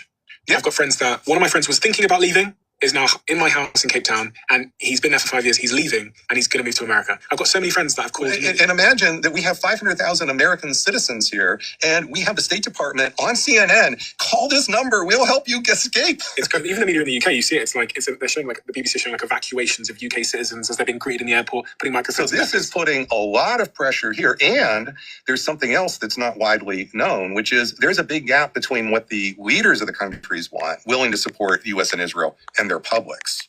You see, this coalition that's been built against Iran here is not clearly going down well with publics. These are publics. They may not like Iran. They may be Sunni and Iran Shia, but they don't want to be part of an Israeli expansion plan where Israel's going to conquer more and more territory and so forth. And so this is where the soft underbelly here of this isn't just about the tourism. That's the short term.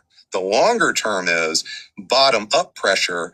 Sadat, he was a leader of Egypt. Can I just say, he's not saying personally he believes Israel's conquering more territory. He's arguing what the Arab countries believe that are Sunni. But I just want to highlight that before people get hung up. We're not trying to do the greater Israel. He's not saying that. He's saying these countries will turn against whatever's happening here because this is the perspective that they're taking. I just wanted to highlight that real quick. In the 1970s, he cut a deal with Israel. It's called the Camp David Accords, peace for land. It was very favorable. Well, after Sadat did that, the president of Egypt, in 1981, in a military parade, his own security guards at the military parade marched with their guns, came up to his place, and they shot him dead. So this is the real world here. So this is very, very dangerous for these leaders. Now, that stage. Hold up, commercial. Give me a second. Let's see. I just want to say, Bianca, just mute for a second. Those that are saying embarrassing or laughing at it, what is he saying that's inaccurate? I don't get some of the comments. I don't get it. We heard this guy's credentials, so we either listen to a guy that has advised every president for the last 2 decades, or we listen to Free Iran and Miss Blonde, I guess. These are like the, it doesn't make sense to me.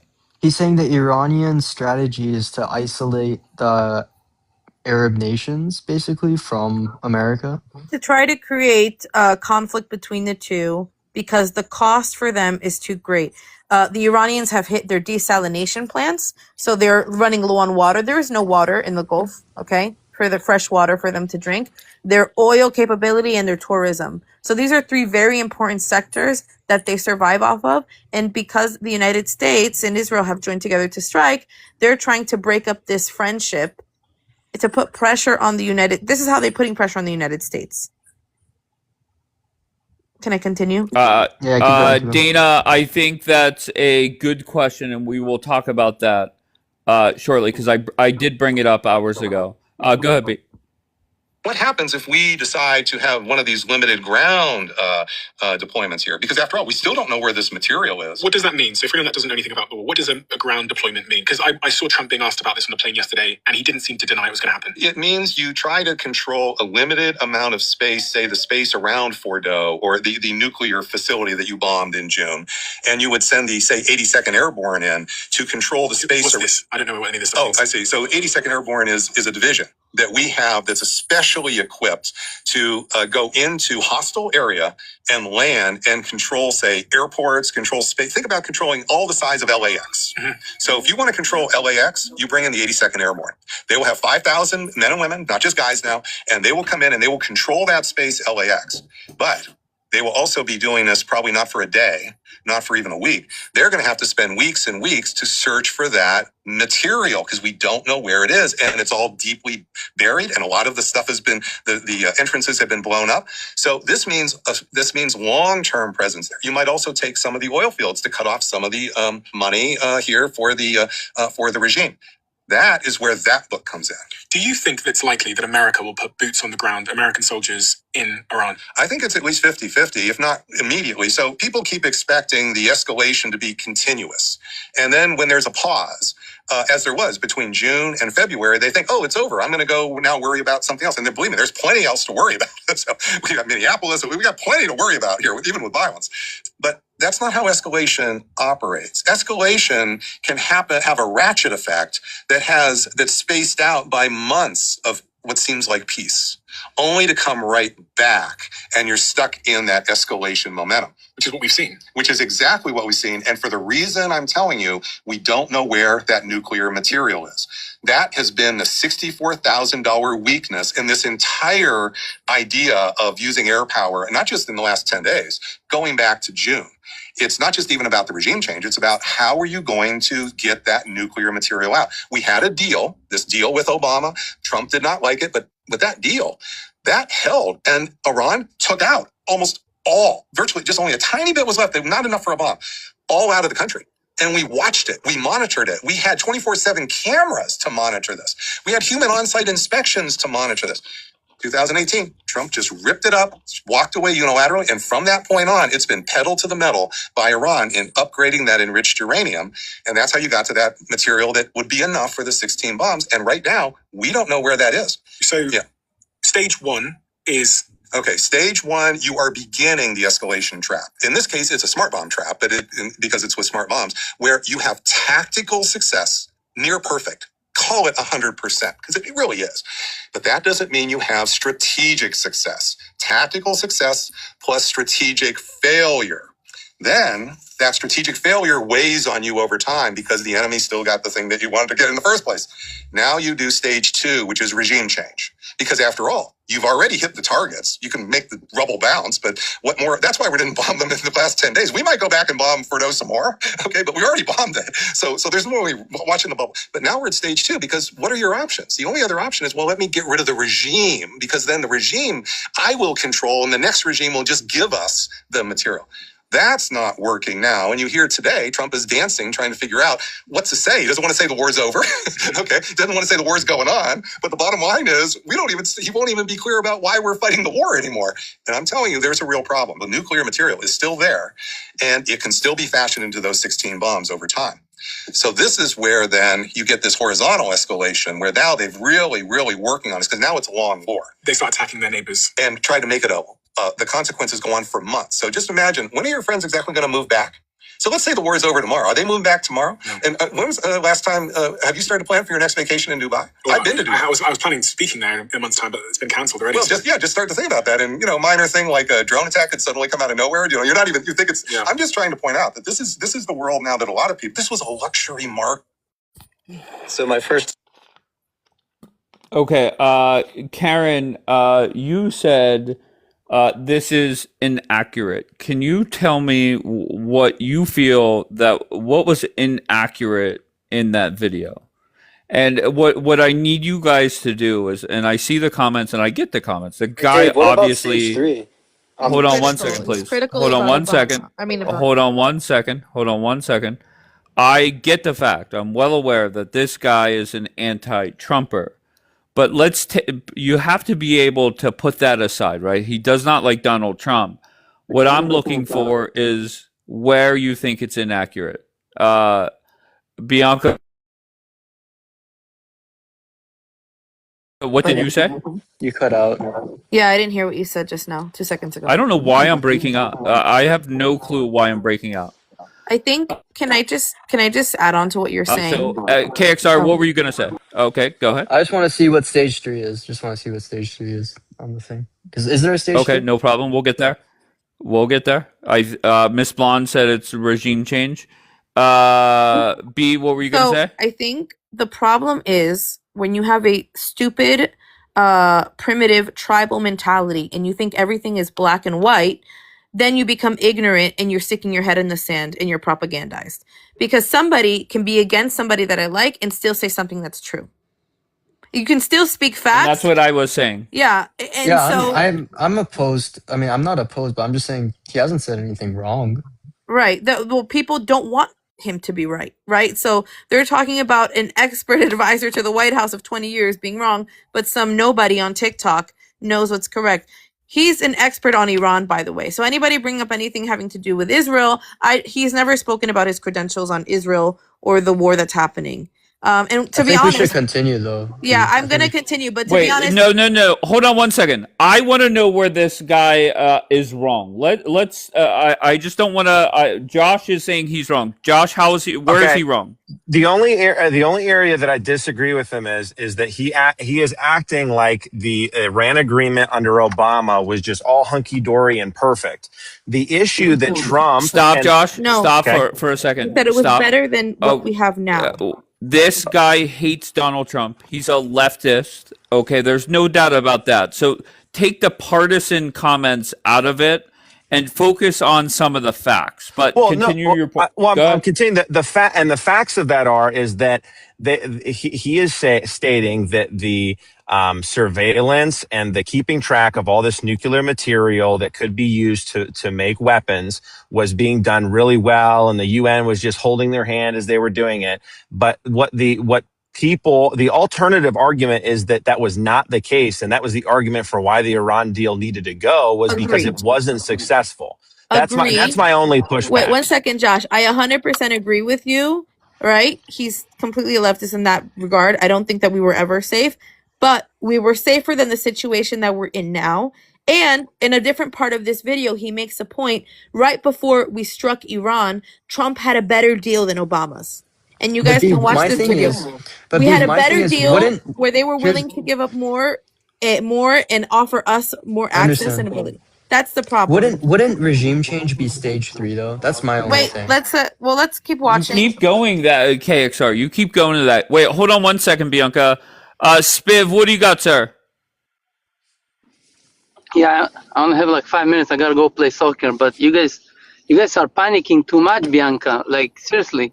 First of all, we knew all the stages. Everything is going according to plan.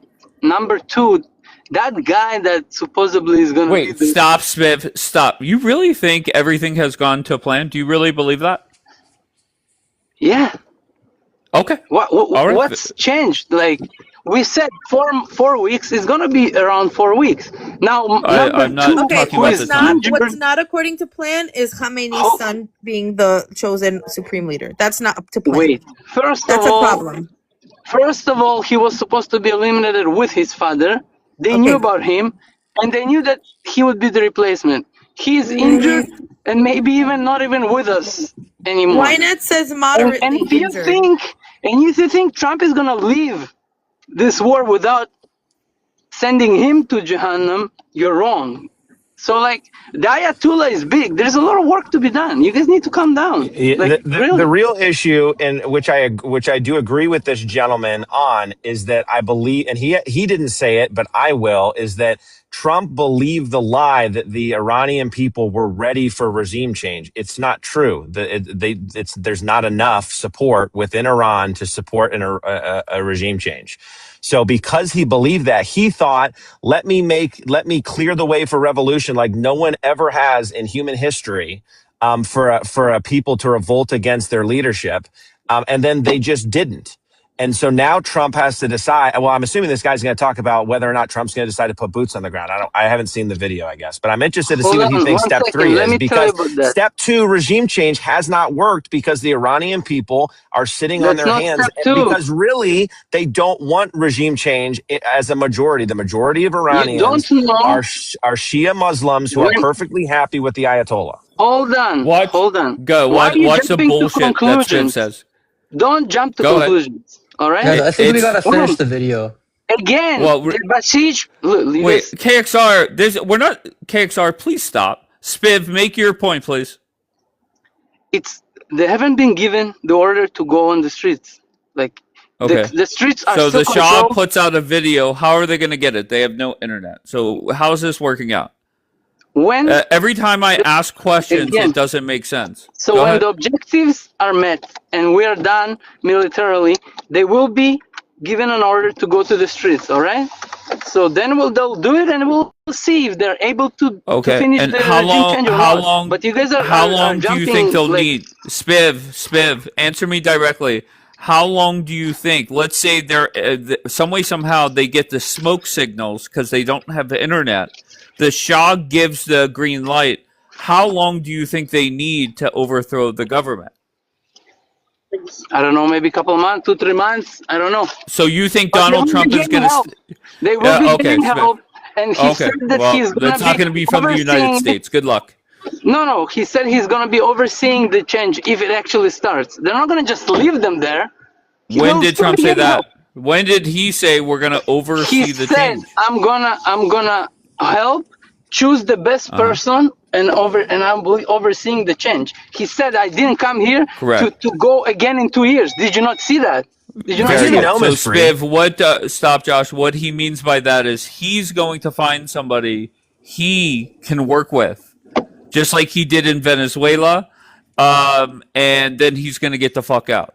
It's not gonna be from the same regime, because what's the point? Right. You're gonna do the same cycle. This is Right. the goal of this. Watch and see, Spiv. Watch and see. No, that's not. No, that's Listen, your guys. goal. That's not Donald Trump's goal. Hold on. Why don't we revisit this 1st of April, and then we'll talk about that. Okay, Because sounds you good. guys keep panicking and jumping to conclusions. There is not going to be regime change. Okay, there's not gonna then be come this. back to 1st of April. Come back to 1st of April. All right. Okay. By the way, All right, by the because way, there was somebody that said, "Why don't we revisit this in 2 weeks after the war kicks off?" Okay, What, did here we we start? are. We're about to hit 2 weeks. You said Nothing. it's not going to be Nothing. longer than 2 weeks. Santa right? Shaw is putting out tweets though, so that's helpful. Dave, your expectation Go was 2 weeks is the war is over, right? That's what you were saying, right? Roughly around there. When did Spiv? What I said was Trump will meet his objectives and then get the fuck out. And before he gets the fuck out, he will find somebody. I don't care who it is. It could be the Shah. If it is the Shah, it could be you. If he calls you and announces to the American people that we met our objectives, I am going to work with Spiv, and he's going to make sure we get lots of oil, no missiles to our allies, and I feel this relationship is going to be productive going forward. That's a great thing. Okay, but what he's not going to do is wait around for something to see if the people could overthrow the government when every day that passes, it's more and more obvious they don't want it. No, because this takes time. You gotta set up the perfect conditions on the ground. There's no time, Spiv. This is the thing. There's no Can time. we keep watching? It's easy. Stop. There's no time. You're sitting there saying we have so much time as you're sitting on your fucking couch. I'm not sitting on my Okay. couch. We're in shelters. Well, Hold on then a second. get Wait a second. Wait. You American citizens are not in shelters. Israelis are. So don't tell me we're sitting on our Okay. rest. No, again. Okay. hold Well, on. Donald Trump's We didn't- goal is to get the bombs to stop flying. That's his goal. And Hold on, he's Dave. going to find somebody he could work with. Go ahead. Listen. Oh, he's going to play soccer. My bad. I am. But let me just finish this. Listen. Go. You have to set up the conditions. There's a lot of work to be done. The streets are still controlled by IRGC. You send the Persians on the streets, they all get slaughtered. Like, do you understand? There will be a time when the situation is ready for it, and then they'll go. And if they're not able to overthrow the government, then that's it. But it's not the time. Just be patient. Again, don't start wars, I'm saying in general, and put a stopwatch on it. That's not normal.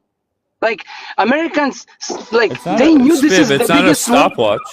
Yeah, but It's not a because stopwatch. you guys, like, Can you bring Bambi real quick? Just one sec. Can you bring her? listen, Hold on, I feel KXR. like we started this big war, and Trump was putting like all his military. It took him 2 months to get them all over there, and you putting a stopwatch like, oh, when is this over? No, this was supposed to be meant for a long time, because that's why you bring all that military. If you're gonna fight for a week, why'd you bring them all? It's a waste of time for everybody. Why did Donald Trump say 4 or 5 weeks and then say we're ahead of schedule? He said they're ahead of schedule because of their success, but it doesn't mean it's gonna stop. Like, you guys need to be patient. If these guys weren't ready to fight for a month or two, why did you even start? And by the way, we're fine with Trump stopping it. We're cool with that. But as long as he doesn't stop us, like, that's not cool. Like, if Trump wants to take all his military, I don't mind. But if we want to continue, just don't stop us like you did in June. That's all I'm asking.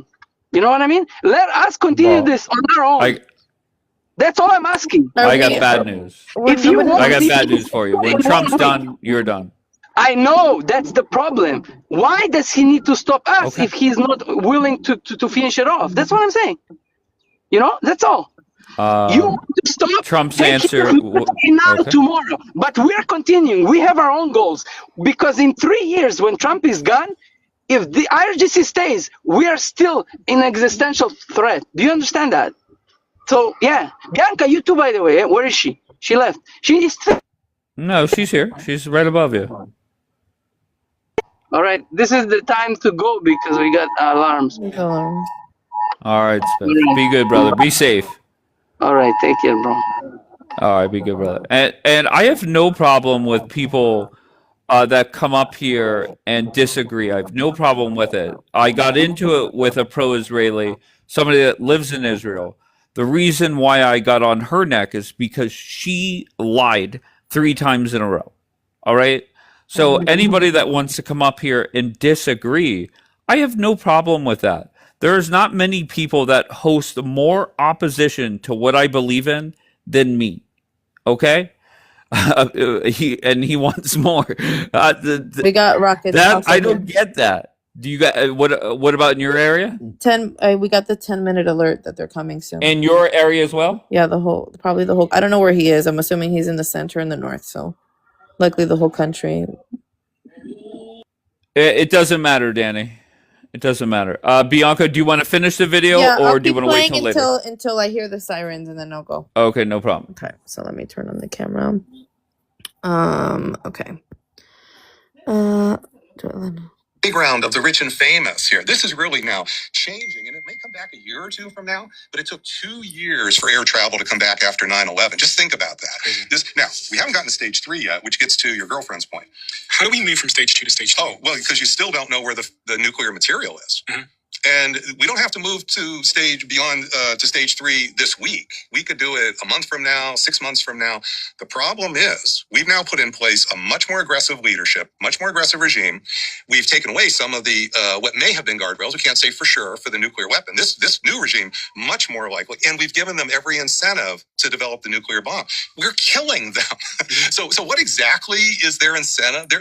Their best way to survive is to have a nuclear weapon. And you'll say, well, we're going to kill them. Well, we're already killing them. So we've taken away their incentive not to have a nuclear weapon. So we will start to worry as each week goes by. Not because we have great intel, not because our human, it's because of the opposite. We don't have the exquisite intelligence we had with the Obama deal to know we had frozen the program. Now that we have Swiss cheese at best, and what we will see in the holes of the Swiss cheese are indications of nuclear development.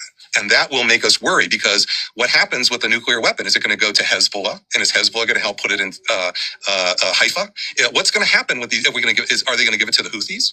So these are the kind of worries we will have that will push us to the ground options. And that is with stage 3, the retaliation approaches the homeland. Is that realistic? If ISIS, with its 30 to 40,000, remember, ISIS was not a state. Iran is an actual state with 92 million people. So if ISIS can foment command-directed, inspired suicide attacks and other attacks in San Bernardino, just to kind of bring it a little bit closer to home here, across the United States, Paris, remember the big Paris attack? So why exactly is Iran not? ISIS was a lot weaker than Iran. Do you think in Iran at the moment They're working on that. They're working on a terrorist attack. Well, I think that my work tells me that it's most likely to come with the presence of the ground forces by us. Doesn't mean it's a necessary condition, but it's just most likely. Russia in 96, with our help, we played a trick on them, assassinated the Chechen leader. It's a leader of its republic in Russia called Chechnya, to die. Only 1 million people. And Russia, Monster Math presents multiplication. But just while I wait for this to go, I just want to highlight stage 3 isn't regime change. Regime change is just a step in the direction of nuclear war, which that is what stage 3 is.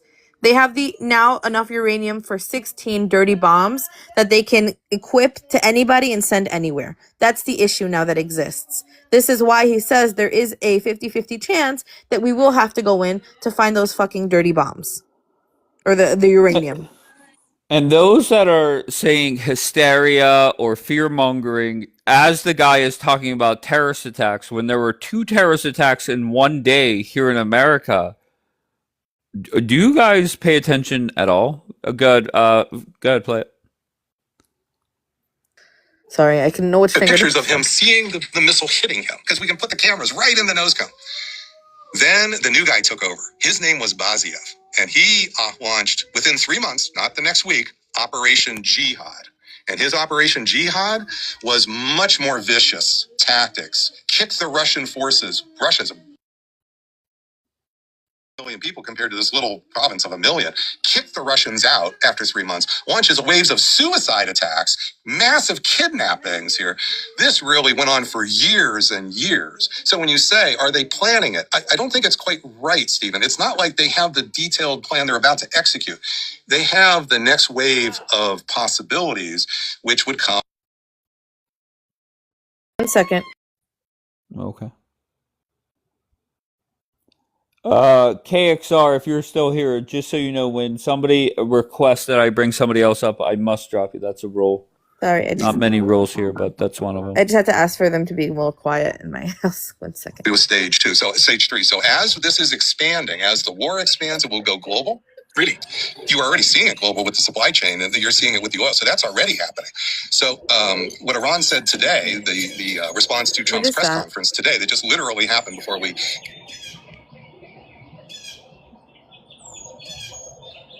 Can somebody mute? Okay, thank you. That I muted him. Okay. I don't think he knows he was up here. All right, good. Your oil tankers to come through if you kick the Americans out. So kick the Americans out, and we'll let you pass. If you don't, we got drones. So they didn't put that in there, but everybody knows they got drones. And again, if you were explaining this to a 16-year-old, yeah, just to keep it super simple, there's this passageway across the water where a lot of the oil tankers go. Yep, it's Strait of Hormuz. Yep. And it sounded like the tankers are refusing to go through there. Oh, sure, because one has been hit. But it only takes one to be hit with a drone. Only one, because the people driving those tankers here, they're doing it for a paycheck, not a bullet. They're not really wanting to die for this. This isn't a nationalist cause to ship the oil. Explain why it matters to the world. If oil doesn't go through this Strait of Hormuz, what happens? Yeah, well, we can talk about it in like technical terms, but the big thing to say is this is what's going to increase the price of gas at the pump. And it's already gone up. When you cut the flow of the oil, it has global effects. It doesn't just affect this little region here. It doesn't just affect China over here. It affects everybody. And that's why the Europeans are starting to freak out, because they're already, every government worries about, we talk about affordability. That's about to change. And is this your point about how it changes the politics at home? Oil.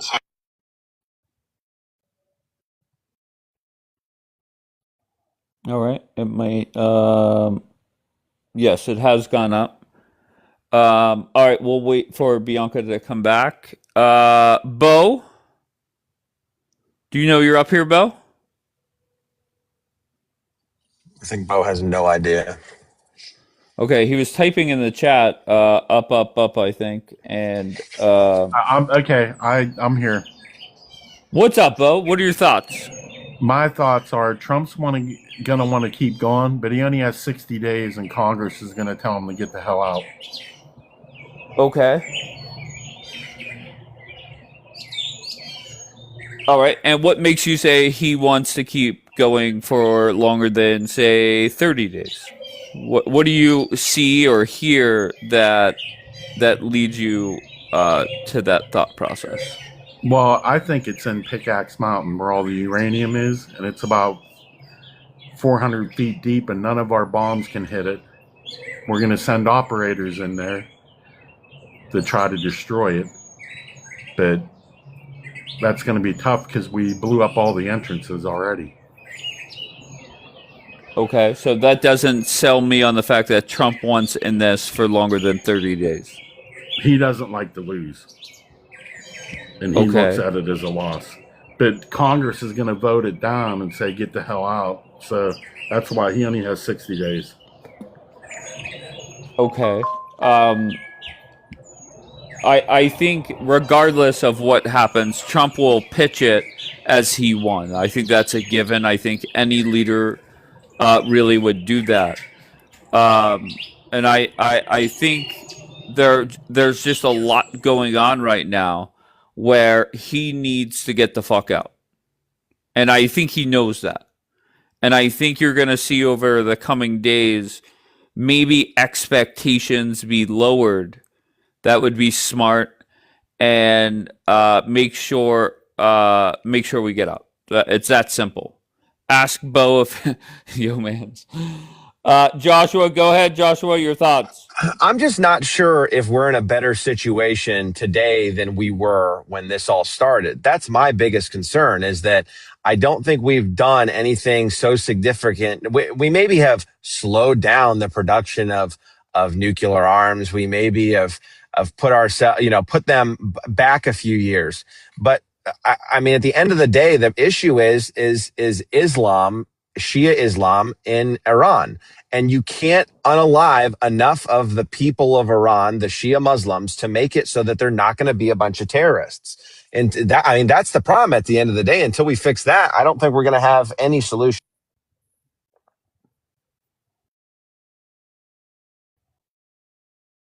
Right. And Josh's criticism was very similar to mine, that Trump may have been under the impression that if he takes out the Ayatollah, which is a good thing, right? The Ayatollah wanted Trump dead.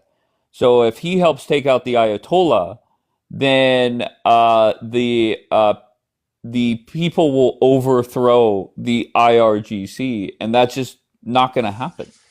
And I hate to say it, I believe that was a lie that was congregated by some. I mean, you see it even on this app. There's a couple pro-Iranian, people who do not live in Iran, who want to see a free Iran, which, by the way, I want to see a free Iran too. The question is, how do we achieve that? And so they said, oh, the Iranian people, they're ready. They're ready for a regime change. Well, they've been handed a revolution on a silver platter. I don't know what anybody else could do besides what the United States has done to set it up. And in reality, I hate to say it, the Iran is much different than the situations that America got into in Afghanistan and Iraq in many ways. However, the one way it is similar is that in Iran and Iraq and Afghanistan, there were not enough pro-West people living in those countries to outnumber the people who are anti-West. And even with the help of the United States, as long as the U.S. boots were on the ground in Afghanistan, the Taliban was pushed back. But as soon as they pulled out, what happened? The Taliban, who's a majority of the country, and the people that live there sympathized with the Taliban, they immediately took back over. So the only way to ensure a regime change in Iran currently, at least as I'm looking at it, is if United States boots are on the ground, which I do not believe is going to happen. I'm not even going to speculate whether or not it's a good idea or not. I just don't think that Trump is going to do that. All right, I agree there. So my question is, for the people that are saying that Trump is going to be in this for weeks or months, very simple. What have you seen or heard that takes you there? Okay, I don't see it. Anthony, where are you from? I'm from New Jersey. I live in Alabama right now. All right, and why'd you want to come up? I think that somebody was in here talking about gas prices and everything, and a guy showed a video, and I don't know if you guys are aware, but gas is a speculated commodity. So the gas prices we're paying today were talked about 4 months ago, not today. gas historically goes up during this time of year. It's the beginning of summer, and gas prices traditionally rise during this time of year. So I think what's going on with gas prices has absolutely nothing to do with what's going on with the Middle East. You really believe that? I do. Who is the most reliable person besides Anthony on TikTok that agrees with you? Who has said that? Who has said that? You're Yeah. asking me? I'm sorry? You're asking me? Yes. Well, I have a friend who's in the oil business, and this was this. Oh, fuck yeah. Yeah.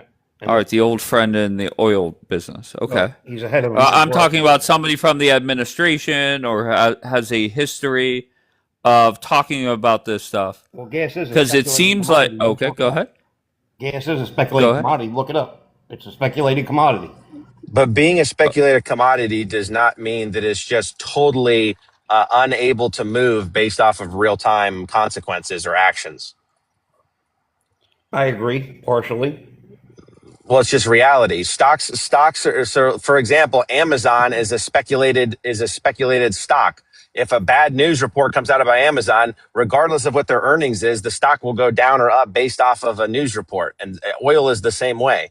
So people are spectating on oil in live time, making decisions about what they think the price of oil is going to be and making trades. That's real-time actions. They hear about the Strait of Bermuda being shut, and all of a sudden, everything goes into haywire. It doesn't matter what the hell they were thinking 4 months ago. They sold all their puts. Partially correct. I think that gas prices that we pay at the pump today were discussed a while back. It wasn't today that they discussed. Discussed by who? Wait, stop, John. Discussed by who? Like, who's on the board for that? Oil companies, OPEC. I mean, Okay, so OPEC. Okay, so OPEC 4 months ago would have been what? Right before Christmas. So instead of having a Christmas party, OPEC, quote unquote, OPEC got together and they said in mid-March we'll have gas prices rise. I don't know when they talked about it, but typically does gas not go up in the summertime? Typically? I I don't know don't know if where it's you summer. live. It ain't summer. It's summer in New Jersey. What the fuck are you talking about? It's supposed to snow here in Pittsburgh. It's springtime, so typically gas goes up during this time of year, right? Am I wrong? Okay. So when have you ever seen a 20% increase nationally the week we change the clocks forward? Under like if what? Under the last administration. Okay. That is wrong. That's wrong. Okay. Gas didn't go up almost $1 during this time of year under Joe Biden's administration. Go ahead, give me some data. Okay, I'll if be right you back. came I'll pull it up here, for you. Anthony, Hold on, hold on man. 1 second. Anthony, hold on 1 second. If you came up here and said every time around mid-March, gas prices increase 20%, and it's been that way for the last decade, what you are saying now would make sense, but that's just not the case. Okay, Could you I'll pull find it a up year for you. maybe where it skyrockets this week? Maybe, I guess, but that it's not a consistent thing. I will pull it up for you. I'll be right back.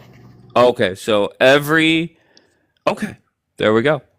So remember what Anthony said. Second week of March, gas prices go up 20% every fucking year. Yeah, Anthony will not be back. I've never heard anybody say that, the speculation of it's a speculated commodity. So everything's decided 4 months ago what the price, if that was the case, then everybody that speculates oil would be filthy rich all the time. No one would ever lose, but people lose on it all the time. So short-term things change the price of commodities and stocks. You just look at the egg market. The egg market went through the roof in a matter of weeks because of avian influenza. That changed within moments, not months. Anthony sums up the state of New Jersey quite well.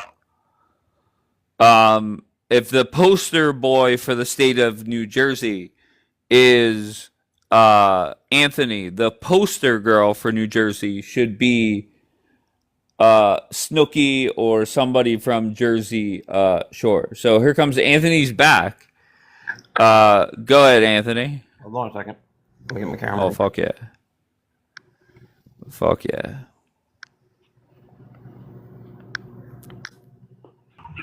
Dave, who's your shade towards with coward talk from the lurk account? Whatever lurk account was talking shit on me. You know Big you C, react like Big that. C said, what did he say? Big C said, host is waffling. And then I ran my mouth. And then they waited a couple more minutes and said, host is a coward from a lurk account. All right, Anthony, where's the info?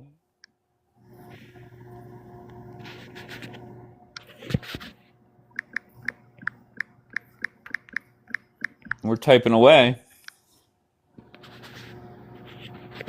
You dropped me. No, you're in the big screen, Anthony. You're typing it. Oh, fuck me.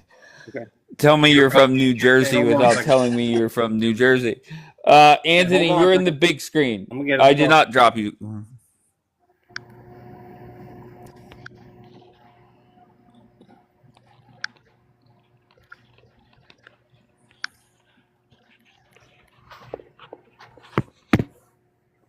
All right, so go ahead. It's right there. All right, pandemic. I don't know what to tell you there. A massive spring surge occurred. Okay. Please tell me this isn't ChatGPT. That's a Jersey thing as well. No, it's not. Okay, so there's 21, 22. So is it every year?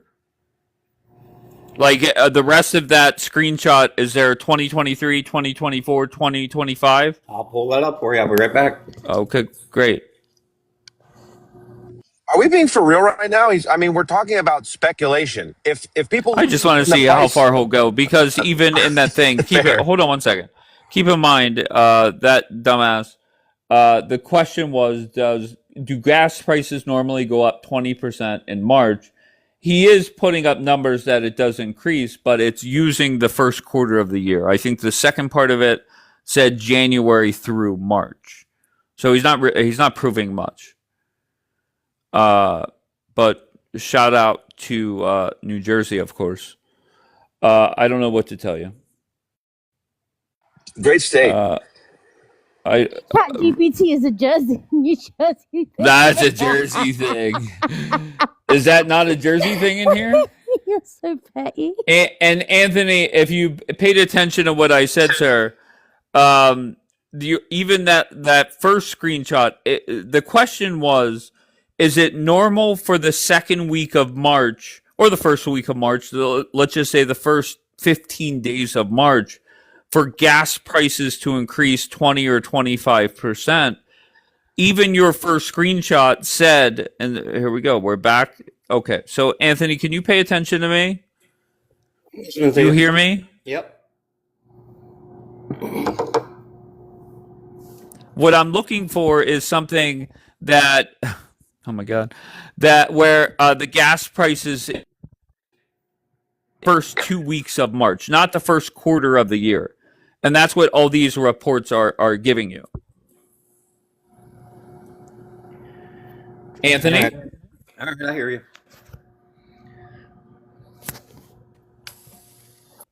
Okay, so what are we doing? All right, and Anthony dropped himself. Great job, Anthony. You did good, bro. Bianca, how Yeah, it everything sounded like good? somebody was shooting an AR-15 in the skies above my house, but yes, we're fine. It was like boom, boom, boom, boom, boom, boom, boom. Okay. All right, are we over it, or can I continue?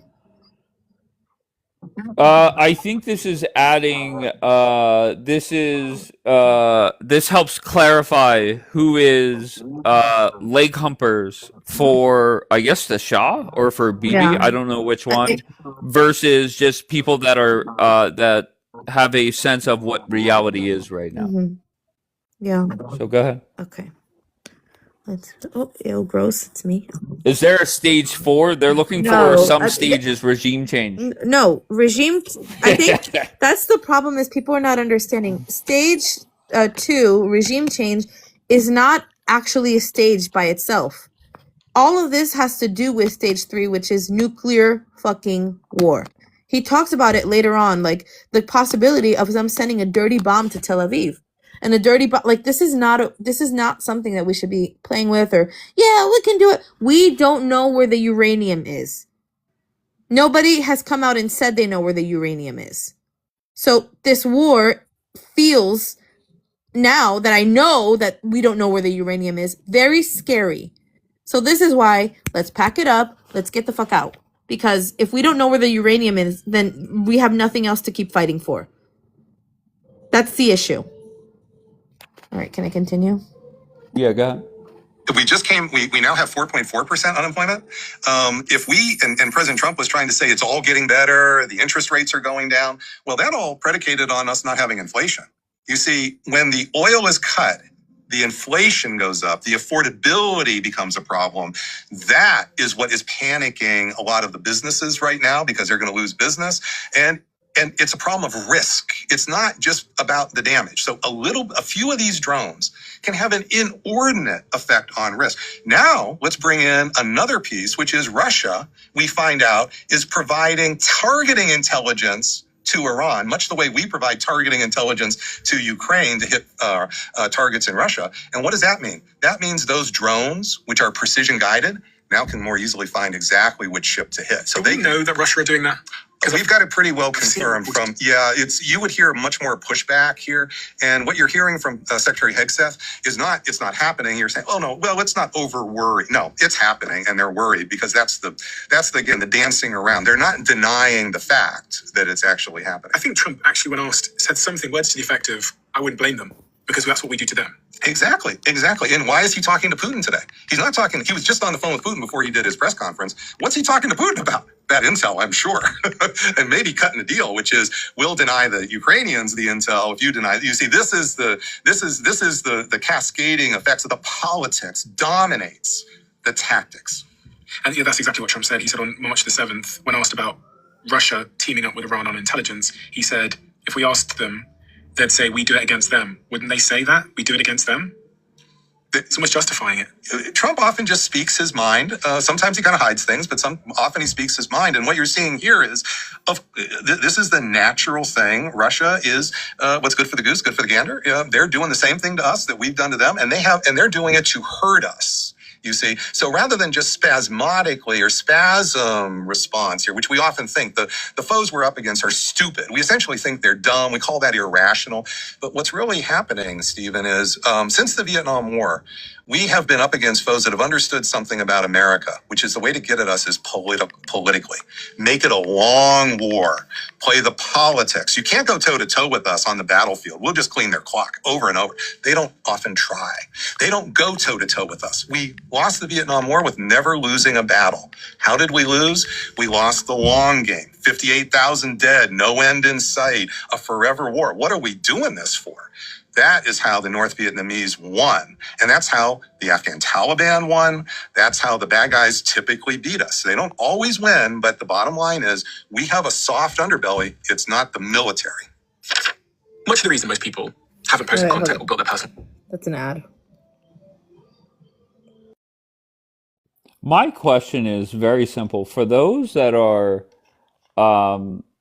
wanting regime change and leg humping the Shah and or Bibi, my question is very simple. What happens if let's just go if Trump announces that I found somebody that I could trust and I'm going to work with him and we're done? Is that do you just disappear from the app? What do you do? What do you mean, like the Shah supporters? Yeah. Yeah, no, I mean, I think it depends on what deal Trump makes, right? Like, I mean, they'll probably still complain if it's not the Shah, but I think people need to get realistic a little bit. Doesn't look like Shah's happening. And then just keep in mind, I've asked a very simple question. What things are you seeing or hearing out there that makes you believe that Trump is comfortable with being in this for 90 plus days or 60 plus days? Let's make it easy on you. What have you seen that makes you say this? Wishful thinking, yeah, that's I saw one. That's something definitely one. on TikTok that was saying apparently some of the Republicans are going against Trump now. I don't know if that was true or not, but Yeah, he has a couple people that are pushing back already, but I mean, you could always handle a couple pushbacks in your own party. That's not the end of the world. So many people have been running their mouth, and why? Like, I would expect 10 answers to come through on things that you have seen that leads you to believe that Trump wants to be in this war longer than 60 days. Why is it all the lurk accounts and Karen? Okay, Karen, you always have something to say. Why is it that when I ask that question, it's silent? Why is that?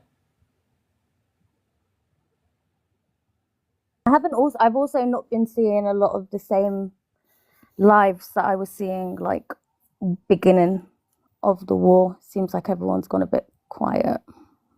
I'm juggling, dude. I don't think it'll be 90. Okay. What about longer than 4 or 5 weeks? You're at a red light. Okay. I don't know if you want Yeah, me to keep guys? going, but he's basically talking about what Trump's options are now. And then I think the rest, everybody can go and watch the podcast themselves to see. That later goes into, I don't find it beneficial to talk about hypotheticals because that's the next section. And talks about Israel's relationship with Bibi and with the USA and that kind of stuff later on. There is a part He's anti-Trump. Is he pro-Bibi or anti-Bibi? He's not. I don't think he's he's indifferent. I think there's just kind of like facts and looking at it from an outside. I didn't see that he was pro or against. I think he's pro America.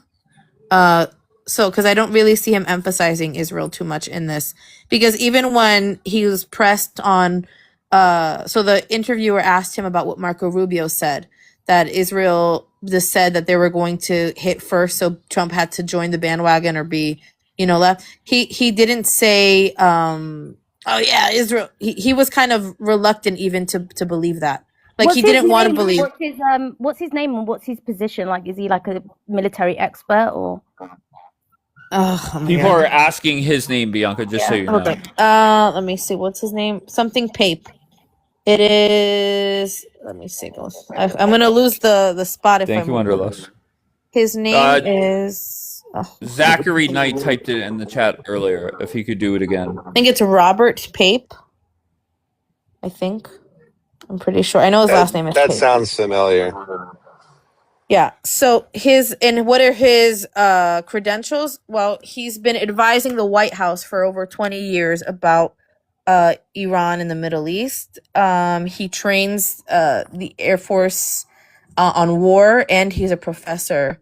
And he's been doing simulations on the possibility of an Iranian war with the US for the past 20 years.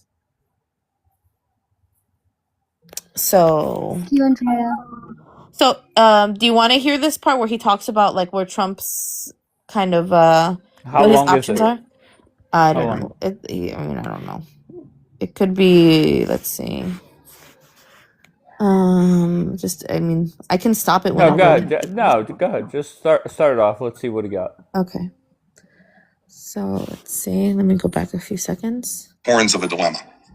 And he has no golden off ramp. He's looking for off ramps, but there's no golden one where he comes out politically ahead. So he's got a choice, sometimes called a Hobbesian choice, where you cut your losses, accept political loss now. And right now, if he pulls back, and what does it mean to pull back? You got to pull your forces back. It's not enough to say you're just doing a pause. If you want to stop for real, you take those aircraft carriers and you send them out somewhere. You send them to Asia, you send them here. You got to do something. So choice one is you stop your bombing campaign, you cut your losses, you do your best to say we just wanted to destroy missiles, even though nobody will believe it. Okay. But that means you accept a modest loss now, or The other is you double down and you go on for more weeks. Go on for more weeks, hoping you'll kill this leader and maybe the next one won't be so bad, or you'll have some other sort of outcome that you can't imagine. And Trump is nothing. I call him a chaos kid. He thrives in chaos. And he often comes out of this with something happening, like when, sort of down the road, you didn't expect it. He probably didn't expect it. But in this case, the price is more likely going to be a political failure of the first order because we have the midterms coming. So if he's got a choice.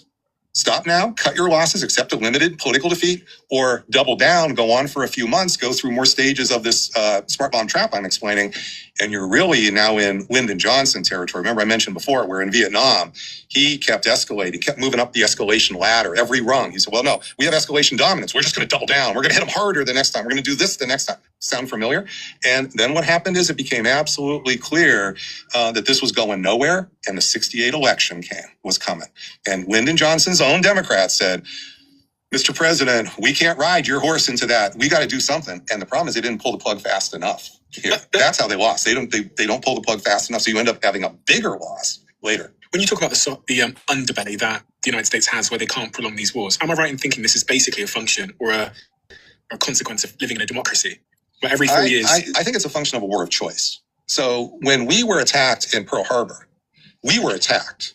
We were reluctant to get in World War II. And we didn't get in until we were actually struck at Pearl Harbor. That was enough to really make us angry. We were pissed off as a country, okay? And we were going to get payback, not just for a month, but we were getting some real payback here. And that's how vicious that island hopping campaign was and why it was so vicious here. And that went on. And when we ended the war in dropping those atomic bombs, 22% of the American public wanted us to forget the Japanese surrender and drop more atomic bombs. 22%. We were that angry. So when we are attacked first, we have the politics in our advantage.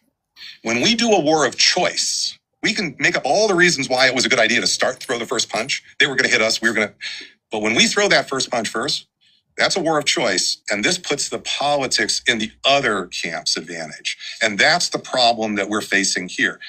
Iran didn't hit us first. They didn't hit us first in June. They didn't hit us first before that. So on this point of war of choice, yeah. And there's really two questions I have front of mind. One is, was Trump right that if he didn't attack, then they would have enriched uranium, they would have made a nuclear weapon, and that would have put not just the region, but the world at danger, in your view? And then the second one is this sort of ongoing debate around the role of Israel in this war. And I think it was Marco Rubio that came out. And Do you want I to think go he there or do you want me to said- stop? I think it's... All right, yeah, you can stop. Yeah. To me, Can I oh, sorry. Dave. Go, Joshua. No, I just want to say for all the insane people who think that like the Jews control the world and like Israel has, the America's nuts in their hands, whatever. If anybody was smart right now, they would have a terrorist cell do something in America, and then America would have the MO like we did in 9/11, like we did with Pearl Harbor, to go and kick some ass in a way that we're not able to do right now because we don't have the authority, quote unquote, from the American people. He's right that we just don't have the moral high ground right now. And American people really care about having that moral high ground when we're messing up these other countries. Frankly, I think we won't see any sort of T attack in America, because if we do, oh my We just God, saw two yesterday. to the extent where it's something that gets everybody concerned. Like nowadays, it's like, oh, there's a shooting at a nightclub. Everybody, oh, big deal. It's like, it's such a small deal now. We see these things. I'm talking about like a catastrophic 9/11, October 7th type event. If that were to happen, if a bomb were to go off in a major city that killed 500 They tried plus to set people. off 2 bombs in New York City. What are we doing? They're trying to, but I'm saying these things aren't happening. If they did happen, it would give us the MO to go do these things. It just hasn't happened. So right now, the American people doesn't want to continue this struggle. Let's just say, God forbid, today there was a terrorist attack that killed 1,000 people. That would not give the green light to continue this war. I think it would actually give the Democrats the talking point that, well, if Trump didn't do this, we would not be getting as many terrorist attacks. That's how the Democrats operate. And by And the to way, be fair, just one more sentence. Okay. Hold on, one more sentence. And to be fair, a lot of the not a lot, a few of the Republicans would think that way as well. Go ahead, Bianca. No, by the way, after he's asked that question, he pushes back and he goes, he basically thinks it has nothing, he didn't think it had anything to do with Israel. He thinks it has to do with Trump's personal, ambition or motivation, whatever. And then the interviewer then brought up Marco Rubio's statement, if anybody was wondering, because I feel like people are going to say, oh, you see, without even hearing the rest of the video. He thinks Trump just wanted to do this, to show his cojones and whatever. So I just wanted to close that up since we're not going to listen to it anyways. But I don't know. I think that this is all the motivation for wanting to shut the door, whatever it means, however it looks, because we're treading in dangerous territory. We're looking at nuclear war. That's a problem. I guess, I mean, not to restate my point, but I do believe that if something catastrophic happened where the bloodshed was very graphic and seen in the media in a way where it really pulled at the heartstrings of Americans, like a tower coming down, like an October 7th situation. Like when a gay nightclub gets shot up by an Islamic terrorist, everyone's like, well, I'm not gay. I wouldn't be at a nightclub. Like they're just, everybody immediately thinks, it puts in their mind, well, I wouldn't have been in that situation, so it's nothing to worry about. Well, I wouldn't have been out at that time or what. They immediately try to convince themselves that it wouldn't happen to them. That's what you do when something horrific happens, is you try to put it out of your mind in a way by making a rational argument. But I think if a university were to just explode, I think it would be very difficult for the American people not to rally behind something. I don't know. I'm just looking back at history from 9/11 and Pearl Harbor, where it was a moment of catastrophe that the American people rallied behind. And by the way, people were using that for politics on the other side. Well, if we wouldn't have shut off all the oil sales to Japan and continued to work with them, they wouldn't have attacked us at Pearl Harbor. Well, if we wouldn't have been meddling in Middle East politics, they wouldn't have attacked us at 9/11. People make those arguments too, but in the moment, it doesn't work because the American people they just have a lust for revenge. I don't think we have that lust for revenge right now. That's what I think the issue is. Well, Dana, that summary, to be fair, is probably, unfortunately, accurate. That when was the last time that we were united as a country? It was, unfortunately, it was after 9/11. Sorry, Bianca, I put you in. Oh, wait, no, it ended up working. Hold on one second. What is this? B? Sabra sent it to me. He showed that BB is basically speaking against the idea of regime change. And that, he says, you can lead someone to water, but you can't make them drink, says PM in first press conference of war. Scuffs IRGC, Mojtaba Khamenei can't show his face in public, and says Israel killed top nuclear scientist. All right. And that goes back to my point that very quickly Trump came out and called for the people to overthrow their government. And that Monday after it started, Bibi did not. Bibi was on the basically saying that we're going to see everything through. Now Bibi has come towards Trump's point of view that they needed to do it themselves. And I think reality is Bibi now knows, Trump now knows, they cannot do it. There's no way around it. I'm sorry to say it, but I just don't see it. And I mean, Dave, it's just a numbers issue at the end of the day. There's just not enough people in Iran who are either they're scared, either they don't want it.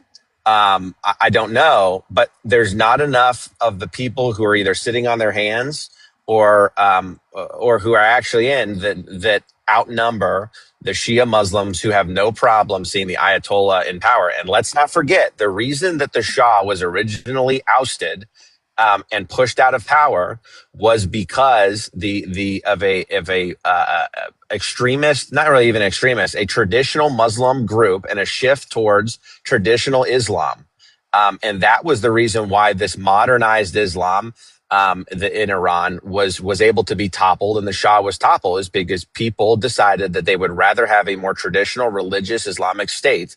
And I don't think that those people Josh, just you're continue to so have kids. fucking long-winded, Josh, every Sorry. time, and that's I love you, Josh, and that's why I hesitate bringing you up, bro. I see you Tell in me the to queue. shut up every time if you want me to. Josh, come on, just your points.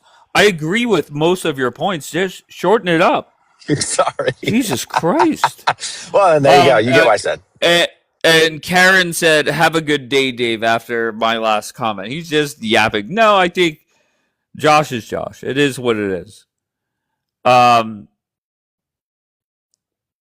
Just you pro Shah people need to wake the fuck up. Here, here, Sabra. Go ahead, Sabra. Oh, no, sorry. I didn't even know I requested. Sabra, you were saying up for Because I wanted to show the article, basically, that even Netanyahu said, I'll be quick, that regime change is not the goal, and you can lead a horse to water and not make them drink, and basically he's in line with Trump. I don't think regime change is going to happen. Exactly, and Danny. Yeah. Okay, that's it. I mean, if Thank Bibi's you. saying that, it's the Iran's like the Iranian people who want regime change are cooked. It's over. Just period, point blank. Sabra, I was actually going to ask Sabra a question, and he dropped down. Let's see what Abu's got. Hexeth just said that we have completely destroyed any missile producing capability. So the Iranians are no longer able to produce missiles, and anything that they're going to be sending from now on is just what they had in stock. So that's an update. Okay, so the objectives are starting to be completed. Okay, so wait, I'm sorry? It seems like it. That's what I'm saying. Seems like right. it. So I think every, maybe in a couple more days, or maybe even tomorrow or later today, they say other objectives have been met. And the reason why it's in, he's speaking about it right now. Play it. Hold on. Where's my, does I am do you watching guys it. want to listen to it? I mean, Okay, do you want to, go ahead. Okay, if my baby starts crying though, I'm like the least, but whatever. Okay, I have to mute. Okay, no problem. I'll start 5 minutes ago. More a day. No other combination of countries in the world can do that. So today, as we speak, we fly over the top of Iran and Tehran. Fighters and bombers all day picking targets as they choose. As our intelligence gets better and better and more refined. Looking up, the IRGC and Iranian regime sees only two things on the side of aircraft: the stars and stripes and the Star of David. The evil regime's worst nightmare. Iran has no air defenses. Iran has no air force. Iran has no navy. Their missiles, their missile launchers and drones being destroyed or shot out of the sky. Their missile volume is down 90%. Their one-way attack drones yesterday, down 90%. Build your first voice agent. An ad. Sorry. Less than 5. And you guys saying that talking shit on Hegseth.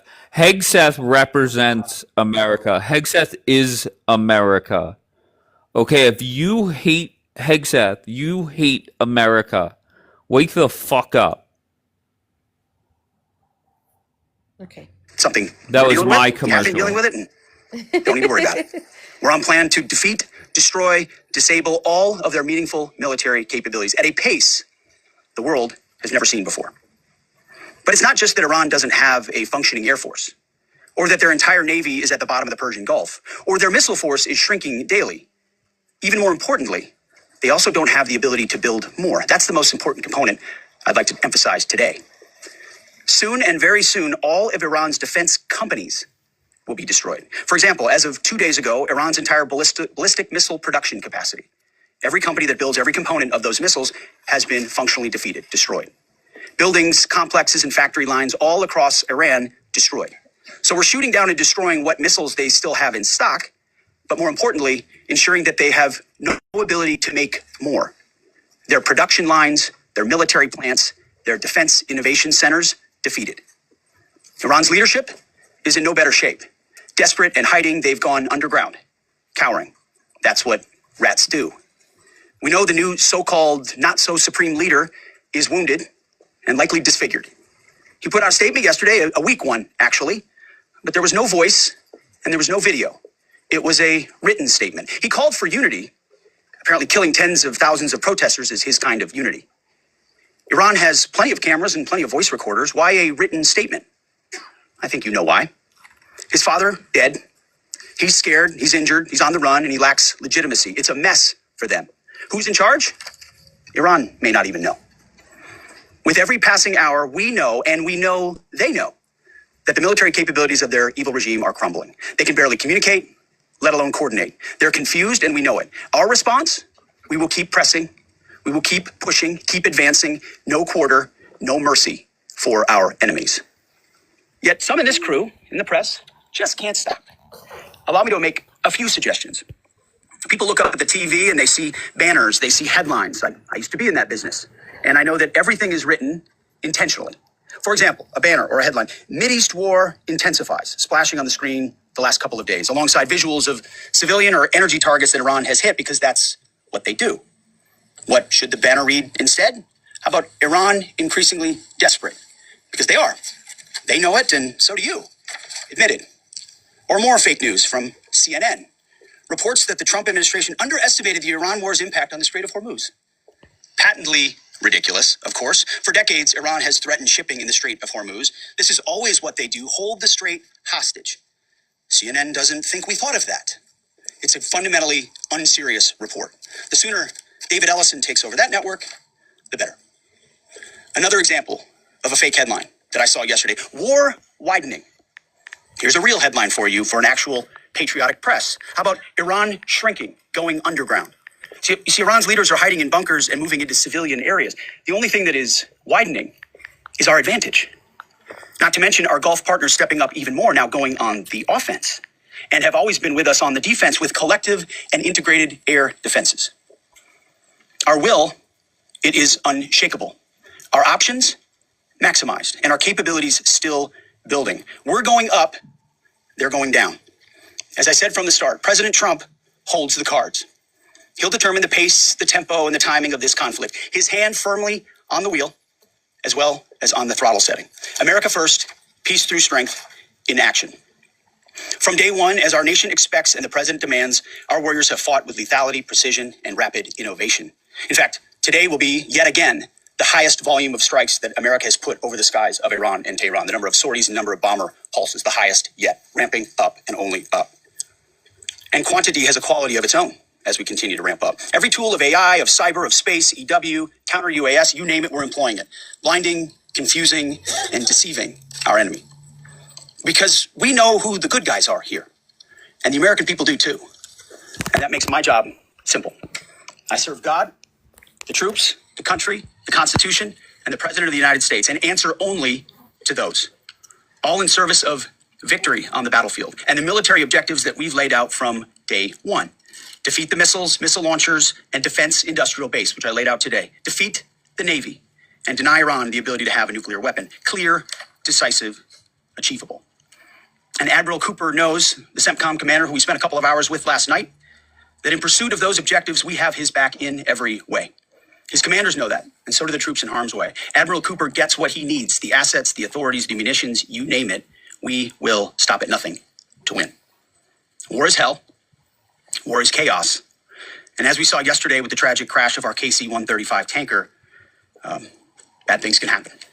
American heroes, all of them.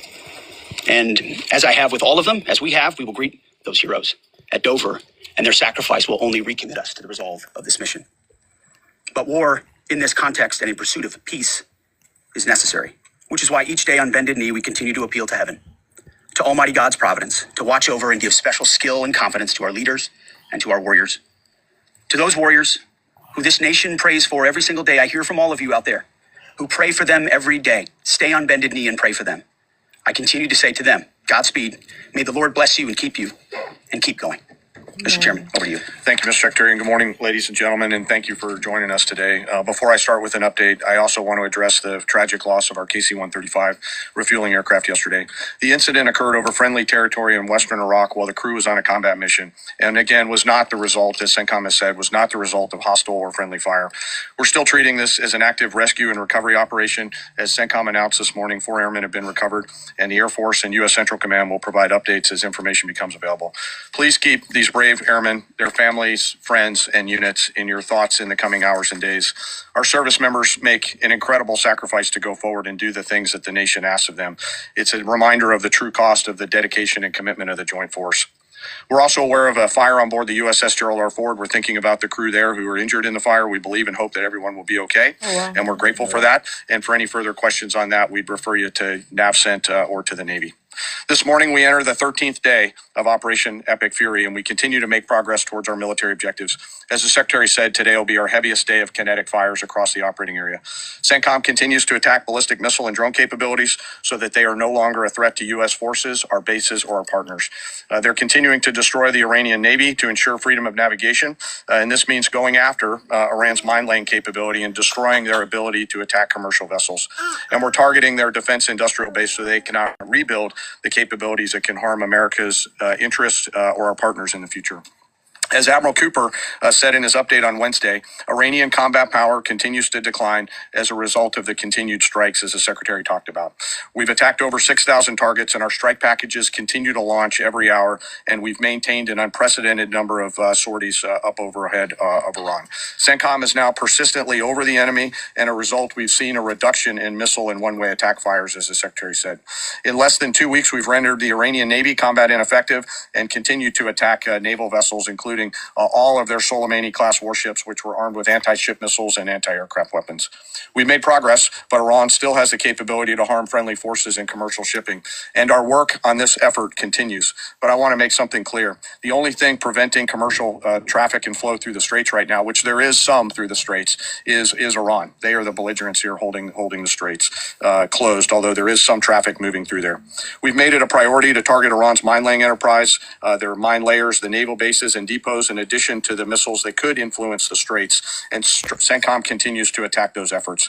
And we continue to make progress on the industrial base to include factories, weapons, warehouses that are stored in, and we will continue to do so in the coming days, especially today.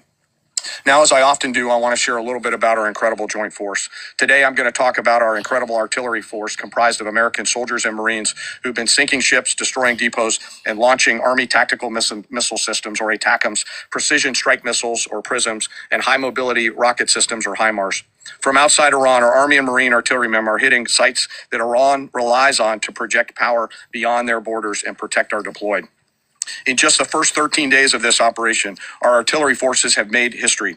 They fired the first precision strike missiles ever used in combat, reaching deep into enemy territory. They've used Army ATACMS to sink multiple ships, including a submarine, and they've done all of this with the precision and determination that comes from relentless training and trust in each other and in their weapon systems. Yesterday, I had the incredible honor and privilege of speaking with some of our young soldiers from the 3rd Battalion, 27th Field Artillery Regiment out of Fort Bragg, North Carolina, the unit and the crew that fired the first precision strike missiles. The soldiers I met came from all over this great country: New York, Texas, Delaware, California. One had been in the Army only 6 months and been in the unit for 2 months and was already deployed. He was the youngest at 20, but you would not know it from the way that they talked about their mission. The others were 22 and 28 years old. They spoke with a sense of calm pride, purpose, and clarity that tells you clearly they understand the weight of what they're doing and the people who depend on them. I asked them to walk me through a fire mission. I asked not just what they do, but what they feel, especially those first crew members on this particular mission.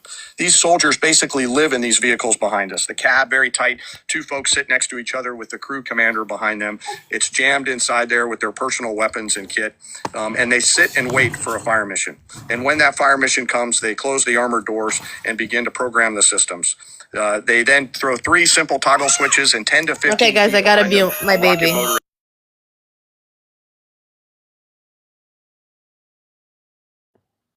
That's fine, Bianca. We appreciate you. Trump's tweet, he said something like, "Watch and see what happens to these scumbags today. So I guess we'll wait and see what happens to the scumbags. I love him so much. For everybody, I don't know how people, like, we can all listen to the same thing and hear different things. For me, it sounds like we're wrapping it up. Wouldn't you agree? Yeah, but there are people that they hear the same exact thing. No, there goes Danny. No. Okay, Madrid, definitely. Like, not really, says South Texas. Too funny. And just to be clear, whenever we say wrapping it up, it's not necessarily wrapping it up today, but we're gonna, check off our list and get the fuck out. What don't you guys get?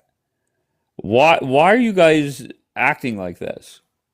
It's because they like completely delusional in the fact that they think that we have access to the nukes. We know where they are, and it's just going to be a done deal. Superhero, go in, get them, and be done. And that's just, I'm sorry, it's just not the case. I don't believe that. I don't believe that when we saw them taking the uranium out of Fordo and Natanz. There's like satellite images of that. Who knows where that shit is? That's not even my. I'm not focused on that, and I get why people are, because that is a big key to the puzzle. I'm just saying, at some point, Trump is going to have to look in the mirror and say, "We've done everything that is possible. It is not worth risking more American lives to stick around." These people, the Persians, cannot pull off regime change. That seems to be reality. Okay, you might not like it, but it seems like it is reality. So what are we going to stick around? How many people died in that crash yesterday? Did Hegseth say? I did not hear him say it. We got the King coming up. I forget what the King. Where do you stand on this? Against the war. Okay. And you're anti-Trump? Yes, yeah. Okay. So are you happy to hear that, we're starting to meet our objective so we can get out? Yeah, I mean, I think they're doing the right thing. They're kind of they're kind of changing what their objective actually is so that they can hopefully get out of there, because honestly their real objective from the beginning, I mean, since the 90s, has been regime change in Iran. And but that wasn't Trump's objective, right? Whenever they put out the statement with the three things on the White House letterhead, regime change was not on there. Well, I think to an extent that's true, but I mean the idea of regime change for Iran has been in place in America since the Clean Break Act in 1997. They've wanted this for a long time. And I think we just were in a particular scenario where a pretext was established by Trump. By the way, Trump established this pretext, and the pretext is, well, Iran has terrorist groups now, which he labeled them terrorist groups in 2016 when he was elected president. They have weapons of mass destruction, which they were claiming that. But where did he say? Get to the part where it says where did he say an objective is regime change? Well, I mean, I think he said that a couple of times during the Midnight Hammer operation. That was part of the objective, was to get rid of their nuclear weapons and then replace the head of the Ayatollah, which they did do that this year. That was the first thing they did, and they said that was I'm so sorry. Let me try one more time. Mm-hmm. Tell me where you have heard regime change is a priority from either Trump, Rubio, Hegseth, General Kane, Vance, etc. This time around. I believe they phrased it. They didn't exactly phrase it as regime change, but they said they were going to go after, quote, the head of the snake, which would be the head of the Ayatollah. Yeah, which would be the regime. Dead. Yeah, and he's already been replaced. And that's what I All mean. right. Like the idea of regime change was never really going to be successful. So they, and I mean, look, he's pretty much alluded to it many times. He gave a speech a few days ago and he told the Iranian people, take your government back. I'm giving you the chance. You have the best chance ever. Take your government back. It was clearly Right, but that's not about regime us doing change. it. That is Donald Trump being told. Well, go ahead. The Well, I king. was gonna say we I think, established before them. Yeah. and I appreciate people like you. I appreciate talking to people like you because I just know that the anti-Trumpers, if he meets the three objectives he set out to accomplish, that will be your talking point. Will be, well, he didn't change the regime, and reality is that was not one of the objectives. And go ahead. Okay. No, well, I was going to ask. So then, what was all the hype before this war? What was all the hype about freeing the Iranian people? What was he freeing them from? Sure. I mean, that was literally his talking point. Sure. I said this before, and I'll say it again. Is the thought process, I believe, was that if the Ayatollah is taken out, that will be enough for these people to overthrow their government. Reality is, numbers don't lie, right? Everybody lies, numbers don't. And the numbers are not in their favor, it seems, as of right now. That we're 2 weeks into this war, they have done nothing. And I hear the argument that, well, bombs are flying. Well, that didn't stop a lot of people from coming out and mourning the old Ayatollah and celebrating the new one. So does that answer your question? I mean, I think I kind of get where you're coming from, but I would ask, like, isn't that the same thing? It's freeing the Iranian people from their government is another way of saying regime change for the people. And I think it is saying that I am giving you the best chance you will ever have. And I think Trump said something along the lines of, this will be your best chance in generations. And this is their best chance. And if they decide to act on it, good luck. Good night. And yeah, go ahead. So, a reporter from One America News just asked Hegseth about how are they meeting the goals, something like that, about opening up back the Strait of Hormuz and stopping Iran from their nuclear capability. And I just wanted to highlight that Hegseth just confirmed what Robert Pape said in that podcast interview.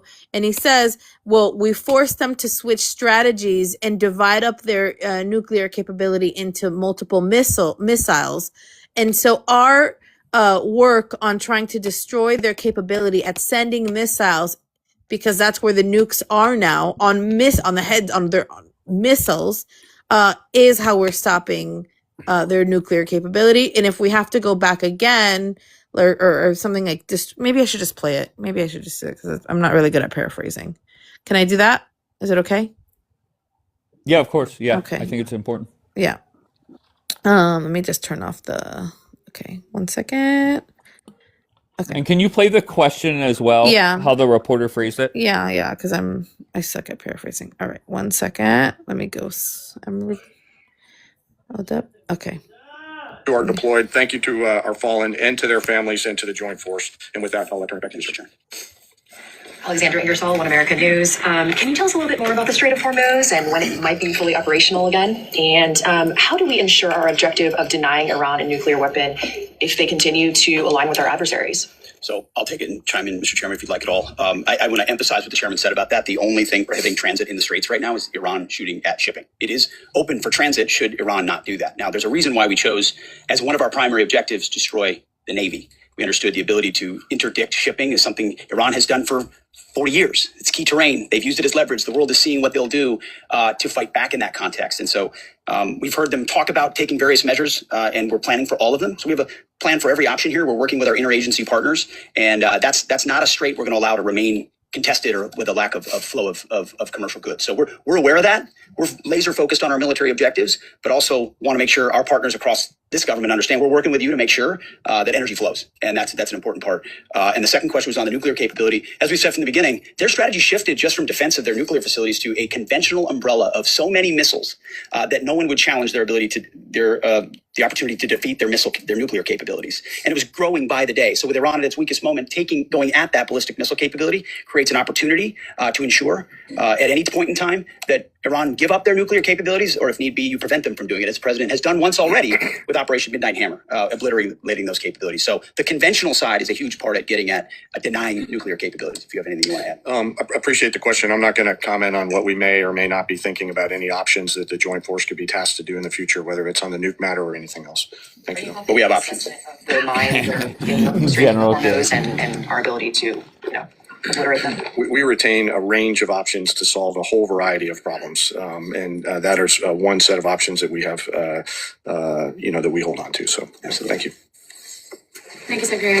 I'm Mary Margaret with Daily Wire. Thank you both for the update. ABC News has updated its story from yesterday, clarifying that the FBI report on Iran possibly striking California was unverified. I just want to ask you, what impact did that original reporting have on the public? And does Iran even have the ability to conduct such a strike? And then just really quickly on another note, what role did Vice President Vance play in counseling the president on this conflict? Can you speak to some of the media reporting suggesting that there is a division there? That reporting on California obviously had no impact on us. Also, we're used to bad reporting. We're used to ill-informed reporting. And so it doesn't change how we operate, but we engage with it to prove that it's not true, as CENTCOM has done so well. Ultimately, I look at the reports on a daily basis of threat. Our interagencies all over it. My partners across government are all over, looking for indications and warnings, keeping the American people safe. There's a lot of things Iran has said it can do for a long time, thankfully, including engaging their proxies and getting them involved in the fight, which they haven't been able to do. So we're watching that very closely. And as far as the vice president, he's an incredible leader of this team as well, alongside the president and Secretary of State. I can't say enough great stuff about this team, how it works together, how it provides options to the president, and the vice president every single day is a key voice in that, an indispensable voice in that, actually. In the middle there, red tie. Yes. Great answer. Michael Gordon, Wall Street Journal. Iran is thought to have 440 kilograms of highly enriched uranium in at least 2 locations and several thousand kilograms of lower purity material. Can you conclude this mission successfully without physically taking control of that material, or are you counting on diplomatic negotiations to provide some measure of control leading to its removal? You've mentioned missiles, you've mentioned drones, military industry. You haven't stipulated that taking care of that material is a mission priority. We've said from the beginning, deny Iran nuclear weapons as a core mission. We retain options across the spectrum to ensure that they never do. And President Trump has said that. And that's why this mission actually couldn't have been possible without Midnight Hammer, without what those B-2s did going across and obliterating those facilities. That set the condition for the opportunity to do what we're doing now. So the president's kept his eye focused on nuclear capabilities. And I will say we have a range of options, up to and including Iran deciding that they will give those up, which of course we would welcome. They weren't willing to do in negotiations. I would never tell this group or the world what we're willing to do or how far we're willing to go, but we have options for sure. Right next to him. No, right there. Right here, sir. Right here. No, you. Yeah. Okay. Thank you, sir. We're ready to make a deal, basically. Can you please provide some guidance? It's been 13 days in. Can you please provide some guidance, both of you, about the strike on the girls' school? There's been reporting that indicates that preliminary inquiry, even though it's ongoing, has determined that the airstrike was carried out by the United States. Given that there is another competing narrative that this was done intentionally, can you provide us with some guidance about whether this was the case? Secondly, we are also getting, we had heard yesterday from Energy Secretary Wright that said that the U.S. Navy would not be ready until the end of the month to provide escorts through the Strait of Hormuz. Is that an accurate assessment? And if so, can you tell us why? Thank you. Well, with an issue on your first topic, an issue of such seriousness, we're not going to let reporting lead us or force our hand into indicating what happened in a particular situation, because the truth matters. So I can report that CENTCOM has designated an investigating officer to complete a command investigation. The command investigation will take as long as necessary to address all the matters surrounding this incident. And the investigating officer is from outside CENTCOM and is a general officer. But I will note to this group and to the world, there's only one entity in this conflict between us and Iran that never targets civilians. Literally never targets civilians. I look at the process that's used on dynamic strikes or on boat strikes and others. We have a very high fidelity process in that case. So we don't target, Iran does. We will investigate. We'll get to the truth, and we'll share it when we have it. Absolutely. And what was the second About the Strait of Hormuz, about the Navy. It's a tactically complex environment. Before I think we want to take anything through there at scale, we want to make sure that we do the work pursuant to our current military objectives to do that safely and smartly. So we're continuing to develop. And we do a lot of work. Yeah. And like I said, it is dynamic, but this is, I think, almost by 20% the largest day of strikes. And as I said, our intelligence just gets better and better. That feedback loop feeds itself. And as we refine those targets, it exponentially increases what we can hit and why, to include strategic things the world's talking about and looking at. And it's our job to have a plan for it, which we do, to address it and ensure that the president has options. We've done that from the beginning in this department. He'll have options on that topic as well. Right here. That's right, sir. An investigation is an investigation. That's what it is. It doesn't mean anything other than that.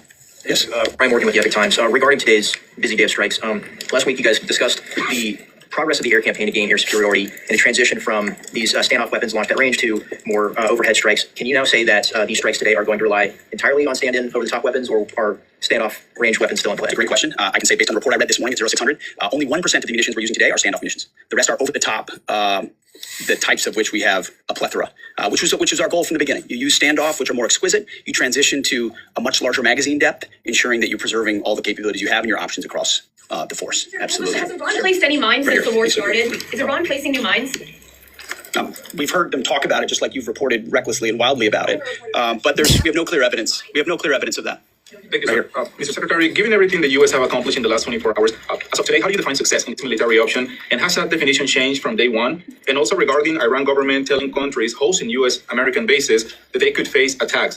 What is the Pentagon doing about that? First question is, what is the objective? How do you define success as of today? Yeah, I mean, we define success, again, 13 days in, by reaching the military objectives that we've laid out.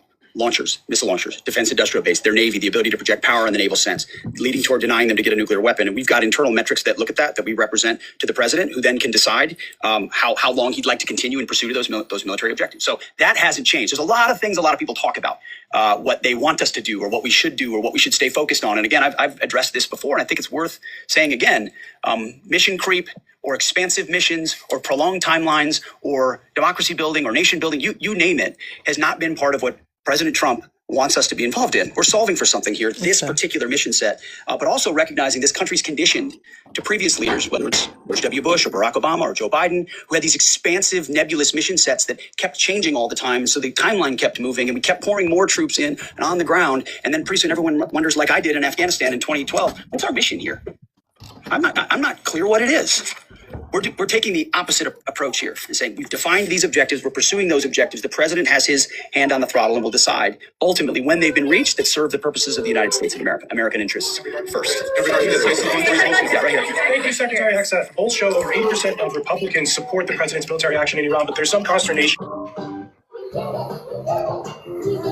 Oops. Yeah, okay. Okay, you're fine. It's okay, Bianca. Just mute it for now. The King, your homework assignment is bring me a clip or a quote of Trump saying he's going to free Iran from the regime. Okay, and then hold on, you don't have to respond. Just get the clip ready, then I'll let you play it. And then little Kenny Powers, do me a favor, get me a side-by-side photo of what Gaza is, rubble tents, body bags. And show me a photo of Tel Aviv today and tell me how they look the same, please. Why do you guys just try and make up your own bullshit? Why is that? So, the King, do you have the video ready of Trump saying, I'm going to free Iran from the regime?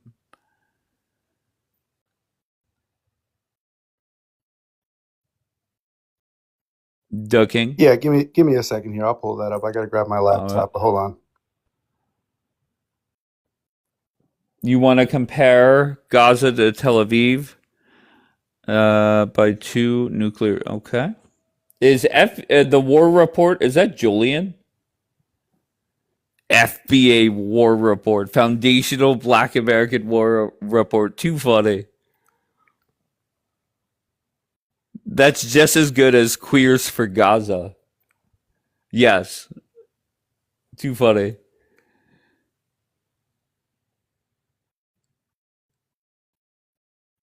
He's slow as hell. Hold on. The FBA war report is here. Don't you fucking run from me. You've been running from me for the past fucking week. What are we doing, Dave? You want to sit up here and act like regime change wasn't always Wait, I'm the so plan? sorry. You've been What are we doing? You want to play stupid in front of these 100 and... Same challenge. Oh, By by what challenge. metric? Play a quote. Play a quote. Don't delay it. Oh, you want me to play a quote? You want me to play a quote? Will I don't care about. I care about Trump action. post All right, suffice? hold on. The king, go ahead. The king is ready. Go ahead, the king. Well, no, I was going to ask if a Trump post would suffice, where he clearly outlines that regime change is the goal. He said we're going to free Iran I from the could just show regime. That you was it. the I could quote show you you put what in he the said. chat. Yeah, And go I ahead. think Show it. we're all smart enough to Are we going understand to what go it means. down the road of help? Is this the tweet where you said help is on the way? No, that was one of the tweets, but no, I'm Okay, talking. sure, This no one is a problem. little Hold on, let me more. put you big screen. The king, more- you're letting hold him on. do. The king, don't let Dave do this. Hold on one second. What, Julian? Wait, you agree with him, Julian? Go ahead. Yeah, so he No. says he begins by saying, and note what he says when the beginning of this tweet. Just He says, give me "We are the totally, quote. Where, we go are ahead. totally destroy the terrorist regime of Iran, militarily, economically, and otherwise." So, I mean, I don't know how much more. No, clear my you could favorite be. is we totally obliterated Okay, their hold nuclear on program. one second. Hold on one second. We're not going to have a Trump impersonation contest. I would win. Okay, so where does this say that the regime change will be? He will do it? Where does it say it? In the part where it says we are totally destroying the terrorist regime of Iran, militarily, economically, and otherwise. Okay. Doesn't mean So- that they're gonna fucking go So what in do you there guys? and I trust knew the you would ground do and this. So what do you change. interpret that to mean? Okay, so wait, no, hold on one second. I just want to be clear. I asked you, get me a quote of Donald Trump saying he's going to change the regime. Do you have that? Yes or no? Maybe. That's God telling you, the king. That's God telling you. You're on mute. You're on mute. You're on mute. Just so you know. Go ahead. Go ahead. What does that mean? What does totally destroying the terrorist regime of Iran, militarily, economically, and otherwise, mean to you guys? Okay, so you have nothing, correct? So you don't I know just what- want to be so- clear so because I'm just going to to be bring clear, Julian back up. You're being very I disingenuous just right no. now. Hold on one second, the king. You mean to tell me He this has doesn't put out. mean regime Hold on one change? second. Don't talk when I talk. He has put out what the objectives of the war are. I'm looking for a direct quote from anybody in this administration that regime change is an objective. So you have nothing, correct? Because I'm going to Free drop Iran, you and bring guys. Julian. Guys, we're gonna free Iran. We're not gonna change the regime because that won't free Iran. I guess I got that you. won't So do you, it. You're just once making again, you things have up. so You're you just have making things you up in have your nothing, head. the king. I got you. I So you're literally- a I've shown liar. it, and you're not. You're a you're liar, just the king. refusing So I'm to going to bring accept up that he said Julian regime change, and right? let him try and explain it. So where's the FBA bullshit? All right, here we go. My favorite quote is we have totally And the reason, obliterated. Julian, hold on one second. And the reason, Julian, why you coached him up and said, don't let him do this to you, it was very obvious because Trump has never said that. Do you agree with that? Yes or no? Trump has never said what? I want a regime change in those Correct. precise words. I Correct. can't recall him saying that. Okay, very good. But it's All very right, clear. so- It's very clear that that's his objective because there is no nuke program because he obliterated it last summer. What about that quote? I obliterated. They obliterated. We've set them back decades. If that's true, then why is the United States there? And Bianca, All right, do you so got life insurance? wait, Julian, Phil, you're not talking to Bianca. Make You'll sure you focus put on that me, will please. out. You know, we don't want Okay. no orphans. We The got enough question is orphans very running around. simple, Julian. The question is very simple. Uh-huh. What is going well for your side? I just want your They're perspective kicking on ass what and- is going They're well. kicking ass and fucking taking names. Right now, Okay. as we speak, they're still launching attacks. You know why? Because they can. They've gone Uh-huh. up. They were double teamed 2 times in 2 situations against 2 nuclear superpowers, and they're still there. And guess what? The sun is now in power. And guess what he said? I'm not gonna stop. The son is, I think, in a coma. No, he's not. Netanyahu, Wait, hold on. Netanyahu's Stop. dead. Stop. Netanyahu's Is this dead. this? Hold on. Is this? Wait, did you say BB's dead? BB's dead. Deader than a Oh, doornail. hell yeah. You heard it from Julius Oh, first. hell yeah. You heard it Okay. from Julius. Tell him to come out and speak. Hold on. What are you talking about? He was literally on top of a building overlooking Tel Aviv Last in week, the last he has a- 48 You hours. spoke like yesterday. What are you That's a talking lie. about? That's a You spoke lie. That's a yesterday. lie. That So wait, motherfucker's deader I than just a want to doornail. clarify. And Bianca's Is this next. photo the sun right here? Your that's the- new that's the photo sun. is that? Yeah. Oh that's- fuck yeah! that's We know that Mashtaba. motherfucker's dying That's soon. Mashtaba. All right.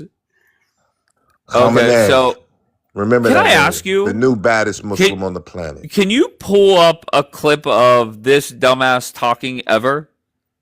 I don't need to. Imagine I don't need relying to. He's a on a boogeyman. leader that we've never heard from them. You're hearing from them hypersonics though, right now as we speak. But you're not. Once Have again, they- you're not have- responding. Wait, Julian, you're not responding to what I'm saying. We have never heard this man yeah. speak. Well, no, you don't understand his language anyway. But Okay, it's very can you clear. play it in any language? Well, no, he's made a statement, but it's very clear. A written statement. They listen. Why do they you apparently think? have their command? Wait, and hold control. on. Could They're you not imagine? defeated. Could you imagine anywhere in the world where a new person is put in power? Hold on, my phone's about to die. That was God. They put up. Yeah, don't use my line. Anyways, could you imagine? Has that ever happened throughout the world where somebody is put in power and they don't speak to the people? They put out a written statement. No, he put out a statement yesterday, and that's totally good. He don't need to but speak. have you? He's letting them like hypersonic speak. We've heard Farrakhan talk before. Have we ever heard this motherfucker say a word? Of course. Okay, can you bring up a clip? I don't speak the language, but that's irrelevant. Oh, that's fine. I'll take it in any language. But I'm saying that's irrelevant. I'll have somebody Let's use say- ChatGPT okay, let's say to he's- fucking okay, let's say translate that he's- motherfucker. Let's say he's never fucking spoke before. Are those hypersonics and drones speaking? I got you. It's how Okay, how so long's it been? I guess we'll just worship a fucking cardboard cutout of the motherfucker. This is two nuclear Too funny. superpowers. Could you imagine how embarrassing it was that they have like a celebration, I think, and instead of him showing up and waving to the people that he's quote unquote leading, they put up a He's busy cardboard making cutout. hypersonics. And He's whenever, busy making hold on one drones. second. Whenever there was a motherfucker kissing that cardboard cutout, I had to zoom in and make sure it was not you. It was not you. So good news, you're not kissing a cardboard cutout. Okay, but why is it that we haven't heard from this motherfucker? He's not a talker. He's a doer. He's not a talker. I'm gonna be honest. He'll leave the talking. Listen, he'll leave the talking to Mr. Bone Spurs. I'll be honest. I And think Mr. he's Tough dead. Guy Hegseth. I think he's dead, and they were very smart by putting somebody in charge that technically they can no longer kill. How many times? So I this keep telling you? motherfucker is in charge. We got a cardboard cutout leading a nation. A nation that's kicking the ass of two nuclear superpowers. Oh, too funny. Got Trump on the phone begging Putin. Putin, please talk to him. We'll let you sell your No, oil. what was, no, Putin, no. That's please a lie. talk to That's a him, lie. Putin. What was he talking to Putin about? One, oil. Oil. Okay, you can sell some oil to India. Why? Because Iran has shut down that Strait of Hormuz just like they said they would. They retaliated by hitting 14 countries simultaneously. Even the Arab countries are trying to talk to the Russians. Looks like a W to me. That's fucking impressive. That's impressive. Trump trying to back out, trying to get out. Bianca. Who's gonna take care of them kids if you ain't here? You're okay. There you go. You're done. Why is it? I told you to. I said focus on me, and you can't help yourself. Your obsession with Bianca, I don't get it. Kenny, I think, was a fan of the King, and Kenny is not connecting. Okay, so if Dana's still here, I'm gonna just throw this question out, regardless of who's here. The question is very simple.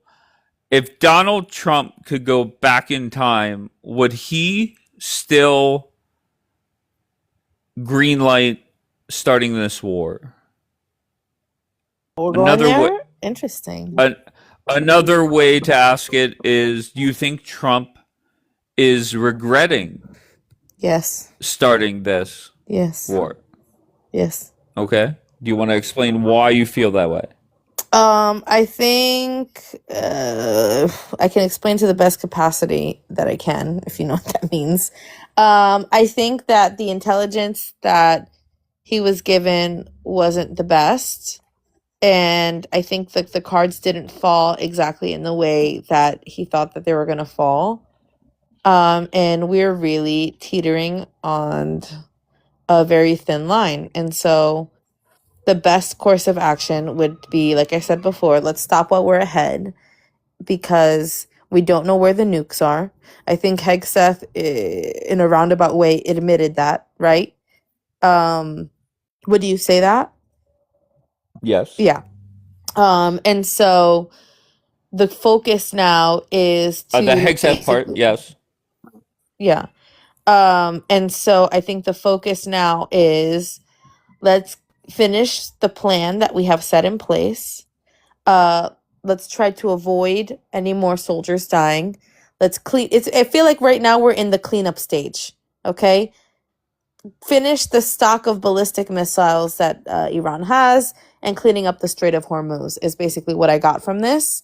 Because we're ready to go. We're getting ready to get out of here. And that's that. He said just now that they're open to, they have options, but they're basically that they're open to negotiating again.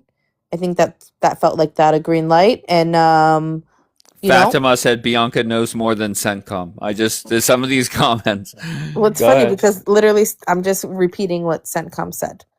And yeah, I think that's what I got out of CENTCOM and Pete Hegseth's thing. So maybe we bit off more than we can chew, but I feel more confident and more reassured that we're pulling back now. I just love that you go and essentially repeat what was said during the press conference. And and this is Hegseth talking. This isn't some random person on YouTube. And there goes Karen, right on cue. She's a conspiracy theorist. So IQ's low. We have low listening comprehension skills, and that's your problem, not mine.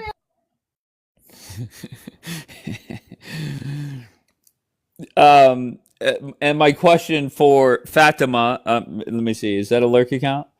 I don't know if that's a lurk account. That's possible. I know Karen's not a lurk account. Just whenever you listen to, and maybe go back if you were driving, like I think Karen said she was driving, I beg you, go listen to the press conference today, most recent. She only listened to Hegseth. Okay, and that's fair. What I would love for you to do, Karen, is go back, watch the whole news conference, and give me the best clip that points to us being there 60 days from now. Do you have something in mind already, or do you need time to prepare?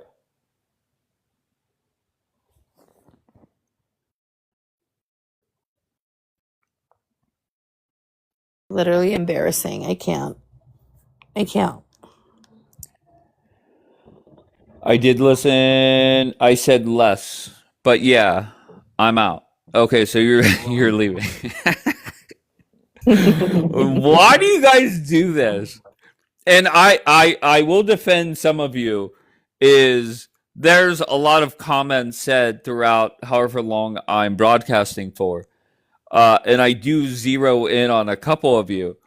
But why is it that you guys run your mouths, right, but have no facts to back up what you're saying? And it's just not Karen.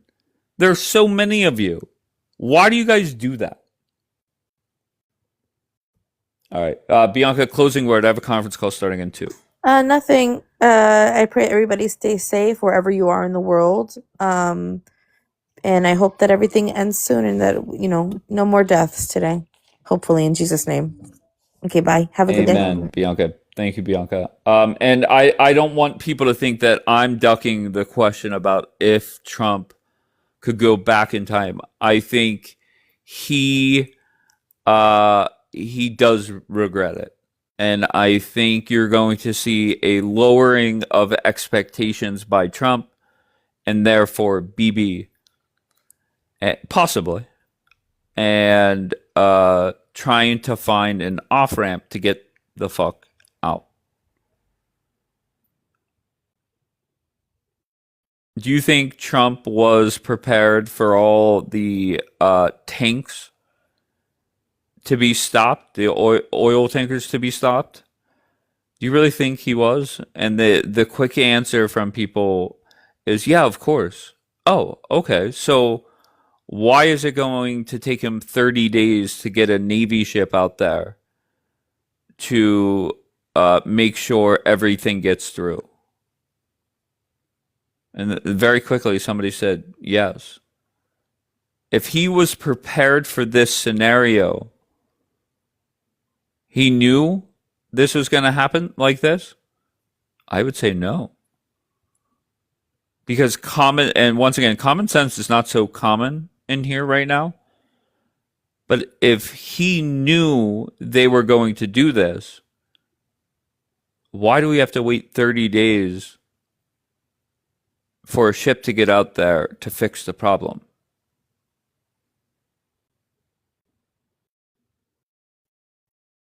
Have you thought about that? So when I ask that question and the answer is yes, right away, of course Trump knows. Really? You don't think Trump was caught off guard by a couple things? Whether it was that or them firing fucking drones at hotels in Dubai? I think they were no doubt expecting them to shoot at the bases, right? They didn't think they would say fuck you to these other countries and shoot at civilians, essentially. So I beg you guys, wake the fuck up. And if you're one of these people that are thinking, of course Trump knew, of course he was prepared, you're talking to a Trump guy. But if Trump was prepared, why are we waiting for 30 days? Can you guys really just think about it? I beg you.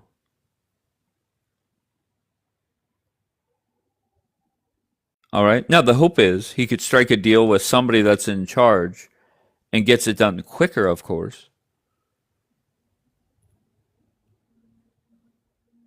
But I beg you, wake the fuck up. All right. It is time. Keep ignoring my comments. Oh no. Too funny. Shy, I beg you. I'm going to get on this conference call. I beg you, if I start my live back up in like, say, a half an hour, I beg you, will you please come up and just let me ask you simple questions? Trump asked why there would not be regime change. So that was an article from over a year ago. It looks like June 22nd, 2025. That's your talking point?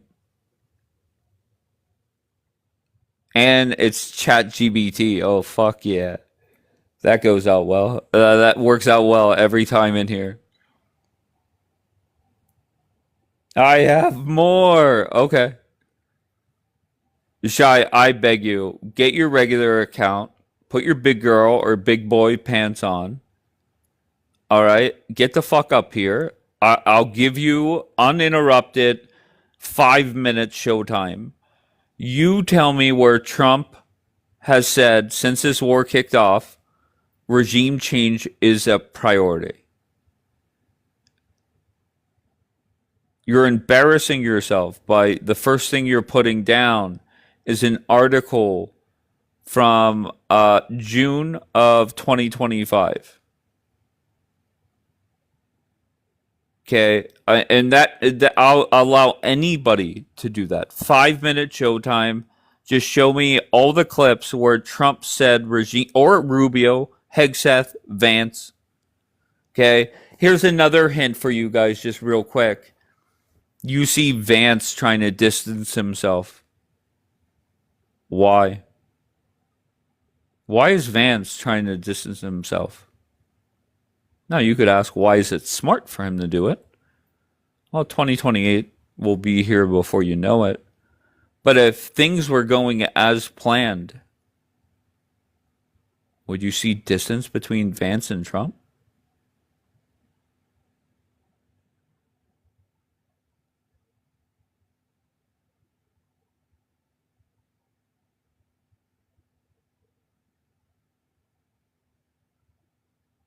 Think about it. All right, I gotta get on a call. I might start back up in a little bit. And maybe I start back up with Dave's Daily St. Patrick's Day Holiday Drama Spectacular. Sponsored by nobody. I haven't seen Ariel. I haven't seen Ariel or Just Listening type all morning. And all it took was for me to say drama, and they're both fucking in.